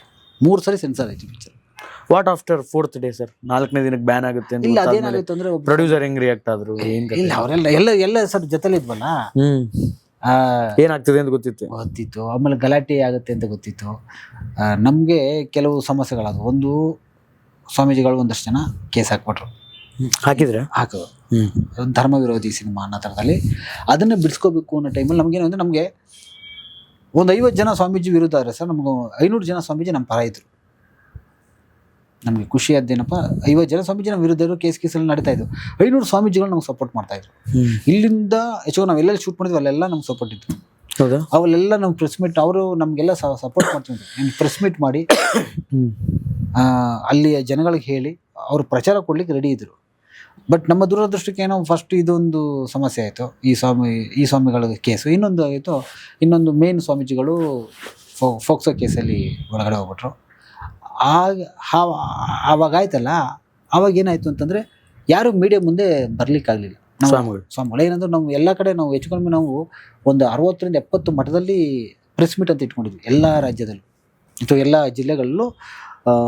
ಮೇನ್ ಸೆಂಟ್ರಲ್ಲಿ ಆಯಾ ಮಠಗಳಲ್ಲಿ ಪ್ರೆಸ್ ಮೀಟ್ ಅಂತ ಫಸ್ಟ್ ಟೈಮ್ ನಾವು ಪ್ಲ್ಯಾನ್ ಮಾಡಿದ್ವಿ. ಎಲ್ಲ ಹಂಗಾದ್ರೆ ಜನಕ್ಕೆ ತಲುಪಿಸೋದು ಸಾಧ್ಯ ಅಂತ. ಅವ್ರು ಯಾರು ಪಾಪ ಮೀಡಿಯಾ ಮುಂದೆ ಬರಲಿಲ್ಲ. ಯಾಕೆ ಅಂತಂದರೆ ಬಂದಾಗ ಈ ಇದೇ ಪ್ರಶ್ನೆ ನಮ್ಮ ಸಿನಿಮಾಗಿಂತ ಬೇರೆ ಪ್ರಶ್ನೆ ಬರೋವು, ಔಟ್ ಆಫ್ ಕಾಂಟ್ರಾಸ್ಟ್. ಆಗೇನಾಗುತ್ತೆ, ಅವ್ರು ಮಾತಾಡ್ಲಿಕ್ಕೆ ಆಗ್ತಿರ್ಲಿಲ್ಲ. ಅದಕ್ಕೆ ಅವ್ರು ಏನ್ಬಿಟ್ರು, ನಾವೆಲ್ಲ ಈ ಹೊರಗಡೆನೆ ಬರಲ್ಲ, ಈ ಸಂದರ್ಭ ನಮ್ಗೆ ಕರೀಲೇಬೇಡಿ ಸ್ವಾಮಿ ಅಂತ ಪಾಪ ಅವರು ನಮ್ಗೆ ಹೇಳ್ಬಿಟ್ರು. ದಯವಿಟ್ಟು ಬೇಜಾರು ಮಾಡ್ಕೊಂಡು ನಾವು ಪ್ರಾಮಿಸ್ ಮಾಡಿದ್ವಿ, ಈ ಸಂದರ್ಭದಲ್ಲಿ ನಾವು ಪ್ರೆಸ್ ಮೀಟ್ ಅಂತ ಇಟ್ಕೊಂಡ್ರೆ ಸಿನಿಮಾ ಪ್ರೆಸ್ ಮೀಟ್ ಆಗಲ್ಲ, ಅದು ಬೇರೆ ಪ್ರಶ್ನೆ. ಅವ್ರು ಕೇಳೋದೇ ಬೇರೆ ಪ್ರಶ್ನೆಗಳಿರ್ತವೆ, ಅದಕ್ಕೆ ಆನ್ಸರ್ ಮಾಡದೇ ಇರೋಂಗಿಲ್ಲ, ಮಾಡೋಂಗಿಲ್ಲ. ಹಾಗೆ ನಾವು ಈ ಸಮಯದಲ್ಲಿ ನಿಮ್ಮ ಸಿನಿಮಾಗೆ ಯಾವುದೇ ರೀತಿ ಸಪೋರ್ಟ್ ಮಾಡೋಕ್ಕಾಗಲ್ಲ ಅಂತಂದ್ರೆ. ಈಗ ನೆಕ್ಸ್ಟ್ ಯಾವಾಗ ಸರ್? ಇವಾಗ ಹೆಚ್ಚು ಕಡಿಮೆ ನಾವು ಈಗ ಡಿಜಿಟಲಿ ಬಿಡಬೇಕು. ಇವಾಗ ಈ ಡಿಸೆಂಬರ್ 25ಗೆ 30ಕ್ಕೆಲ್ಲ ಎಲ್ಲ ಕ್ಲಿಯರ್ ಆಗುತ್ತೆ. ಕೇಸ್ ಎಲ್ಲ ಮುಗಿಯುತ್ತೆ, ಎಲ್ಲ ಕ್ಲಿಯರ್ ಆಗುತ್ತೆ, ಕ್ಲಿಯರ್ ಆಗಿದೆ ಇವಾಗ. ಸೊ ಈಗ ನೆಕ್ಸ್ಟು 2026ರಲ್ಲಿ ಅದನ್ನು ನಾವು ಮತ್ತೆ ಏನು ಮಾಡ್ಬೋದು, ಅಥವಾ ಡಿಜಿಟಲಿ ಏನಾದ್ರು ಮತ್ತೆ ಥಿಯೇಟರ್ಗಳು ರಿಲೀಸ್ ಆಗಲ್ವಾ? ಇಲ್ಲ ಸರ್, ಅದೆಲ್ಲ ನಿಮ್ಗೆ ಗೊತ್ತಲ್ಲ, 3 ವರ್ಷ ಹಳೇದಾಗ್ಬಿಟ್ಮೇಲೆ ಜನಗಳಿಗೂ ಅದ್ರ ಬಿಸಿ ಇಲ್ಲ. ಅವತ್ತು ನಿಮಗೆ ಬಿಸಿ ಇತ್ತು, ಅವತ್ತು ಆ ಟೈಮಲ್ಲಿ ನಿಮಗೆ ಅಷ್ಟು ದೊಡ್ಡ ಮಟ್ಟದಲ್ಲಿ ಬಿಸಿ ಇತ್ತು, ಎಲ್ಲ ಕಡೆ ಅದ್ರ ಬಗ್ಗೆ ಮಾತನಾಡ್ತಾ ಇತ್ತು. ಆವಾಗ ಮಠಗಳ ಬಗ್ಗೆನೇ ವಾಯ್ಸ್ ಇತ್ತು. ಇವಾಗ ಇಲ್ಲ ಅದು. ಈಗ ಮತ್ತೆ ರಿಲೀಸ್ ಮಾಡೋದು ಆ ಜನಗಳಿಗೆ ಅದ್ರದ್ದು ಇಂಟ್ರೆಸ್ಟೇ ಇಲ್ವ. ಸೊ ಹಾಗೆ ಏನು ಮಾಡಲಿ ಸರ್. ಈ ಸಿಂಗಲ್ ಸ್ಕ್ರೀನ್ ಥಿಯೇಟರ್ಗಳು ಮತ್ತು ಈ PVRಗಳು ಇದು ಸಿನಿಮಾಗಳಿಗೆ ಎಫೆಕ್ಟ್ ಕೊಡುತ್ತೆ ಅಂತಂತೀರಾ? PVRಗಳೆಲ್ಲ ಪಿ ವಿ ಆರ್ ಸಿಸ್ಟಮ್ಸ್, ಅದರ ಟರ್ಮ್ಸ್ ಆ್ಯಂಡ್ ಕಂಡೀಷನ್ಸ್ಗಳು, ಪಾಪ್ಕಾರ್ನ್ ರೇಟು. ಹೌದು, ರೇಟು ಆಗ ಖಂಡಿತವಾಗಿ ಆಗುತ್ತಲ್ಲ. ಸುಮಾರು ಜನ ಮಾತಾಡಿದ್ರ ಬಗ್ಗೆ ಖಂಡಿತ ಆಗುತ್ತೆ. ಈಗ ನಾನೇ ವಾರಕ್ಕೆ 6 ಸಿನಿಮಾ ನೋಡ್ತೀನಿ ನಾನು. ಹೌದಾ? ವಾರಕ್ಕೆ 6 ಸಿನಿಮಾ ನೋಡ್ತೀನಿ ಥಿಯೇಟ್ರಲ್ಲಿ. 5 ಸಿನಿಮಾ ಅಂತೂ ನೋಡಿ. ಎಲ್ಲ ಲ್ಯಾಂಗ್ವೇಜಾ? ಇಲ್ಲ, ಕನ್ನಡ ಎಲ್ಲ ಲ್ಯಾಂಗ್ವೇಜ್ ಟ್ರೈ ಮಾಡ್ತೀನಿ. ಕನ್ನಡ ಅಂತೂ ನೋಡಿ ಎಲ್ಲ ಸಿನಿಮಾ ನೋಡ್ತೀನಿ. ಹೋದ ಸಾರಿ ನಾನು 207 ಸಿನಿಮಾ ನೋಡಿದೆ. ಈ ಸಾರಿ ಹೆಚ್ಚು ಕಡಿಮೆ ನಾನು ಒಂದು 20 ಸಿನಿಮಾ ಬಿಟ್ಟಿರ್ಬೋದು ರಿಲೀಸ್ ಆಗಿರೋದು. ಸಿನಿಮಾ ನೋಡ್ತೀವಿ. ಅಲ್ಲಿ ಥಿಯೇಟ್ರಿಗೆ ಹೋದಾಗ ಏನಾಗುತ್ತೆ ಅಂತಂದರೆ ಅಲ್ಲಿ ರೇಟು ನನ್ನ ಫಸ್ಟ್ ತಳ್ಳುತ್ತೆ. ನಾನು ಅದಕ್ಕೆ ಸೋಮವಾರ ಕಾಯ್ತೀನಿ. ಸೋಮವಾರದ ಮೇಲೆ ಎಷ್ಟೋ ಮಾಲ್ಗಳಲ್ಲಿ 99 ರೂಪಾಯಿ ಇರುತ್ತೆ. ಸೊ ಎಲ್ಲ ಹಂಗೆ ಕಾಯಲ್ಲ ಸರ್. ಇವತ್ತು ಆಮೇಲೆ ಸಿನಿಮಾನ ಥಿಯೇಟ್ರಿಗೆ ಬಂದು ನೋಡಬೇಕು ನಾವು ಅನಿವಾರ್ಯತೆ ಯಾರಿಗೂ ಇಲ್ಲ. ಅದಕ್ಕೆ ನಾವು ಆಫರ್ಗಳಿಡಬೇಕು, ಟಿಕೆಟ್ ಪ್ರೈಸ್ನ ಕಡಿಮೆ ಮಾಡಬೇಕು. ಈಗ ನಮ್ಮಲ್ಲಿ ನಮ್ಮ ಸಿನಿಮಾಗಳಲ್ಲಿ ಲ್ಯಾಕ್ ಆಫ್ ಆಡಿಯನ್ಸ್ ಅನ್ನೋದು ಒಂದು ದೊಡ್ಡ ಮಟ್ಟದಲ್ಲಿ ಸಮಸ್ಯೆ ಆಗುತ್ತೆ. ಈ ಆ್ಯಕ್ಚುಲಿ ಲ್ಯಾಕ್ ಆಫ್ ಆಡಿಯನ್ಸ್ ಅನ್ನೋದು ಪದಕ್ಕೆ ಒಬ್ಬ ಆಡಿಯನ್ಸ್ ಆಗಿ ಒಂದು ಮಾತು ಅಂದರೆ ಸುಮಾರು ಜನ ಇದನ್ನ ಹೇಳೋದು. ನಾನೊಂದು ಬೈಕ್ ಸ್ಟ್ಯಾಂಡಿಗೆ ಹೋಗಿ ನನ್ನ ಗಾಡಿ ಪಾರ್ಕ್ ಮಾಡಿ ಅಲ್ಲಿ ಒಂದು 20 ರೂಪಾಯಿ ಕೊಟ್ಟು ನನ್ನ ಹೆಂಡತಿ, ಮಕ್ಕಳು, ಅಪ್ಪ, ಅಮ್ಮ, ಅಣ್ಣ, ತಂಗಿ ಎಲ್ಲರನ್ನ ಕರ್ಕೊಂಡು ಪಾಪ್ಕಾರ್ನು, ಸಮೋಸ ಇದು ತಿಂತ ನೋಡಿದ್ರೇ ಸಿನಿಮಾ. ಬರೀ ಪಾಪ್ಕಾರ್ನ್ ಸಮೋಸ ತಿನ್ಬೇಕು ಮನೆಗೆ ತಿಂತೀನಿ ನಾನು. ಹೌದಾ? ಅದು ಬಟ್ ಅದನ್ನ ತಿಂತ ನಾನು ಆ ಸ್ಕ್ರೀನಲ್ಲಿ ಎಂಜಾಯ್ ಮಾಡಬೇಕು. ಆ ಸ್ಕ್ರೀನಲ್ಲಿ ನನಗೇನು ಮಜಾನೇ ಬಂದಿಲ್ಲ ಅಂದರೆ 100% ಹೆಂಗೆ ಅಂತ. ಅದೇ ಈಗ ನಾವೇನಾಗಿದೆ ಅಂತ ಟ್ರಸ್ಟ್ ಕಳ್ಕೊಬಿಟ್ಟಿದ್ದೀವಿ ಸರ್. ವರ್ಷಕ್ಕೆ ಹೆಚ್ಚು ಕಡಿಮೆ ನಿಮಗೆ 200 ಸಿನಿಮಾದಲ್ಲಿ 100 ಸಿನಿಮಾಗಳು ಕಸುಬುದಾರಿಕೆ ಇಲ್ಲದೆ ಬಂದಾಗ ಟ್ರಸ್ಟ್ ಹೋಗ್ಬಿಡುತ್ತೆ. ಇನ್ನು 100 ಸಿನಿಮಾಕ್ಕೆ ಬಂದರೂ ಕೂಡ ಅವ್ನು ಟ್ರಸ್ಟ್ ಮಾಡಲ್ಲ, ಯಾರು ಹೇಳಲಿ ಅಂತ ಕಾಯ್ತಾನೆ. ಇಲ್ಲಿ ಏನಾಗಿದೆ, ನಮಗೆ ಟ್ರಸ್ಟು ಅನ್ನೋದು ಪ್ರೇಕ್ಷಕನಿಂದ ನಾವು ಟ್ರಸ್ಟ್ ಕಳ್ಕೊಬಿಟ್ಟಿದ್ದೀವಿ. ಎಗೈನ್ ಚಾನ್ಸ್ ತಗೊಳಕ್ಕೆ ಹಿಂಗೆ ಮಾಡಬೇಕು, ಕಡಿಮೆ ದುಡ್ಡಾರು ಇಡಬೇಕು. ಒಂದ್ಸಲ ನೋಡೇ ಬಿಡೋ ಬಿಡ್ರ ಅನ್ನೋ ಥರದಲ್ಲಿ ಬಿಟ್ಟಾಗ ಏನಾಗುತ್ತೆ, ವರ್ಕೌಟ್ ಆಗುತ್ತೆ. ನಾವು ಆ ಕೆಲಸ ಮಾಡ್ತಾ ಇಲ್ಲ. 180 ರೂಪಾಯಿ ಟಿಕೆಟೇ ಇಟ್ಟಿರ್ತೀವಿ. ಹೊಸಬ್ರದ್ದು ಮಕ್ಕಳ ಸಿನಿಮಾ, ಲೋ ಬಜೆಟ್ ಸಿನಿಮಾ ಕಣ್ಣಿಗೆ ರಾಜ್ತಾ ಇರುತ್ತೆ. ಅದು ಈ ಸಿನಿಮಾ ಬಜೆಟ್ ಲೋ ಅಂತ ಟಿಕೆಟ್ ಅಷ್ಟೇ ಇರುತ್ತೆ. ಪಕ್ಕದಲ್ಲಿ ಒಂದು ದೊಡ್ಡ ಸಿನಿಮಾ ಇರುತ್ತೆ, ಭರ್ಜರಿ ಸಿನಿಮಾ, ಅದಕ್ಕೂ ಅಷ್ಟೇ ಟಿಕೆಟ್ ಇರುತ್ತೆ. ಇವನೇನು ಚಾನ್ಸ್ ಮಾಡ್ತಾನೆ, ನನಗೆ ಇದ್ರ ಮೇಲೆ ಟ್ರಸ್ಟ್ ಇಲ್ಲ, ಅದ್ರ ಮೇಲಿದೆ, ಅದಕ್ಕೆ ಹೋಗ್ಬಿಡ್ತಾರೆ. ಏನಿಲ್ಲದರೂ ಕೂಡ ವಿಜುವಲ್ ಸಾರಿ ಚೆನ್ನಾಗಿರುತ್ತೆ ಅಂತ ನೀವು ಹಾಗೆ ಕಂಪೇರ್ ಮಾಡಬೇಕು. ಈಗ ನೀವು ನೋಡಿ, ಯಾವುದೇ ಬಜಾರ್ಗಳಲ್ಲಿ ಇನ್ನೊಂದು ಕಡೆ 1+1 ಆಫರ್ ಈ ಥರದ್ದು ಏನೋ ಒಂದಷ್ಟೆಲ್ಲ ಮಾಡಿರ್ತಾರೆ. ನಾವು ಸಿನಿಮಾದವರು ಆಫರ್ ಕೊಡಲ್ಲ ಅಂದರೆ ಹೇಗಿದೆ? ಆಮೇಲೆ ಜನಗಳಿಗೆ ಗೊತ್ತಾಗ್ಬಿಟ್ಟಿದೆ, ಪೋಸ್ಟರ್ ನೋಡಿ ಹೇಳ್ಬಿಡ್ತಾರೆ ಸರ್. ಇವಾಗ ನಾವು ಈಗ ಉಪೇಂದ್ರ ಅವರು ಒಂದು ಮಾತು ಹೇಳ್ತಿರೋ, ಜನಗಳನ್ನ ಕ್ರಿಸ್ಟೋಫರ್ ನೋಲನ್ ಕೂಡ ಅದೇ ಮಾತನ್ನೋದು, ಜನಗಳನ್ನ ನಾವು ಪೆದ್ರು ಅಂತ ಪರಿಗಣಿಸಂಗಿಲ್ಲ, ಅವ್ರು ಬುದ್ಧಿವಂತರು ಅನ್ಕ ಬುದ್ಧಿವಂತಿಕೆ ಪಿಕ್ಚರ್ ಕೊಡಿ ಅಂತ. ಅದಕ್ಕೆ ಉಪೇಂದ್ರ ಬುದ್ಧಿವಂತರಿಗೆ ಮಾತ್ರ ಅಂತಂದ್ರು. ಎಕ್ಸಾಕ್ಟ್. ನಾವು ಇಷ್ಟು ಸಾಕ್ಬಿಡ ಅನ್ಕೊಂಬ ಜನ ನೋಡ್ತಾರೆ ಬಿಡ. ಇಷ್ಟು ಸಾಕ್ಬಿಡು, ಆಮೇಲೆ ಜನನೇ ಬತ್ತಾಯಿಲ್ಲ ಅಂತೀವಿ. ಜನ ಬತ್ತಾಯಿಲ್ಲ ಅನ್ನೋದು ನಿಜವೇ, ಅದು ಸುಳ್ಳು ಅಂತ ಹೇಳ್ತಿಲ್ಲ. ಯಾಕಂದ್ರೆ ಅದ್ರ ಬಟ್ ಆ ಟ್ರಸ್ಟ್ ಕಳೆದ್ಬಿಟ್ಟಿರೋದು ನಾವೇ.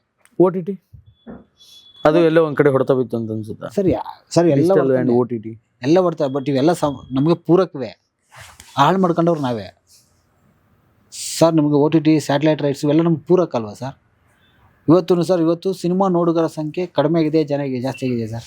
ಕಮ್ಮಿನೇ ಆಗಿದೆ. ಅದೇ ರಂಗ ನಿಂಗೆ ಹೇಳ್ತಿರೋದು. ಇವತ್ತು ಸಿನಿಮಾ ನೋಡುಗರ ಸಂಖ್ಯೆ ಜಾಸ್ತಿ ಇದೆ ಅಂತೀರಾ? ಜಾಸ್ತಿ ತ್ರಿಬಲ್ ಆಗಿದೆ. ಆದ್ರೆ ಥಿಯೇಟ್ರಲ್ಲ ಹತ್ತಿರ ಕಳೆ. ಇವತ್ತು ನಿಮ್ಗೆ ಗೊತ್ತಿಲ್ಲ, ಯಾವುದೋ ಒಂದು ಸಿನಿಮಾ ಸರ್, ಯಾವುದೋ ಒಂದು ಸಿನಿಮಾ ಅದು ಇವತ್ತು ಯೂಟ್ಯೂಬ್ ಇರಲಿಲ್ಲ ಅಂದ್ರೆ ಆ ಪಿಕ್ಚರು ಇದೆ ಅಂತ ಗೊತ್ತಾಯ್ತು. ಅಂಥ ಸಿನಿಮಾಗಳು ಕೂಡ 2 ಲಕ್ಷ ವ್ಯೂಸ್ ಇರ್ತವೆ. ಹೌದೌದು. ಯಾರೋ ಒಬ್ರು ನೋಡಿರ್ತಾರೆ ಆ ಸಿನಿಮಾಗಳನ್ನ. ನೀವು ಒಂದ್ಸತಿ ಥಿಯೇಟ್ರಿಗೆ ಬಂದರೆ ಇನ್ನೊಂದ್ಸತಿ ನೋಡೋದೇ ಇಲ್ಲ ಅನ್ನೋ ಸಿನಿಮಾಗಳು ನಿಮಗೆ ಥಿಯೇಟ್ರ್. ನಿಮ್ಗೆ ಒಂದು ಎಕ್ಸಾಂಪಲ್ ಕೊಡ್ತೀನಿ. ತೆಲುಗು ಸ್ಟೇಟ್ ಸಿನಿಮಾ ಇರುತ್ತೆ, ಅದನ್ನ ಯೂಟ್ಯೂಬಲ್ಲಿ ಹಾಕಿರ್ತಾರೆ. ಅದೇ ಸಿನಿಮಾ ಡಬ್ ಆಗಿರುತ್ತೆ, ಮೇರಿ ಜಂಗ್ ಮೇ ಒನ್ ಮ್ಯಾನ್ ಆರ್ಮಿ ಅಂತ ಹಿಂದಿ ಒಳಗಡೆ. ಅದು ಒರಿಜಿನಲ್ ಸಿನಿಮಾಗಿಂತ ಜಾಸ್ತಿ ವ್ಯೂಸ್ ಇರ್ತದೆ ಅಲ್ವಾ? ಅಂದ್ರೆ ಆಮೇಲೆ ನೋಡಿ, ನಾನು ಮೆಟ್ರೋದಲ್ಲಿ ಹೋಗುವಾಗ ಕಿವಿಗೆ ಹಾಕೊಂಡು ನೋಡ್ತಾ ಇರ್ತಾರೆ. ಅಂದ್ರೆ ಸೀರೀಸು ಸಿನಿಮಾನೋ ಏನೋ ನೋಡ್ತಾರೆ ಸರ್. ಇವತ್ತು ನೋಡೋರ ಸಂಖ್ಯೆ ಜಾಸ್ತಿ, ಕಂಟೆಂಟ್ಗಳು ಜಾಸ್ತಿ ಕೊಡ್ಬೇಕು ನಾವು. ಅಗ್ರಿ. ಆದರೆ ಥಿಯೇಟ್ರಿಗೆ ಬಂದು ನೋಡ್ಬೇಕು ಅನ್ನೋ ಸಿನಿಮಾಗಳು ಕಡಿಮೆ. ಅದು ಅವ್ನಿಗೆ ಆ ಟ್ರಸ್ಟ್ ತುಂಬಬೇಕು ಅಂತಂದ್ರೆ ಅವ್ನು ಕೊಡೋದು ದುಡ್ಡಿಗೆ ವ್ಯಾಲ್ಯೂ ಮಾಡ್ತಾನೆ. ಇಷ್ಟು ಸಿನಿಮಾಗಳಿರಾಗ, ಇಷ್ಟು ಇದಿರಾಗೆ, ಮೊಬೈಲ್ ಇರಾಗ ನಾನು ಯಾಕಪ್ಪ ಇಷ್ಟು ದುಡ್ಡು ಕೊಟ್ಬಿಟ್ಟು ಹೋಗ್ಬೇಕು ಅಂತ ಅವ್ನು ಅನ್ಕೋತಾನೆ. ಅವ್ನು ಜಾಣ್ತಾನ, ಅವ್ನು ನೋಡ್ತಾನೆ ಅಲ್ವಾ ಸರ್? ಈಗ ನಾನು ಚೆನ್ನೈ ಮಾದರಿ ಟಿಕೆಟ್ ಮಾಡಿ ಅಂತ ನಾನು ಫೇಸ್ಬುಕ್ಕಲ್ಲೆಲ್ಲ ಬರೀತಾ ಇದ್ದೆ. ಯಾಕಂದ್ರೆ ನಾನು ಚೆನ್ನೈಗೆ ಹೋದಾಗಲೆಲ್ಲ ಸುಮ್ಮನೆ ಮಾಲ್ಗಳನ್ನ ನುಗ್ಗೋದು. ಅಲ್ಲಿ 64 ರೂಪಾಯಿ ಟಿಕೆಟ್ ಇದೆ ಮೊದಲ 3 ಸಾಲಗಳು. ಮೊದಲು 10 ರೂಪಾಯಿ ಇತ್ತು, ಆಮೇಲೆ 20 ರೂಪಾಯಿ, ಇವಾಗ 64 ರೂಪೀಸ್, 59 ರೂಪಾಯಿ, 61 ರೂಪಾಯಿಗೆ ಇಟ್ಟರು ಮೊದಲ 3 ಸಾಲಗಳು. ನಾನು ಯಾರು ಇರ್ತಾರೆ ನೋಡೋ ಅಂತ ಸುಮ್ಮನೆ ಹೋಗಿದ್ರೆ, ನೀವು ಮಾಲಲ್ಲಿ 60 ರೂಪಾಯಿ ಟಿಕೆಟ್ ಸಿಗುತ್ತೆ ಅಂದರೆ ನೀವು ಹೋಗಲ್ವಾ? ಹೋಗ್ತಾರೆ. ಹೋಗೋದ ಆಗೇನಾಗುತ್ತೆ ಅಂದರೆ ಕನಿಷ್ಠ 20 ಜನರು ಬಂದೇ ಬಿಡ್ತಾರೆ. ಯಾರು ಸಿನಿಮಾ ಮೊದಲು 3 ಲೈನ್ ಆಗಿ ತುಂಬುತ್ತೆ. ನಮ್ಮಲ್ಲಿ ಏನಾಗುತ್ತೆ, ಆಗ ಪ್ರೇಕ್ಷಕರ ಕೊರತೆ ಅಂತ ಬರಲ್ಲ. ಆಮೇಲೆ ಸಿನಿಮಾ ಚೆನ್ನಾಗಿದ್ರೆ ಅವ್ರು 4 ಜನ ಶೋ ಕ್ಯಾನ್ಸಲ್ ಆಗಲ್ಲ, ವೈರಲ್ ಆಗುತ್ತೆ. ಚೆನ್ನಾಗಿದ್ರೆ ಹೇಳ್ತಾರೆ. ನಮ್ಮಲ್ಲಿ ಆಪ್ಷನ್ ಇಲ್ವಲ್ಲ ಸರ್. ಚೆನ್ನಾಗಿದೆ ಅಂತ ಯಾರು ಹೇಳಿದ್ರಷ್ಟೇ ಹೋಗ್ತಾರೆ, ಇಲ್ಲ ಚಾನ್ಸೇ ತಗೊಳ್ಳೋಕೆ 180 ರೂಪಾಯಿ ಯಾರು ಕೊಡ್ತಾರೆ, 150 ರೂಪಾಯಿ ಯಾರು ಕೊಡ್ತಾರೆ? ನಂಗೆ ತುಂಬ ಜನ ಅಂತಾರೆ, ಹಾಗಾದ್ರೆ ಆ ಸಿನಿಮಾ ಹೋಗ್ಲಿಲ್ವಾ, ಈ ಸಿನಿಮಾ ಹೋಗ್ಲಿಲ್ವಾ ಅಂತ. ಟಿಕೆಟ್ ಅಷ್ಟೇ ಇತ್ತು ತಾನೆ ಸರ್. ಅದು ಬೇರೆ. ಎಲ್ಲ ಸಿನಿಮಾ ಏನು ಮಿರಾಕಲ್ಗಳನ್ನ ಕಾಯ್ಕೊಂಡು ಪಿಕ್ಚರ್ ಮಾಡೋಕ್ಕಲ್ಲ, ಬದುಕೋಕ್ಕಾಗಲ್ಲ. ಮಿರಾಕಲ್ ಯಾವುದೋ 2-3 ಸಿನಿಮಾಗಾಗುತ್ತೆ, ಎಲ್ಲ ಸಿನಿಮಾಗೂ ಆಗಲ್ಲ. ಈ ರಿವ್ಯೂಗಳು, ಈ ಸೋಷಿಯಲ್ ಮೀಡಿಯಾದಲ್ಲಿ ರಿವ್ಯೂ ಹೇಳೋರು ಅಥವಾ ಸಿನಿಮಾ ಮೇಲೆ ಆರ್ಟಿಕಲ್ಸ್ ಬರೆಯೋರು, ಅದು ನಿಜವಾಗ್ಲೂ ಎಫೆಕ್ಟ್ ಆಗುತ್ತೆ ಅಂತ ಅಂತೀರಾ? ಬೀಂಗ್ ಡೈರೆಕ್ಟರ್ ಆಗುತ್ತೆ ಅಂತ ಒಂದು ಲೆವೆಲ್ಗೆ ಆಗುತ್ತೆ ಸರ್. ನಿಮ್ಗೇನು ಇಲ್ಲ ಸರ್, ಅದು ಪಾಸಿಟಿವ್ ಅಂತ ನೆಗೆಟಿವ್ ಆಗುತ್ತೆ. ಸುಮಾರಾಗಿದೆ ಅಂತ ಒಂದು ಲೈನ್ ಬರೆದ್ಬಿಟ್ರೆ ಸುಮಾರು 1-2-3 ಜನ ಹೋಗೋದೇ ಸರ್. ಪಿಕ್ಚರ್ ಚೆನ್ನಾಗಿಲ್ವ ಅಂತ ಅನ್ಬಿಡ್ತಾರೆ. ಆ ಪಿಕ್ಚರ್ ಹೋಗೋಣ ಬಂದರೆ ರಿವ್ಯೂಸ್ ನೋಡ್ತಾ ಇದೇನು ಚೆನ್ನಾಗಿಲ್ವ ಅಂತ ಏನ್ಬಿಡ್ತಾನೆ. ಗೊತ್ತೇ ಅವ್ನು ಏನು ಬರ್ತಾನೆ ಅಂತ ಮುಂದಕ್ಕೆ ಹೋದಲ್ಲ. ಅದು ವರ್ಕ್ ಆಗುತ್ತೆ. ನಾವು ಸುಮಾರು ಜನ ಹೇಳಿದ್ದಾರೆ, ಸುಮಾರು ಸಿನಿಮಾಗಳು ನಾನು ಏನೂ ಬರೀದೆ, ಬರೀದೇನೆ, ಚೆನ್ನಾಗಿದೆ ಅನ್ನೋ ಥರದಲ್ಲಿ ಬರ್ದೋದಕ್ಕೆ ನೋಡ್ಬಿಟ್ಟು ಬಂದು ನನಗೆ ಬೈದವ್ರೆ. ಹೌದಾ? ಖಂಡಿತವಾಗಿ ಸರ್. ಸುಮ್ಮನೆ ನೀವು ಯಾವ್ದನ್ನ ಇದು ಮಾಡಿ ದುಡ್ಡು ಇಸ್ಕೊಂಡಿದ್ದೀರಾ ನೀವು ಅಂತಾರೆ. ನಾನು ದುಡ್ಡು ಅಕಸ್ಮಾತ್ ನಾನು ಯಾವುದೋ ಸಿನಿಮಾ ಅಷ್ಟು ಸಮರ್ಪಕವಾಗಿಲ್ಲ ಅಂದರೆ ಥ್ಯಾಂಕ್ ಯು, ನನ್ನ ದುಡ್ಡು ಉಳಿಸೋದಕ್ಕೆ ಅಂತ ಕಮೆಂಟ್ ಆಗ್ತವ್ರು ಇದ್ದಾರೆ. ಅಂದ್ರೆ ಅದೇ ರಿಜೆಕ್ಟ್ ಅಂತಾನೆ. ನಾನು ಚೆನ್ನಾಗಿದೆ ಅಂದರೆ 1-2 ನೋಡೋರೆ, ಚೆನ್ನಾಗಿಲ್ಲ ಅಂದರೆ ದುಡ್ಡು ಉಳಿಸ್ತೀರಿ ಅಂತಂದವ್ರೆ ಅಂತ ಅರ್ಥ. ರಿವ್ಯೂಸ್ ಬೆಲೆ ಇದೆ ಅಂತ. ಸೊ ಎಲ್ಲಕ್ಕೂ ಅದರದ್ದು ಅದು ಬೆಲೆ ಇದೆ ಸರ್. ಏನು ಸಿನಿಮಾ ಹೆಂಗೆ ಅಂತ ನಮಗೂ ಗೊತ್ತಿಲ್ಲ, ಯಾರಿಗೂ ಗೊತ್ತಿಲ್ಲ. ಅದು ನಮಗಂತೂ ಯಾರಿಗೂ ಗೊತ್ತಿಲ್ಲ. ಬಟ್ ಇವತ್ತಿನ ಕಾಲಘಟ್ಟದಲ್ಲಿ ಏನಾಗಿದೆ ಅಂದರೆ ಜನಗಳಿಗೆ ಟ್ರಸ್ಟ್ ಇರೋದು ದೊಡ್ಡ ಸಿನಿಮಾಗಳ ಬಗ್ಗೆ. ಅದು ವೆಯ್ಟ್ ಮಾಡಿ 1000 ರೂಪಾಯಿ ಆದರೂ ಕೊಟ್ಟು ನೋಡ್ತಾರೆ. ಹೊಸಬರು ಸಿನಿಮಾಗಳು ಇನ್ನೊಂದಕ್ಕೆ ಅವ್ರಿಗೆ ಕುತೂಹಲ ಕೆಲ್ಸಂಗೆ ಏನೋ ಒಂದು ಟ್ರೈಲರ್ ಇರಬೇಕು ಅಥವಾ ಏನೋ ಒಂದು ಸುದ್ದಿ ಆಗಬೇಕು, ಇನ್ನೊಂದೇನೋ ಮಾಡಿ ಎಗೈನ್ ನಾವು ಅದನ್ನು ಆ ಟಿಕೆಟ್ ಪ್ರೈಸ್ ಎಲ್ಲ ಕಡಿಮೆ ಮಾಡಿ ಅದು ಕಲ್ಚರ್ ಬೆಳೆಸ್ಬೇಕು ಫಸ್ಟು. ಈ ಒಂದು ಪಿಕ್ಚರಿಂದ ಆಗಲ್ಲ. ಅದು ಸಿನಿಮಾ ನೋಡೋ ಕಲ್ಚರ್ ಬರ್ಬೇಕಲ್ಲ ಸರ್. ಈ ಫ್ಯಾಮಿಲಿ ಎಲ್ಲ ಬಂದು ಇವತ್ತು ಸಿನಿಮಾ ನೋಡೋಕ್ಕೆ ಜನ ಬರಬೇಕು ಅಂತ ಹೇಳಿ ಏನೇನೋ ಟ್ರಿಕ್ಗಳನ್ನ, ಏನೇನೋ ಇದನ್ನ ಡ್ರಾಮಾನ ಮಾಡಕ್ಕೆ ಸ್ಟಾರ್ಟ್ ಮಾಡ್ಬಿಟ್ಟಿದ್ದಾರೆ ಸಿನಿಮಾದವರೇ. ಅದು ನೆಸೆಸಿಟಿ ಅಂತೀರಾ ನೀವು? ಅಲ್ಲಿ ನಾವು ಅಂದ್ರೆ ಹಿಂದಿ ಎಲ್ಲೂ ಇದ್ದಿಲ್ಲ ಈ ಸಿನಿಮಾ. ನಾವು ಸಿನಿಮಾನ ಸ್ಕ್ರೀನ್ ಮೇಲೆ ನೋಡ್ಬೇಕು ಸರ್. ಏನಾಗಿದೆ ಅದಕ್ಕೂ ಮುಂಚೆನೆ ತೋರಿಸ್ತಿದ್ದಾರೆ ನಮಗೆ. ಮಿಸ್ ಹೊಡಿತಿರೋದೇ ಅಲ್ಲಿ. ಜನ ಥಿಯೇಟ್ರಿಗೆ ಬರ್ಬೇಕಂತ ಏನೋ ಒಂದು ಕಾಂಟ್ರವರ್ಸಿ ಮಾಡ್ತಾರೆ ಸರ್. ಸಿನಿಮಾ ಮಾಡ್ಬಿಡ್ತಾರ. ಸಿನಿಮಾ ರಿಲೀಸ್ 1 ತಿಂಗಳು ಒಂದು 20 ದಿನದಲ್ಲಿ ಎಲ್ಲ ದುಡ್ಡು ತೆಗೆದು ಪ್ರಚಾರಕ್ಕೆ ಸುರಿದು ಬಿಡ್ತಾರೆ. ಅಲ್ಲ, ನಾನು ಹೇಳ್ತಾರೆ ಪ್ರಚಾರ ತಪ್ಪಂತ ಹೇಳ್ತಿಲ್ಲ. ಪ್ರಚಾರ ಮಾಡಲಿ, ಪ್ರೆಸ್ ಮೀಟ್ ಮಾಡಲಿ, ಪ್ರಚಾರ ಮಾಡಲಿ, ಏನೋ ಮಾಡಲಿ, ಅದೆಲ್ಲ ಬೇಡನಲ್ಲ. ಜನಗಳನ್ನು ಮಂಗ ಮಾಡೋಕೆ ಹೋಗ್ತಾರೆ. 100%. ಅದು ಗೊತ್ತಾಗುತ್ತೆ ಜನಕ್ಕೆ. ಜನಗಳನ್ನ ಅಲ್ಲ ಮಂಗ ಮಾಡಕ್ ಹೋಗ್ತಾರೆ ಅಂದೆ. ಮಾಡ್ತಾರೆ. ಸಿನಿಮಾ ರಿಲೀಸ್ ಆಗೋಕೆ ಇನ್ನೂ ಒಂದು ವಾರ ಇದ್ದಾಗ ಅವ್ನು ಹೀರೋ ಮೇಲೆ ಅವನು ಕೇಸ್ ಹಾಕ್ಬಿಡ್ತಾನೆ. ಕೇಸ್ ಆಗೋದು ಹೀರೋಯಿನ್ ಏನೋ ಅಂದ್ಲು ಅಂತ ಒಂದು ಕೇಸ್ ಹಾಕ್ಬಿಡ್ತಾನೆ. ಅದು ಯಾವುದೂ ವರ್ಕೌಟ್ ಆಗಲ್ಲ. ಅದು ಪ್ರೊಡ್ಯೂಸರ್ದು ಏನೋ ಒಂದು ಗದ್ದಲಾಗ್ಬಿಡುತ್ತೆ. ಡೈರೆಕ್ಟರ್ ಏನೋ ಒಂದು ಏನೋ ಬೇಡವಾದ ಒಂದು ಸ್ಟೇಟ್ಮೆಂಟ್ ಕೊಟ್ಬಿಡ್ತಾರೆ. ಯಾಕೆ ಬೇಕಿದೆಲ್ಲ ಅಲ್ವೇ? ಹೌದು. ಅಲ್ಲ ಅದೆಲ್ಲ ಬಿಡಿ, ಅದೆಲ್ಲ ಚೀಪ್ ಪಬ್ಲಿಸಿಟಿ. ಆ ಪಬ್ಲಿಸಿಟಿ ನೋಡ್ಕೊಂಡು ಜನ ಥಿಯೇಟರ್ ಅಂದ್ರೆ ಜನಗಳನ್ನು ಮಂಗ ಮಾಡ್ತಿದಾರ ಸಿನಿಮಾದವರು, ಡೈರೆಕ್ಟರ್ ಆಗಲ್ಲ ಸಿನಿಮಾ ಮಾಡೋರು ಅಂತ. ಸರ್ ವರ್ಕೌಟೇ ಆಗಲ್ಲ, ತುಂಬ ಸಿನಿಮಾಗಳು ವರ್ಕೌಟೇ ಆಗಲ್ಲ ಸರ್. ಅವು ಇಲ್ಲ ಸರ್.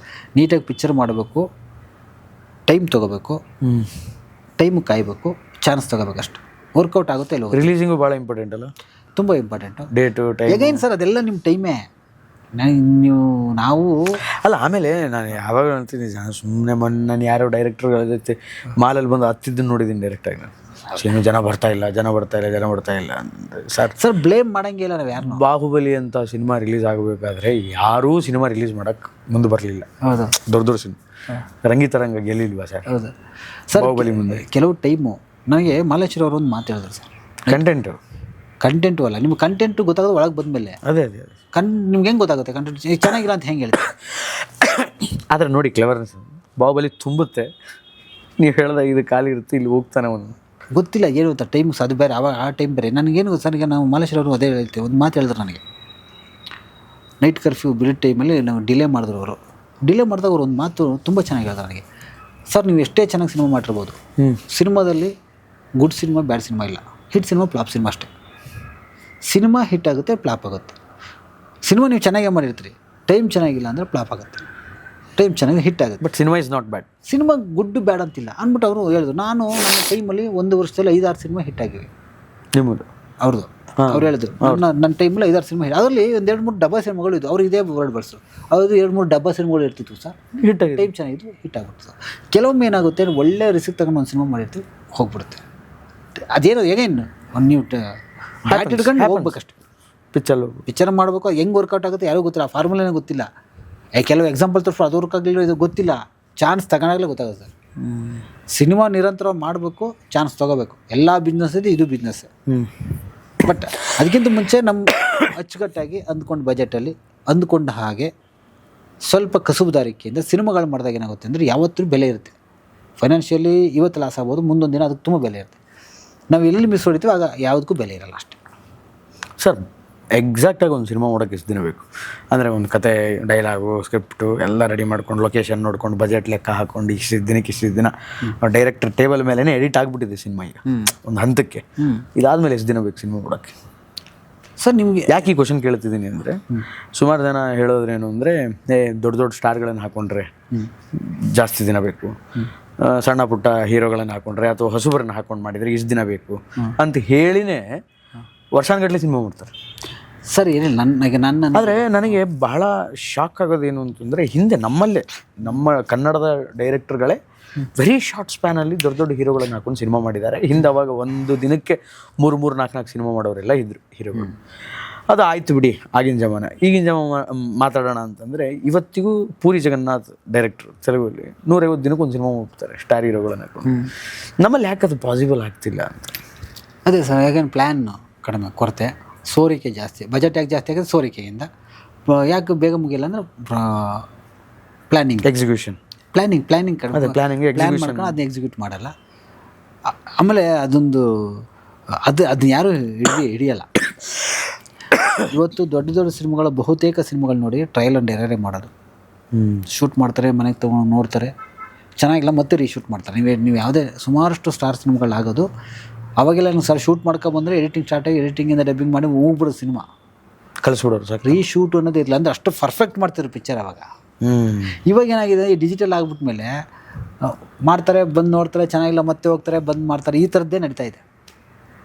ಹಾಗಾಗಿ ನಿಮಗೆ ಆಮೇಲೆ ಬಜೆಟ್ ಲೆಕ್ಕ ಇಲ್ವಲ್ಲ, ಬಿಸ್ನೆಸ್ ಪ್ಯಾಟ್ರನ್ನೇ ಬೇರೆ ಇರುತ್ತೆ. ಇವಾಗ ಬಿಫೋರ್ ರಿಲೀಸೇ ಅಲ್ಲಿ ಮಾರ್ಕೊಬಿಡ್ತಾರೆ. ಸ್ಟಾರ್ ಸಿನಿಮಾನ ಮಾಡೋದೇ ಅದಕ್ಕೋಸ್ಕರ. ಅಲ್ಲಿ ಮಾರ್ಕೊಂಡು ಇಲ್ಲಿ ಮಾರ್ಕೊಂಡು ಏನೋ ಮಾಡ್ಕೊಂಡು ಅದು ರಿಕವರ್ ಮಾಡ್ಕೊಬಿಡ್ತಾರಲ್ಲ, ಆಗ ಸೋಲು ಅಂತ ಅನ್ಸೋದೇ ಇಲ್ಲ. ಅಲ್ಲ, ಯಾಕೆಂತಂದರೆ ಈಗ ವರ್ಷಕ್ಕೆ 200 ಸಿನಿಮಾ ಬರುತ್ತೆ. 200 ಸಿನಿಮಾದಲ್ಲಿ ನಮ್ಮ ಕನ್ನಡದಲ್ಲಿ ಇರುವಂತಹ ಸ್ಟಾರ್ಸ್ಗಳ ಸಂಖ್ಯೆನೇ ಕಮ್ಮಿ. ಈಗ ಒಬ್ಬೊಬ್ಬರು 3 ವರ್ಷ 2 ವರ್ಷ ಟೈಮ್ ತೊಗೋತಿದ್ದಾರೆ ಒಂದು ಸಿನಿಮಾ ಮಾಡೋದಕ್ಕೆ. ಸಿನಿಮಾ ಇಂಡಸ್ಟ್ರಿ ರನ್ ಆಗೋದು ಹೆಂಗೆ ಅಂತ ಈಗ ಜನ ಮೆಥಮೆಟಿಕಲಿ ನಾವು ನೋಡೋಣ, ಅಭಿಮಾನಪೂರ್ವಕವಾಗಿ ಪಕ್ಕಕ್ಕೆ ಇಟ್ಬಿಟ್ಟು, ಅಭಿಮಾನ ಅನ್ನೋದೊಂದು ಪಕ್ಕಕ್ಕೆ ಇಟ್ಟು ಮೆಥಮೆಟಿಕಲಿ ಒಂದು ಸಿನಿಮಾ, ಒಂದು ಇಂಡಸ್ಟ್ರಿ ಹೆಂಗೆ ರನ್ ಆಗುತ್ತೆ.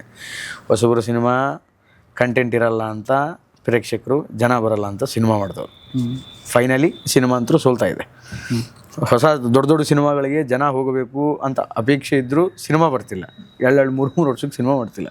Then how industry will run, ಹೆಂಗೆ ಸರ್ವೈವ್ ಆಗುತ್ತೆ ಅಂತ. ಅಲ್ಲ, ಅದಕ್ಕೆ ಅವರೆಲ್ಲ ಸಿನಿಮಾಗಳು ಮಾಡ್ಬಿಟ್ರೆ ಸರ್, ತಿಂಗಳಿಗೆ ಒಂದೊಂದು ಸಿನಿಮಾ, ವರ್ಷಕ್ಕೆ 12 ಸಿನಿಮಾ ಬಂದರೂ ಸಾಕು ಸರ್.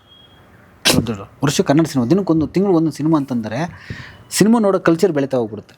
ವರ್ಷಕ್ಕೊಂದು ಸಿನಿಮಾ ಮಾಡಿದ್ರೆ ತಿಂಗಳಿಗೆ ಒಂದು ಸಿನಿಮಾ ಮಾಡಬೇಕು, ಅಂದ್ರೆ ತಿಂಗಳಿಗೆ ಒಂದು ಸಿನಿಮಾ ಬರಬೇಕು. ಈಗ ಒಂದು 3 ಜನ ಸ್ಟಾರ್ ಅಂತಂದರೆ 2 ಸಿನಿಮಾ 3 ಸಿನಿಮಾ ಆಗ್ಬಿಡಬೇಕು.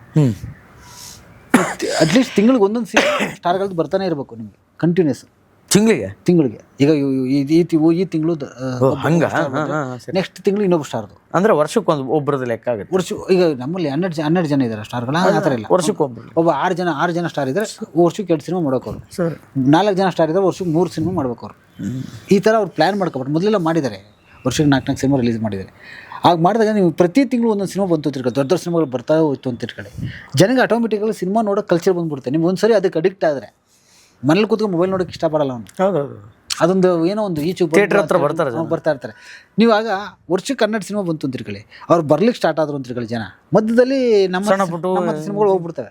ಈ ಚೇಂಬರ್ ಅವರು ವರ್ಷಕ್ಕೆ 200 ಸಿನಿಮಾ ರಿಲೀಸ್ ಮಾಡ್ತಾರಲ್ಲ, ಅದಕ್ಕೆ ಏನಾದರೂ ಲಿಮಿಟೇಷನ್ಸ್ ಹಾಕೊಂಡ್ರೆ ಒಳ್ಳೇದಂತೀರಾ ನೀವು? ವರ್ಷಕ್ಕೆ 100 ಸಿನಿಮಾಗಳು ಹಂಗಾಗಲ್ಲ ಸರ್, ಅದಾಗಲ್ಲ. ಈ 100 ಸಿನಿಮಾ ಆಗ್ಬಿಟ್ಟಿದೆ ಈಗ ಡಿಸೆಂಬರ್ ತನಕ, ನೀನು ಜನವರಿ ರಿಲೀಸ್ ಮಾಡ್ಕೊ. ಇಲ್ಲ, ಹಂಗಾಗಲ್ಲ ಸರ್.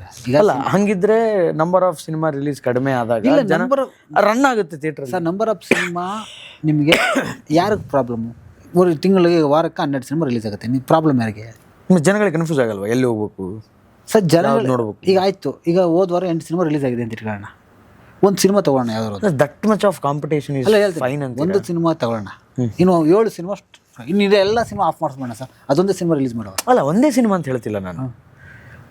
ಇನ್ಸ್ಟೆಡ್ ಆಫ್ 12 3 ಇರಲಿ ಅಥವಾ 4 ಇರಲಿ ಸರ್. ಇಲ್ಲ, ಆ್ಯಕ್ಚುಲ್ ಅದೇ ತಪ್ಪು ಹೇಳ್ತಿರೋದು. 10 ಸಿನಿಮಾ ಬರಲಿ ಬಿಡಿ, ನಿಮಗೆ ಸಮಸ್ಯೆ ಆಗೋದು ಸಿನಿಮಾದವ್ರಿಗೆ, ಫಿಲ್ಮ್ ಮೇಕರ್ಗೆ ಹೊರತು ಜನಗಳಿಗಲ್ಲ. ನಾನು ಫಿಲ್ಮ್ ಮೇಕರ್ಗೆ ತೊಂದರೆ ಆಗಬಾರ್ದು ಅಂತ ನೀವು ಮಾತಾಡ್ತೀರಿ ಸರ್. ಫಿಲ್ಮ್ ಮೇಕರ್ಗೆ ಹೆಂಗೂ ತೊಂದರೆ ಆಗಲ್ಲ, ಯಾಕಂದ್ರೆ ಒಂದು ಸಿನಿಮಾ ಇವಾಗ ಮೊದಲು ಥರ ಅಲ್ಲ ಸರ್. ಮೊದಲು ಏನು ಗೊತ್ತಾ, ಥಿಯೇಟ್ರ್ ಹತ್ರ ಬಂದು ಡಿಸೈಡ್ ಮಾಡೋರು, ಈ ಸಿನಿಮಾ ನೋಡಬೇಕು, ಮನೆ ಡಿಸೈಡ್ ಮಾಡ್ಕೊಂಡು ಬುಕ್ ಮಾಡ್ಕೊಂಡು. ಇವಾಗ ಏನು ಗೊತ್ತಾ, ಸಿನಿಮಾ ಪರ್ಟಿಕ್ಯುಲರ್ ಅದಕ್ಕೆ ಬರ್ತಾನೆ.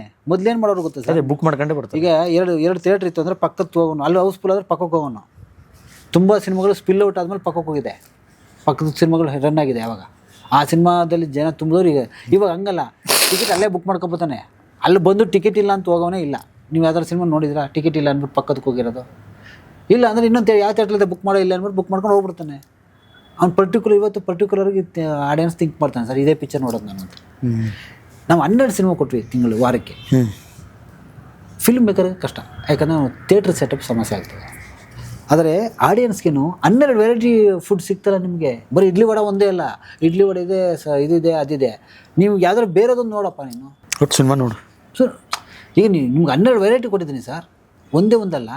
ನೀವು 12ರಲ್ಲಿ ಯಾವ್ದಾದ್ರು ಒಂದು ನೋಡ್ಬೇಕು ಅಂದರೆ ನೋಡ್ತೀರಿ ನೀವು. ಪ್ರೇಕ್ಷಕನಿಗೆ ಸಮಸ್ಯೆ ಇಲ್ಲ, ಅದು ಯಾವ ಚೆನ್ನಾಗಿ ಕಾಣಿಸ್ತದೆ ನೋಡ್ತಾನೆ. ಅವ್ನು 12 ನೋಡ್ಬೇಕು ಅಂತಿಲ್ಲ, ಯಾವ ಚೆನ್ನಾಗಿ ಕಾಣಿಸ್ತದೆ ನೋಡ್ತಾನೆ. ಆದರೆ ಪರ್ಟಿಕ್ಯುಲರ್ ಇದ್ದಾನೆ ಪ್ರೇಕ್ಷಕ. 12 ಇದ್ದರೂ ಕೂಡ ಅವನು ತಿನ್ನಬೇಕು ಅಂದರೆ ನಾವು ನೋಡಬೇಕು ಅಂದರೆ ನೋಡೋದು, ಇಲ್ಲೊಂದು ನೋಡಲ್ಲ ಸರ್. ಇಲ್ಲಿ ನಾವು ಹೆಂಗೆ ಡಿವೈಡ್ ಮಾಡ್ಕೋಬೋದು ಗೊತ್ತಾ ಸರ್? ಸಾಮಾನ್ಯ ಪ್ರೇಕ್ಷಕ, ನಿರ್ದಿಷ್ಟ ಪ್ರೇಕ್ಷಕ ಅಂತ ಒಂದು ಡಿವೈಡ್ ಮಾಡ್ಕೋಣ. ನಿರ್ದಿಷ್ಟ ಪ್ರೇಕ್ಷಕ ಅಂತ ಒಬ್ಬ ಏನಂತೀವಿ ನಾವು ಅವ್ರನ್ನ. ಈಗ ಒಂದು ಪೇಟಿಎಮ್ ತೆಗೆದ್ರಿ, ನೀವು ಯಾವುದೋ ಒಂದು ಆ್ಯಪ್ ತೆಗೆದ್ರಿ, ಅಲ್ಲಿ ಒಂದು ಸಿನಿಮಾದು ಬರುತ್ತೆ, ದೊಡ್ಡ ಸಿನಿಮಾದು. ಅವ್ರು ವರ್ಷಕ್ಕೆ ಮುಂಚೆನೇ ಹಾಕ್ಬಿಟ್ಟಿರ್ತಾರೆ. ಅದು ನಾವು ತನ್ಕತಾನೆ ಈ ಪಿಕ್ಚರ್ ನಾನು ನೋಡುತ್ತೀನಿ ಅಂತ. ಸರ್ ಅವನು ಅದನ್ನೇ ನೋಡೋದು, ಯಾವಾಗ ಬರುತ್ತೆ ಅಂತ. 1,000 ಟಿಕೆಟ್ ಆದರೂ ಅವ್ನು ಬಂದಾಗ ಬುಕ್ ಮಾಡ್ಕೊಂಡೇ ನೋಡ್ತಾನೆ. ನೀವು ನೋಡಿ, ದೊಡ್ಡ ಸಿನಿಮಾ ಬಂದು 1,200 ರೂಪಾಯಿ ಟಿಕೆಟ್ ಇರುತ್ತೆ, ಬುಕ್ ಮಾಡಿರ್ತಾರೆ, ಹೌಸ್ಫುಲ್ ಆಗಿರುತ್ತೆ. ಅದೇ ಹೊಸಬರ ಪಿಕ್ಚರ್ 120 ಹೌಸ್ಫುಲ್ ಆಗ, ಯಾಕೆಂದರೆ ಅವ್ನು ಪರ್ಟಿಕ್ಯುಲರ್ ಪ್ರೇಕ್ಷಕ ಇರ್ತಾನೆ. ಬಟ್ ಸಾಮಾನ್ಯ ಪ್ರೇಕ್ಷಕರು ಅಂತ ಇರ್ತಾರೆ ಸರ್, ಸುಮ್ಮನೆ ಟೈಮ್ ಪಾಸ್ಗೆ ಹೋಗೋಂಥವ್ರು. ಅವ್ರು ಯಾವ ಪಿಕ್ಚರ್ ಆದರೂ ನೋಡ್ತಾರೆ. ಅವ್ರು ಯಾರು ಗೊತ್ತಾ, ಬುಕ್ ಮಾಡ್ಕೊ ಹೋಗೋ ಜನ ಅಲ್ಲ ಅವರು. ಥಿಯೇಟ್ರಿಗೆ ಬಂದು ಡೈರೆಕ್ಟಾಗಿ ಅವ್ರು ಏನು ಅಂತ ಯಾರು ಅಂದರೆ ಈ ಆಟೋದವರು, ನಮ್ಮ ದಿನಗೂಲಿ ನೌಕರರು, ಫ್ಯಾಕ್ಟ್ರಿಗಳಿಗೆ ಹೋಗೋಂಥವ್ರು. ಸರ್ ಬೆಳಗ್ಗೆ ಒಂದು ಶಿಫ್ಟಲ್ಲಿ ಕೆಲಸ ಮುಗಿದ್ಮೇಲೆ ಸಂಜೆ 6ರಿಂದ ನೆಕ್ಸ್ಟು ಬೆಳಗ್ಗೆವರೆಗೂ ಕೆಲಸ ಇರುತ್ತೆ. ಅವ್ರಿಗೆ ಬೇರೆ ಚಟುವಟಿಕೆಗಳಿಲ್ಲ, ಓದೋದು ಬರೆಯೋದಿಲ್ಲ, ಅವ್ರಿಗಿರೋದು ಎಂಟರ್ಟೈನ್ಮೆಂಟ್ ಒಂದು. ಅವ್ರೇನು ಮಾಡ್ತಾರೆ, ಟಿಕೆಟ್ ಪ್ರೈಸ್ ಕಡಿಮೆ ಇದ್ದರೆ ಯಾವುದೋ ಒಂದು ಸಿನಿಮಾ ನುಗ್ಗಿಬಿಡ್ತಾರೆ. ನಮ್ಮ ಸಿನಿಮಾಗಳು ಅವತ್ತು ಗೆಲ್ತಿದ್ದದೇ ನಮ್ಮ ಆಟೋದವರಿಂದ. ಆಟೋದವ್ರು ಏನು ಮಾಡ್ತಾರೆ ಗೊತ್ತಾ ನಿಮಗೆ, ಥಿಯೇಟ್ರ್ ಪಕ್ಕದಲ್ಲಿ ಆಟೋ ನಿಲ್ಲಿಸ್ಬಿಟ್ಟು ಹೋಗಿ ಸಿನಿಮಾ ನೋಡೋರು ಸುಮ್ಮನೆ. ಯಾವುದೇ ಪಿಕ್ಚರ್ ನೋಡೋರು ಸರ್. ನನ್ಗೆ ಗೊತ್ತು, ನಾನು ವಿಶಾಲ್ ಥಿಯೇಟ್ರಲ್ಲಿ ನೋಡ್ತಿದ್ದಾಗ ಎಂಟರ್ಟೈನ್ಮೆಂಟ್ ಸುಮ್ಮನೆ ಬಂದು ಪಿಕ್ಚರ್ ನೋಡೋರು ಅವರು. ಇಷ್ಟ ಇದ್ದಾರೆ ನೋಡೋ, ಇಷ್ಟ ಇಲ್ಲ ಅಂತ ಅರ್ಧ ಮುಗಿಸಿ ಎದ್ದೋಗ್ಬಿಡೋರು. ಇವಾಗ ಏನಾಗಿದೆ ಗೊತ್ತಾ, ಅಲ್ಲಿ ಟಿಕೆಟ್ ರೇಟ್ ಜಾಸ್ತಿ ಇದೆ, ಮೊಬೈಲಿ ಟೈಮ್ ಪಾಸ್ ಇದೆ, ಆಟೋದೊಳಗೆ ಕೂತ್ಕೊಂಡು ಮಾಡ್ತಾ ಇರ್ತಾರೆ, ಥಿಯೇಟ್ರಿಗೆ ಹೋಗಲ್ಲ. ನೆಕ್ಸ್ಟ್ ಇನ್ನು ಅಕಸ್ಮಾತ್ ಮಾಲ್ ಹತ್ರ ಅವನು ಆಟೋ ನಿಲ್ಸಕ್ಕೆ ಜಾಗ ಇಲ್ಲ ಪಾಪ ಒಂದು ಸಿನಿಮಾ ಇಲ್ಲ. ಯಾವುದೇ ಹೋಗಿ ಸರ್, ಯಾವುದೇ ಸಿನಿಮಾಗಳಿಗೆ ಹೋಗಿ ನೀವು, ನಾನು ಬನ್ನಿ ಸಿಂಗಲ್ ಥಿಯೇಟ್ರಿಗೆ ಬನ್ನಿ, ನಾವು ಆಟೋ ಜನ ನಾವು ಬಂದು ನೋಡ್ತೀನಿ. ಅದೇ ಮಾಲ್ಗಳಲ್ಲಿ ಒಂದು ಯೂನಿಫಾರ್ಮ್ ತೋರಿಸಿ ಸರ್ ಆಟೋದವ್ರು. ನಮ್ಮ ಪ್ರೇಕ್ಷಕನೇ ಅವರು ಸರ್, ಅವರೇ ಸಿನಿಮಾ ಗೆಲ್ಸಿರೋದು, ಅವ್ರು ಸ್ಟಾರ್ ಕಟ್ಟಿದವರು ಅವರೇ ಸಿನಿಮಾ ಗೆಲ್ಸಿದ್ರು. ಧ್ವನಿಗಳು ನವ್ಕೋರು ಯಾರು ಬುಕ್ ಮಾಡ್ಕೊ ಬರ್ತಾರಲ್ಲ ಸರ್, ಅವ್ರು ರಿವ್ಯೂ ನೋಡ್ಕೊಂಡು ಪಿಕ್ಚರ್ ನೋಡೋರು. ಅವರು ಸ್ಟಾರ್ಟ್ ನೋಡ್ಕೊಂಬಂದು ಎದ್ದು ಬದ್ನು ಅಂತ ಬಂದು ಪಿಕ್ಚರ್ ನೋಡೋರಲ್ಲ. ಬಟ್ ಇವರೆಲ್ಲ ಹಂಗಲ್ಲ, ಸುಮ್ಮನೆ ಬಂದು ನೋಡೋರು, ಯಾವುದೇ ಪಿಕ್ಚರ್ ನೋಡೋರು. ನಾವು ಈ ಪ್ರೇಕ್ಷಕರನ್ನ ನಾವು ಕಳ್ಕೊಬಿಟ್ವಿ. ನಾವು ಒಂದು ಟ್ರಸ್ಟ್ ಕಳ್ಕೊಬಿಟ್ವಿ, ಎರಡನೇದು ಟಿಕೆಟ್ ರೇಟ್ ಜಾಸ್ತಿ ಮಾಡ್ಬಿಟ್ವಿ, ಅವ್ನಿಗೆ ದುಬಾರಿ ಮಾಡ್ಬಿಟ್ವಿ. ಕೈಲಿ ಮೊಬೈಲ್ ಇದೆ, ನಾವಿನ್ನೂ ಕಡಿಮೆ ಮಾಡ್ತಾನೆ ಹೋಗ್ಬೇಕಾಯ್ತು. ಮೊಬೈಲಿಂದ ಕಿತ್ತಾಕಬೇಕು ಅಂತಂದರೆ ಪ್ರೈಸ್ ಕಡಿಮೆ ಮಾಡ್ತಾನೆ ಹೋಗ್ಬೇಕಾಯ್ತು, ಕಲ್ಚರ್ ಬೆಳೆಸ್ಬೇಕಾಗಿತ್ತು. ಸೊ ಇದು ದೊಡ್ಡ ಕೆಲಸ, ಇದು ಇವತ್ತಿಂದ ಆಗಲ್ಲ. ನಾವು ಆಮೇಲೆ ನಮ್ಮಂಥ ಸಿನಿಮಾ ಡೈರೆಕ್ಟರ್ಗಳು ನಾವು ಏನು ಮಾತಾಡೋಕ್ಕಾಗುತ್ತೆ ಹೇಳಿ? ಪ್ಯಾನ್ ಇಂಡಿಯಾ ಬಗ್ಗೆ ಏನು ಹೇಳ್ತೀರಿ ಸರ್? ಮಾಡೋರು ಮಾಡ್ತಾರೆ, ಎಲ್ಲ ಆಗಲಿ ಮಾಡೋರು ಮಾಡ್ತಾರೆ ಸರ್, ಒಳ್ಳೇದಂತೀರ? ಅಲ್ಲ, ಈಗ ಅದೊಂದು ಕನಸು ಎಲ್ಲರಿಗೂ ಇತ್ತು, ನಮಗೂ ಇತ್ತು. ಆ ಟೈಮಲ್ಲಿ ಯಾರು ಬರೀ ಬೇರೆ ಭಾಷೆ ಸಿನಿಮಾ, ನಮ್ಮ ಕನ್ನಡ ಸಿನಿಮಾ ಹೋಗಲ್ವಲ್ಲ ಅಂತಿದ್ದು, ಹೋಗೋದು ಹೆಮ್ಮೆನೇ. ಬಟ್ ಎಲ್ಲ ಆಗಲ್ವಲ್ಲ. ಕನ್ನಡ ಹೊರತುಪಡಿಸಿ ಬೇರೆ ಯಾವ ಭಾಷೆಯ ಸಿನಿಮಾಗಳು ಒಳ್ಳೆ ಕಂಟೆಂಟ್ಗಳು ಕೊಡ್ತಾ ಇದೆ, ಗೆಲ್ತಾ ಇದೆ, ನೋಡಬಹುದು ಸರ್? ಎಲ್ಲ ಕಡೆನೂ ಹೆಂಗಿದೆ. ನಾನು ಅದಕ್ಕೆ ನಾನು ಫೇಸ್ಬುಕ್ಕಲ್ಲಿ ಪ್ರತಿ ವಾರ ಹಾಕ್ತೀನಿ. ಏನಂತ, ತೆಲುಗಲ್ಲಿ ಈಗ ನಮ್ಮ ಕನ್ನಡದಲ್ಲಿ ತುಂಬ ಜನ ಆಪಾದನೆ ಮಾಡ್ತಾರೆ, ಕನ್ನಡದಲ್ಲಿ ಬರೀ ವಾರಕ್ಕೆ 10 ಮಾಡ್ತವ್ರೆ ಅಂತ. ಅದಕ್ಕೆ ಎಲ್ಲ ಭಾಷೆ ಹಾಕೋರು, ಎಲ್ಲ ಭಾಷೆಗಳು ಇದೆ ಕತೆ. ವಾರಕ್ಕೆ 20, ವಾರಕ್ಕೆ 10, ವಾರಕ್ಕೆ 8 ಸಿನಿಮಾಗಳು ರಿಲೀಸ್ ಆಗ್ತಾರೆ ಇವೆ. ನಾನು ಗಮನಿಸಿದಂಗೆ ಮಲಯಾಳಂ ಮತ್ತು ತಮಿಳಲ್ಲಿ ಕಂಟೆಂಟ್ ಓರಿಯೆಂಟೆಡ್ ಚೆನ್ನಾಗಿದೆ ಸರ್. ಕಂಟೆಂಟ್ ಓರಿಯೆಂಟೆಡ್ ಸಿನಿಮಾಗಳು ವರ್ಕೌಟ್ ಆಗ್ತದೆ. ನಮ್ಮಲ್ಲಿ ಮತ್ತು ತೆಲುಗಲ್ಲಿ ಸ್ವಲ್ಪ ಕಮರ್ಷಿಯಲ್ ವ್ಯಾಲ್ಯೂಸೇ ಜಾಸ್ತಿ ನಾನು ಗಮನಿಸ್ತೇನೆ. ಕನ್ನಡದಲ್ಲಿ ಡೈರೆಕ್ಟರ್ ಟು ಡೈರೆಕ್ಟರ್ ಇಂಟ್ರಾಕ್ಷನ್ಸ್ಗಳಾಗುತ್ತಾ, ಅಥವಾ ಪರ್ಪಸ್ಫುಲಿ ಅವರವರ ಸ್ಟೋರೀಸ್ಗಳನ್ನು ಡಿಸ್ಕಸ್ ಮಾಡಿಕೊಂಡು ಸಿನಿಮಾ ಮಾಡೋಕ್ಕಿಂತ ಮುಂಚೆ ಮಾತಾಡಿಕೊಂಡು, ಅಥವಾ ಸೀನಿಯರ್ಸ್ ಕಡೆಯಿಂದ ಒಂದು ಇನ್ಪುಟ್ ತೊಗೊಂಡು ಆ ಥರ ಸಿನಿಮಾ ಮಾಡುವಂಥ ಡೈರೆಕ್ಟ್ಸ್ಗಳನ್ನು ನೋಡ್ಬೋದು ನಾವು. ಯಾಕೆಂದರೆ ಫಾರ್ ಎಕ್ಸಾಂಪಲ್ ಕೊಡ್ತೀನಿ ನಿಮಗೆ, ತೆಲುಗಲ್ಲಿ ಹೇಳಿದರೆ ಕಮರ್ಷಿಯಲ್ ಸಿನಿಮಾಗಳಂತ, ತೆಲುಗಲ್ಲಿ ಸುಮಾರು ಜನ ಡೈರೆಕ್ಟರ್ಗಳಿದ್ದಾರೆ and they will go to senior directors. ಈಗಿರುವಂತಹ ಯಂಗೆಸ್ಟ್ ಡೈರೆಕ್ಟರ್ಸ್ಗಳು ಸೀನಿಯರ್ ಡೈರೆಕ್ಟರ್ ಹತ್ರ ಹೋಗಿ ತಮ್ಮ ಸ್ಟೋರಿ ಹೇಳ್ಕೊಂಡು ಡಿಸ್ಕಸ್ ಮಾಡಿಕೊಂಡು ಒಂದು ಡೈರೆಕ್ಟರ್ ಟೇಬಲ್ ಅಂತ ಮಾಡಿಕೊಂಡು. ಈಗ ಒಂದು ಕೆಲಸ ಮಾಡೋಣ ಸರ್, ಈಗ ನಾನು ನೆಕ್ಸ್ಟ್ ಒಂದು ಸಿನಿಮಾ ಮಾಡ್ತಾ ಇದ್ದೇನೆ, ನಮ್ಮಲ್ಲಿ ಆಗುತ್ತಾ ಆ ಥರ? ಯಾರ ಹತ್ರ ಹೋಗ್ಲಿ ಹೇಳಿ? ಯಾವ ಡೈರೆಕ್ಟರ್? ಅಲ್ಲ ಗೊತ್ತಿಲ್ಲ, ಅದೇ ನಿಮಗೆ ಬಿಟ್ಟಿದ್ದು, ಭೇಟಿ ಮಾಡೋದು ಹೆಂಗೆ? ನಿಮಗೆ ಬಿಟ್ಟಿದ್ದು ಅಂತ ಕೇಳ್ತೀನಿ. ಇಲ್ಲ, ಯಾರನ್ನ ಈಗ ಇವತ್ತು ನಾನು ಒಂದು ಸಿನಿಮಾ ಸೀನಿಯರ್ ಡೈರೆಕ್ಟರ್ಸ್ಗಳ ಹತ್ರ ಹೋಗಿ ಯಾರ ಹತ್ರ? ಈಗ ರಿಟೈರ್ಡ್ ಆಗಿ ಮನೇಲಿ ಕೂತಿರೋರ ಹತ್ರ ಹೋಗೋದ? ಚಾಲ್ತಿಲಿರೋರ ಹತ್ರ? ಚಾಲ್ತಿಲಿರೋರ ಹತ್ರ ನಮ್ಮ ಕೈಗೆ ಸಿಗಲ್ಲ ಇವತ್ತು. ಚಾಲ್ತಿಲಿರುವಂಥ ಡೈರೆಕ್ಟರ್ಗಳು ನಮ್ಮ ಕೈಗೆ ಬನ್ನಿ ಸರ್, ಒಂದಿನ ಡಿಸ್ಕಷನ್ಗೆ ಬನ್ನಿ, ಒಂದು ಸ್ವಲ್ಪ ನಾವು ಮಾತಾಡಬೇಕು, ಸಿನಿಮಾ ಹೇಳಬೇಕು ಅಂತ ನಾವು ಅಂದರೆ ಯಾರು ಸಿಗ್ತಾರೆ ನಿಮಗೆ? ಸಿಗಲ್ಲ. ಎಲ್ಲಿ ಸಿಗ್ತಾರೆ? ಮನೇಲಿ ಕೂಳ್ತಿರೋರು ಸಿಗ್ತಾರೆ, ಅವ್ರು ನಮಗೆ ಬೇಡ ಅಂತೀವಿ. ಯಾಕಂದ್ರೆ ನಾವು ಸಿನಿಮಾ ಬೇಡಪ್ಪ ಸದ್ಯಕ್ಕೆ ನಾವು ವಿಶ್ರಾಂತಿಲಿದ್ದೀವಿ ಅಂತ ಅವ್ರು ಕೂತಿರ್ತಾರೆ, ಅವ್ರ ಹತ್ರ ಬನ್ನಿ. ಆ ಚರ್ಚೆ ನನಗೆ ಗೊತ್ತಿರೋದು ಅದು ನಡೆಯೋದಿಲ್ಲ. ನಾವು ಸದ್ಯಕ್ಕೆ ಏನಾಗ್ತಿದೆ ಅಂದರೆ, ಒಂದಷ್ಟು ಇವತ್ತಿನ ಜನ್ರೇಷನ್ ನಾವುಗಳೆಲ್ಲ ಮಾಡ್ತೀವಿ, ನಮ್ಗೆ ಗೊತ್ತಿರೋ ಡೈರೆಕ್ಟರ್ನ ಕರೆಸಿ ಡಿಸ್ಕಸ್ ಮಾಡ್ತಾಯಿದ್ದೀವಿ, ಈಗ ನಡೀತಾ ಇದೆ ಅದು. ಬಟ್ ಆ ಲೆವೆಲ್ಗಿಲ್ಲ. ಯಾಕಂದ್ರೆ ನಾನು ಹೇಳಿದೆ ನಿಮಗೆ, ರೈಟ್ರ್ ಅನ್ನೋರೇ ಇಲ್ವಲ್ಲ, ಅವರೇ ಕಡಿಮೆ ಅಲ್ಲ, ಹಾಗಾಗಿ ಅದು ಕಡಿಮೆ ಇದೆ ಸರ್. ರವೀಂದ್ರ ಅವರ ಮುಂದಿನ ಪ್ರಾಜೆಕ್ಟ್ ಸರ್ ಅದೇ, ಈಗ ನನ್ನಂಥ ಡೈರೆಕ್ಟರ್ ಎಲ್ಲರೂ ಒಂದು ಗೊಂದಲ ಇದೆ, ವಾಟ್ ನೆಕ್ಸ್ಟ್ ಏನು ಮಾಡೋದು? ಈಗ ನಾನು ಆ್ಯಕ್ಷನ್ ಮಾಡಾಯಿತು, ಲವ್ ಸ್ಟೋರಿ ಮಾಡಾಯಿತು, ಥ್ರಿಲ್ಲರ್ ಮಾಡಾಯಿತು, ಮಕ್ಕಳ ಸಿನಿಮಾ ಮಾಡಾಯಿತು, ಮತ್ತೀಗ ವಾಟ್ ನೆಕ್ಸ್ಟ್? ನಾವು ಪ್ರತಿಯೊಂದು ಕೂಡ ನಾನು ಒಂದು ಸಿನಿಮಾ ಮಾಡ್ದಂಗೆ ಇನ್ನೊಂದು ಸಿನಿಮಾ ಮಾಡಲಿಲ್ಲ, ಒಂದು ಜಾನ್ರೇ ಮಾಡ್ದಂಗೆ ಇನ್ನೊಂದು ಜಾನ್ರ ಮಾಡಲಿಲ್ಲ. ರಿಮೇಕ್ ಮಾಡಲ್ಲ. ರಿಮೇಕ್ ಯಾಕೆ ಮಾಡ್ಬೋದು? ನಾನು ತುಂಬ ಜನ ರಿಮೇಕ್ ಮಾಡೋರಿಗೆ ಹೇಳ್ತೀನಿ, ಯಾಕೆ ರಿಮೇಕ್ ಮಾಡ್ತೀರಿ, ಬನ್ನಿ ಒಂದಷ್ಟು ಅಮೌಂಟ್ ಕೊಡಿ, ನಾವೇ ಒಳ್ಳೆ ಕತೆ ಮಾಡ್ಕೊಟ್ಬಿಡ್ತೀವಿ ಅಂತ. ಸೊ ಹಾಗಾಗಿ ರಿಮೇಕ್ ಅಂತೂ ಮಾಡಲ್ಲ, ಬೇರೆ ಏನಾರು ಮಾಡಬೇಕು. ಬಟ್ ಏನು ಮಾಡಬೇಕು ಅಂತ ಸದ್ಯದ ಪರಿಸ್ಥಿತಿಯಲ್ಲಿ ನಾವು ಯೋಚನೆ ಇನ್ನೂ ನಾನು ಗೊಂದಲದಲ್ಲೇ ಇದ್ದೀವಿ ಸರ್. ಈಗ ಮಾಡಿದ್ರೆ ಅನ್ನೋದ್ರ ಸಿನಿಮಾ ಆಗುತ್ತೆ ಅಷ್ಟೇ. ಈಗ ಏನಾದ್ರು ಒಂದು ಮಾಡಬೇಕಲ್ಲ. ಈಗ ಏನೋ ಒಂದು ಕೈ ಹಾಕಿದ್ರೆ ನೆಕ್ಸ್ಟ್ ಈಗ ಫಸ್ಟು ಇಂಡಸ್ಟ್ರಿಗೆ ಬಂದಾಗ ಏನಿರುತ್ತೆ, ನಾವು ಡೈರೆಕ್ಟರ್ ಆಗಬೇಕು, ನಮ್ಮ ಹೆಸರು ನಿರ್ದೇಶಕರು ಅಂತ ಬರಬೇಕು, ನಮ್ಮ ಪೋಸ್ಟ್ರು ಗೋಡೆಗಳ ಮೇಲೆ ಬೀಳಬೇಕು, ಈ ಥರದ್ದು ಒಂದಷ್ಟು ಆಸೆಗಳಿರ್ತವೆ. ಈಗ ಅವೆಲ್ಲ ಆಗಿದೆ. ಈಗ ನೆಕ್ಸ್ಟ್ ಏನು ಮಾಡಬೇಕು ಅಂತಂದ್ರೆ, ಪಿಕ್ಚರ್ ಏನು ಮಾಡಬೇಕು, ಈಗ ಏನು ಮಾಡಬೇಕು, ಸಕ್ಸಸ್ಸೇ ಕಾಣಲೇಬೇಕು. ಮಠ ಮಾಡಿ ಮತ್ತೆ ಮಠ ಸವಾಸಕ್ಕೆ ಹೋಗಲ್ಲ ನಾವು. ಮಠಗಳ ಸವಾಸ ಇಲ್ಲ, ಹಂಗಲ್ಲ, ಹೋಗಲ್ಲ ಸರ್. ಈಗ ಒಂದು ಜಾನ್ರ್, ಒಂದು ಸಿನಿಮಾ, ತುಂಬ ಜಾನರ್ಗಳಿವೆ. ಆ ಸಿನಿಮಾನ ಮತ್ತೆ ಈ OTT ಕೊಡ್ಬೋದಲ್ಲ? ಮಠ ಅಲ್ಲ, ಇನ್ನೊಂದು 2013 ರೆಡ್ ಮಾಡಿದ್ರಿ ಸಿನಿಮಾ ಅಂತ ಹೇಳಿದ್ರೆ ಅದು ರಿಲೀಸ್ ಆಗಿಲ್ಲ ಅಂತ ಹೇಳಿದ್ರಲ್ಲ. ಸರ್ ಏನು ಅಂದರೆ ನೀವು OTT ಎಲ್ಲ ರನ್ ಆಗೋದೇ ಸ್ಟಾರ್ಗಳಿಂದ. OTT ರನ್ ಆಗೋ ಸ್ಟಾರ್ಗಳಿಂದ, ಸ್ಯಾಟಲೈಟ್ ರನ್ ಆಗೋ ಸ್ಟಾರ್ಗಳಿಂದ. ಹಾಗಾಗಿ ಅವೆಲ್ಲ ನಮ್ಮ ಕನ್ನಡದಲ್ಲಂತೂ ಎಲ್ಲ ಕಡೆನೂ ಆ ಆಪ್ಷನ್ ಕಡಿಮೆನೇ. ನಮ್ಮ ಕರ್ನಾಟಕದಲ್ಲಂತೂ ದೊಡ್ಡ ಸಮಸ್ಯೆ ಏನು ಗೊತ್ತಾ ಸರ್, ನಮ್ಮದೇ ಆದಂಥ OTT ಇಲ್ಲ, ನಮ್ಮದೇ ಆದಂಥ ಸ್ಯಾಟಲೈಟ್ ಇಲ್ಲ. ಈಗಿರುವ ಮನರಂಜನಾ ವಾಹಿನಿಗಳೆಲ್ಲ ಬೇರೆ ಭಾಷೆಯವು. ಅವುಗಳಲ್ಲಿ ಏನಾಗ್ತದೆ ಅಂದರೆ ಕನ್ನಡ ಡಬ್ಬಿಂಗ್ ಸಿನಿಮಾಗಳು ಇದಾಗ್ತವೆ. ಆ್ಯಕ್ಚುಲಿ ಪ್ರತಿ ಚಾನಲ್ ಕೂಡ ನಿಮಗೆ ಅಟ್ಲೀಸ್ಟ್ ವಾರಕ್ಕೊಂದು ಹೊಸ ಸಿನಿಮಾ ಆಗ್ತಿದ್ರು ಕೂಡ ವರ್ಷಕ್ಕೆ 52 ಸಿನಿಮಾ ಬೇಕು. ನಮ್ಮಲ್ಲಿ 4 ಮನರಂಜನಾ ವಾಹಿನಿ ಇದೆ. 4 ವಾಹಿನಿಯವರು ಬರೀ ವಾರಕ್ಕೊಂದೊಂದು ಸಿನಿಮಾ ಹೊಸದಾಗ್ತೀವಿ ಅಂದರೂ ಕೂಡ 200 ಸಿನಿಮಾ ಬೇಕಾಗುತ್ತೆ. ಅಂದರೆ ನಾವು ಮಾಡೋ ಎಲ್ಲ ಸಿನಿಮಾಗಳು ನಮ್ಮ ಚಾನಲ್ ಎಲ್ಲ ಚಾನಲ್ ಹಾಕ್ಬೇಕು. ಆದರೆ ಸಮಸ್ಯೆ ಏನಾಗಿದೆ ಅಂದರೆ ನಮಗಿಂತ ನಾವು ಕೋಟ್ ಮಾಡೋ ದುಡ್ಡಿಗೆ, ಈಗ ನಾವು ಹೊಸಬರು ಸಿನಿಮಾ ಕೋಟ್ ಮಾಡೋ ದುಡ್ಡಿಗೆ ಅವ್ರಿಗೆ ಡಬ್ಬಲ್ ವರ್ಷನೂ ಸ್ಟಾರ್ ಸಿನಿಮಾ ಸಿಗುತ್ತೆ. ಎಲ್ಲಿ ಅದು ಸ್ಟಾರ್ ಸಿನಿಮಾ ಡಬ್ಬಲ್ ವರ್ಷನ್ ಸಿಗುತ್ತೆ ನಮ್ಮದೇ ದುಡ್ಡಿಗೆ, ಒರಿಜಿನಲ್ಸ್. ಅದಕ್ಕೇನು ಮಾಡ್ತಾರೆ, ಡಬ್ಬಿಂಗ್ ಸಿನಿಮಾ ಹಾಕೊಂಡು ಚಿಸ್ತಾರೆ. ಅದೇ ನೀವು ಬೇರೆ ಭಾಷೆಗಳು ಏನಾಗಿದೆ ಅವ್ರದ್ದೇ ಆದಂಥ ಚಾನಲ್ಗಳಿವೆ, ಅವ್ರದ್ದೇ ಆದಂಥ OTTಗಳಿವೆ. ಈಗ ನೋಡಿ ತೆಲುಗಲ್ಲಿ ಆಹಾ OTT ಇದೆ, ತಮಿಳಲ್ಲಿ shine play, Malayalam shine play ಇದೆ, ETV ವಿನ್ ಅಂತ ತೆಲುಗಲ್ಲಿದೆ. ಒರಿಜಿನಲ್ ಆಯಾ ಭಾಷೆಯ OTTಗಳು. ನಮ್ಮಲ್ಲಿ ಆ ಥರದ್ದು ಮೇಕರ್ ಸಿನಿಮಾಸ್ಗಳನ್ನೆಲ್ಲ OTT ಎಲ್ಲ ಹಾಕೋತಾರೆ. ಅಂದರೆ ನೀವು ಸಿನಿಮಾಗಳು ಬೇಕಾಗ್ತಾವಲ್ಲ ಅವ್ರಿಗೆ. ಎಕ್ಸಾಕ್ಟ್ಲಿ. ಈಗ ನಮ್ಮಲ್ಲಿ ಏನಾಗಿದೆ ಗೊತ್ತಾ, ನಾವುಗಳು OTT ಬೆಳೆಸ್ತಾ ಇಲ್ಲ. ನಮ್ಮ ಕನ್ನಡಕ್ಕೆ ನಾವು OTT, ನಮ್ಮ ಕನ್ನಡದೇ OTTಗಳಿವೆ. ಸಿನಿ ಬಜಾರ್ ಅಂತಿದೆ ಪಾಪ, ನಮ್ಮ ಫ್ಲಿಕ್ಸ್ ಅಂತಿದೆ, ಒದ್ದಾಡ್ತಿದ್ದಾರೆ. ಅವ್ರಿಗೆ ಸಪೋರ್ಟ್ ಮಾಡೋರು ಯಾರಿದ್ದಾರೆ ಇಂಡಸ್ಟ್ರಿಲಿ? ಯಾಕಂದರೆ ನಿಮ್ಮ ಸಿನಿಮಾ ತೊಗೊಳಕ್ಕೆ ಫಂಡ್ ಬೇಕಲ್ಲ. ಅವ್ರು ಯಾರೋ ಒಂದಷ್ಟು ಪ್ರಯತ್ನ ಪಡ್ತಾ ಇದ್ದಾರೆ, ಅವ್ರಿಗೆ ಸಪೋರ್ಟ್ ಮಾಡಬೇಕಲ್ಲ ಸಿನಿಮಾ ಇಂಡಸ್ಟ್ರಿಗೆ. ನಾವು ಒಂದಷ್ಟು ಒಳ್ಳೊಳ್ಳೆ ಸಿನಿಮಾಗಳು ಅವ್ರಿಗೆ ಕೊಡಬೇಕು. ಅವ್ರ ಫಂಡ್ ಇಲ್ಲ ಅಂತಂದ್ರೆ ಫಂಡ್ ಹಾಕ್ಬೇಕು. ಅದಕ್ಕೆ ಇಂಡಸ್ಟ್ರಿ ಬೆಳೆಸಬೇಕು ಅನ್ನೋರು ಅದಕ್ಕೊಂದು ಉದ್ಯಮ ಥರ ನೋಡಬೇಕು. ಅವರೇನೋ ಬಡ್ದಾಡ್ತಾ ಇದ್ದಾರೆ ಪಾಪ, ಏನೋ ಒಂದು ಅವರ ಲಿಮಿಟೇಷನ್ಲಿ. ಅಮೆಜಾನ್ ಅವರು, ನೆಟ್ಫ್ಲಿಕ್ಸ್ ಅವ್ರು ನಮ್ಮ ಮೂಸು ನೋಡ್ತಾ ಇಲ್ಲ. ನಮಗೆ ಪರ್ಯಾಯವಾಗಿ ನಮ್ಮದೇ ಆದಂಥ ಒಂದು ಬೇಕು, ನಮ್ಮದೇ ಆದಂಥ ಒಂದು ಚಾನಲ್ ಬೇಕು. ಅದೆರಡೂ ಇಲ್ಲ ನಮ್ಮಲ್ಲಿ.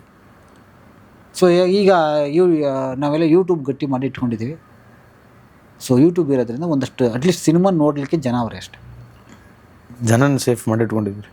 ಅಂದರೆ ಠೇವಣಿ ಕಳ್ಕೊಂಡಿಲ್ಲ ಸರ್. ಅಂದರೆ ಜನಕ್ಕೆ ಜಾಸ್ತಿ ರೀಚ್ ಆಗ್ತಿದ್ದೀವಿ. ಮುಂದೊಂದು ದಿನ ಅದು ಅದೇ ಟರ್ನಿಂಗ್ ಪಾಯಿಂಟ್ ಆಗ್ಬೋದು. ಎಕ್ಸಾಕ್ಟ್ಲಿ. ಯಾವುದೇ OTT ಆಗಲಿ ಸರ್, ಯಾವುದೇ OTT, ದೊಡ್ಡ OTTಗಳಾಗಿರಲಿ, ಅವರು ಹೊಸ ಸಿನಿಮಾ ಆ್ಯಡ್ ಮಾಡ್ತಾ ಹೋಗಲಿಲ್ಲ ಅಂದರೆ ಆ ಪ್ರಾಂತ್ಯವನ್ನು ಕಳ್ಕೊತಾರೆ ಅವರು. ಬಹುಶಃ ಕರ್ನಾಟಕದಲ್ಲಿ ಅವರು ಜೀವಂತವಾಗಿರಬೇಕು ಅಂದರೆ ಕನಿಷ್ಠ ತಿಂಗಳಿಗೆ 4 ಸಿನಿಮಾ ಹೊಸದೇ ಹಾಕ್ಬೇಕು ಅವರು. ಒಬ್ಬ ಚಂದಾದಾರನಾಗಿ ನಾನು 2 ತಿಂಗಳಲ್ಲೂ ಕೂಡ ಅದೇ ಸಿನಿಮಾಗಳಿತ್ತು ಅಂದರೆ 3ನೇ ತಿಂಗಳು ನನ್ನ ಚಂದಾದಾರಿಗೆ ಕಿತ್ತಾಕ್ತೀನಿ, ನನ್ನ ಸಬ್ಸ್ಕ್ರಿಪ್ಷನ್ ಕಿತ್ತಾಕ್ತೀನಿ ನಾನು. ಹೌದಾ? ಯಾರ್ಯಾರು ಅದೇ ಕೆಲಸ ಅದೇ ಸಿನಿಮಾಗಳು ಯಾಕೆ ಮಾಡ್ತೀವಿ ನಾವು? ಬರೀ ತಮಿಳು ತೆಲುಗಿಗೆ ಹಾಕಿದ್ರೆ ನಾವು ಯಾಕೆ ಮಾಡ್ತೀವಿ ಕನ್ನಡದವನಾಗಿ? ಇವಾಗ ಏನಾಗಿದೆ ಅಂದರೆ ಇವಾಗ ಸ್ವಲ್ಪ ಏನು ಮಾಡ್ತಾರೆ, ದೊಡ್ಡ OTT ಅವರು ನಮ್ಮನ್ನು ದೂರ ಇಟ್ಟಿದ್ದಾರೆ. ವರ್ಷಕ್ಕೆ ಬರೀ ಸ್ಟಾರ್ ಸಿನಿಮಾಗಳು ತೊಗೋತಾರೆ. ವರ್ಷಕ್ಕೆ ಸ್ಟಾರ್ ಸಿನಿಮಾಗಳು ಬರೋದೇ 4 ಸಿನಿಮಾ ಬರ್ತವೆ ಕರ್ನಾಟಕದ. 4 ಸಿನಿಮಾ ತೊಗೋತಾರೆ. ಈ ಮಿಕ್ದವರೆಲ್ಲ ಏನು ಮಾಡ್ತಾರೆ, ಇನ್ನು ಬೇರೆ ದಾರಿಲಿ ಅಂತ ಯೂಟ್ಯೂಬ್ಗೆ ಹಾಕ್ತಾಯಿದ್ದಾರೆ.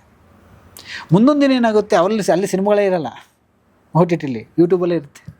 ಇಲ್ಲಿಗೆ ಬರ್ತಾರೆ ಸಿನಿಮಾ ಇಲ್ಲಿ ಇರುತ್ತೆ. ಅಲ್ಲಿ ಬರಾಮರಿ ಅದಕ್ಕೆ ಯೂಟ್ಯೂಬ್ಗೆ ಸಬ್ಸ್ಕ್ರಿಪ್ಷನ್ ಆಗಂಗಿಲ್ಲ, ಇನ್ನೊಂದು ಆಗಂಗಿಲ್ಲ, ಪೇ ಇಲ್ಲ. ಆಗೇನಾಗುತ್ತೆ, ಅದು ಕಾಲ ಒಂದು ಟೈಮಿಗೆ ಉಲ್ಟಾ ಆಗಲೇಬೇಕಲ್ಲ. ಒಂದು ಟೈಮ್ಗೆ ಏನಾಗುತ್ತೆ, ಎಲ್ಲ ಇಲ್ಲೂ ಬಂದಿರ್ತಾರೆ, ಅವ್ರ ಹತ್ರ ಖಾಲಿ ಇರುತ್ತೆ.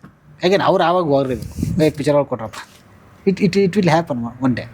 ಸದ್ಯಕ್ಕಂತೂ ಇಲ್ಲ ಸರ್. ಫೈನಲಿ ಡೈರೆಕ್ಷನ್ ಮಾಡಬೇಕು ಅಂತ ಅನ್ಕೊಳ್ಳೋ ಯುವಕರು, ಫೀಲ್ಡಿಗೆ ಬರಬೇಕು ಅಂತ ಅನ್ಕೊಳ್ಳೋರು, ಅಥವಾ ಅಸಿಸ್ಟೆಂಟ್ ಡೈರೆಕ್ಟರ್ ಆಗಿ ಬರ್ತೀನಿ ಅಂತ ಅನ್ಕೊಳ್ಳೋರಿಗೆ what you going to suggest? ಏನು ಸಜೆಷನ್ ಕೊಡ್ತೀರಿ? ಬನ್ನಿ ಅಂತ. ಫಸ್ಟು ಇಂಡಸ್ಟ್ರಿಗೆ ಹೊಸ ನಿರ್ಮಾಪಕರು ಬರಬೇಕು, ಹೊಸ ನಿರ್ದೇಶಕರು ಬರಬೇಕು, ಹೊಸ ಆಲೋಚನೆಗಳು ಬರಬೇಕು. ಆಗಲೇ ಇಂಡಸ್ಟ್ರಿ ಉದ್ಧಾರ ಆಗೋದು.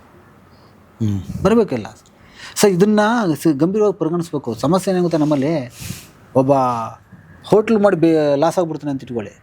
ಹೋಟ್ಲ್ ಮಾಡಿ ಲಾಸ್ ಆಗ್ಬಿಟ್ರೆ ಅವನ ಹತ್ರ ಹೋಗಿ ಕೇಳಿ, ನಾನೊಂದು ಹೋಟ್ಲ್ ಮಾಡಬೇಕು ಅಂತ. ಅವನೇನಂತಾನೆ ಗೊತ್ತಾ, ಗುರು ಆ ಏರಿಯಾದಲ್ಲಿ ಹೋಟ್ಲ್ ಹಾಕಿದೆ, ವರ್ಕೌಟಲ್ಲಿ ನೀನು ಈ ಏರಿಯಾದಲ್ಲಿ ಹಾಕು ಅಂತಾನೆ.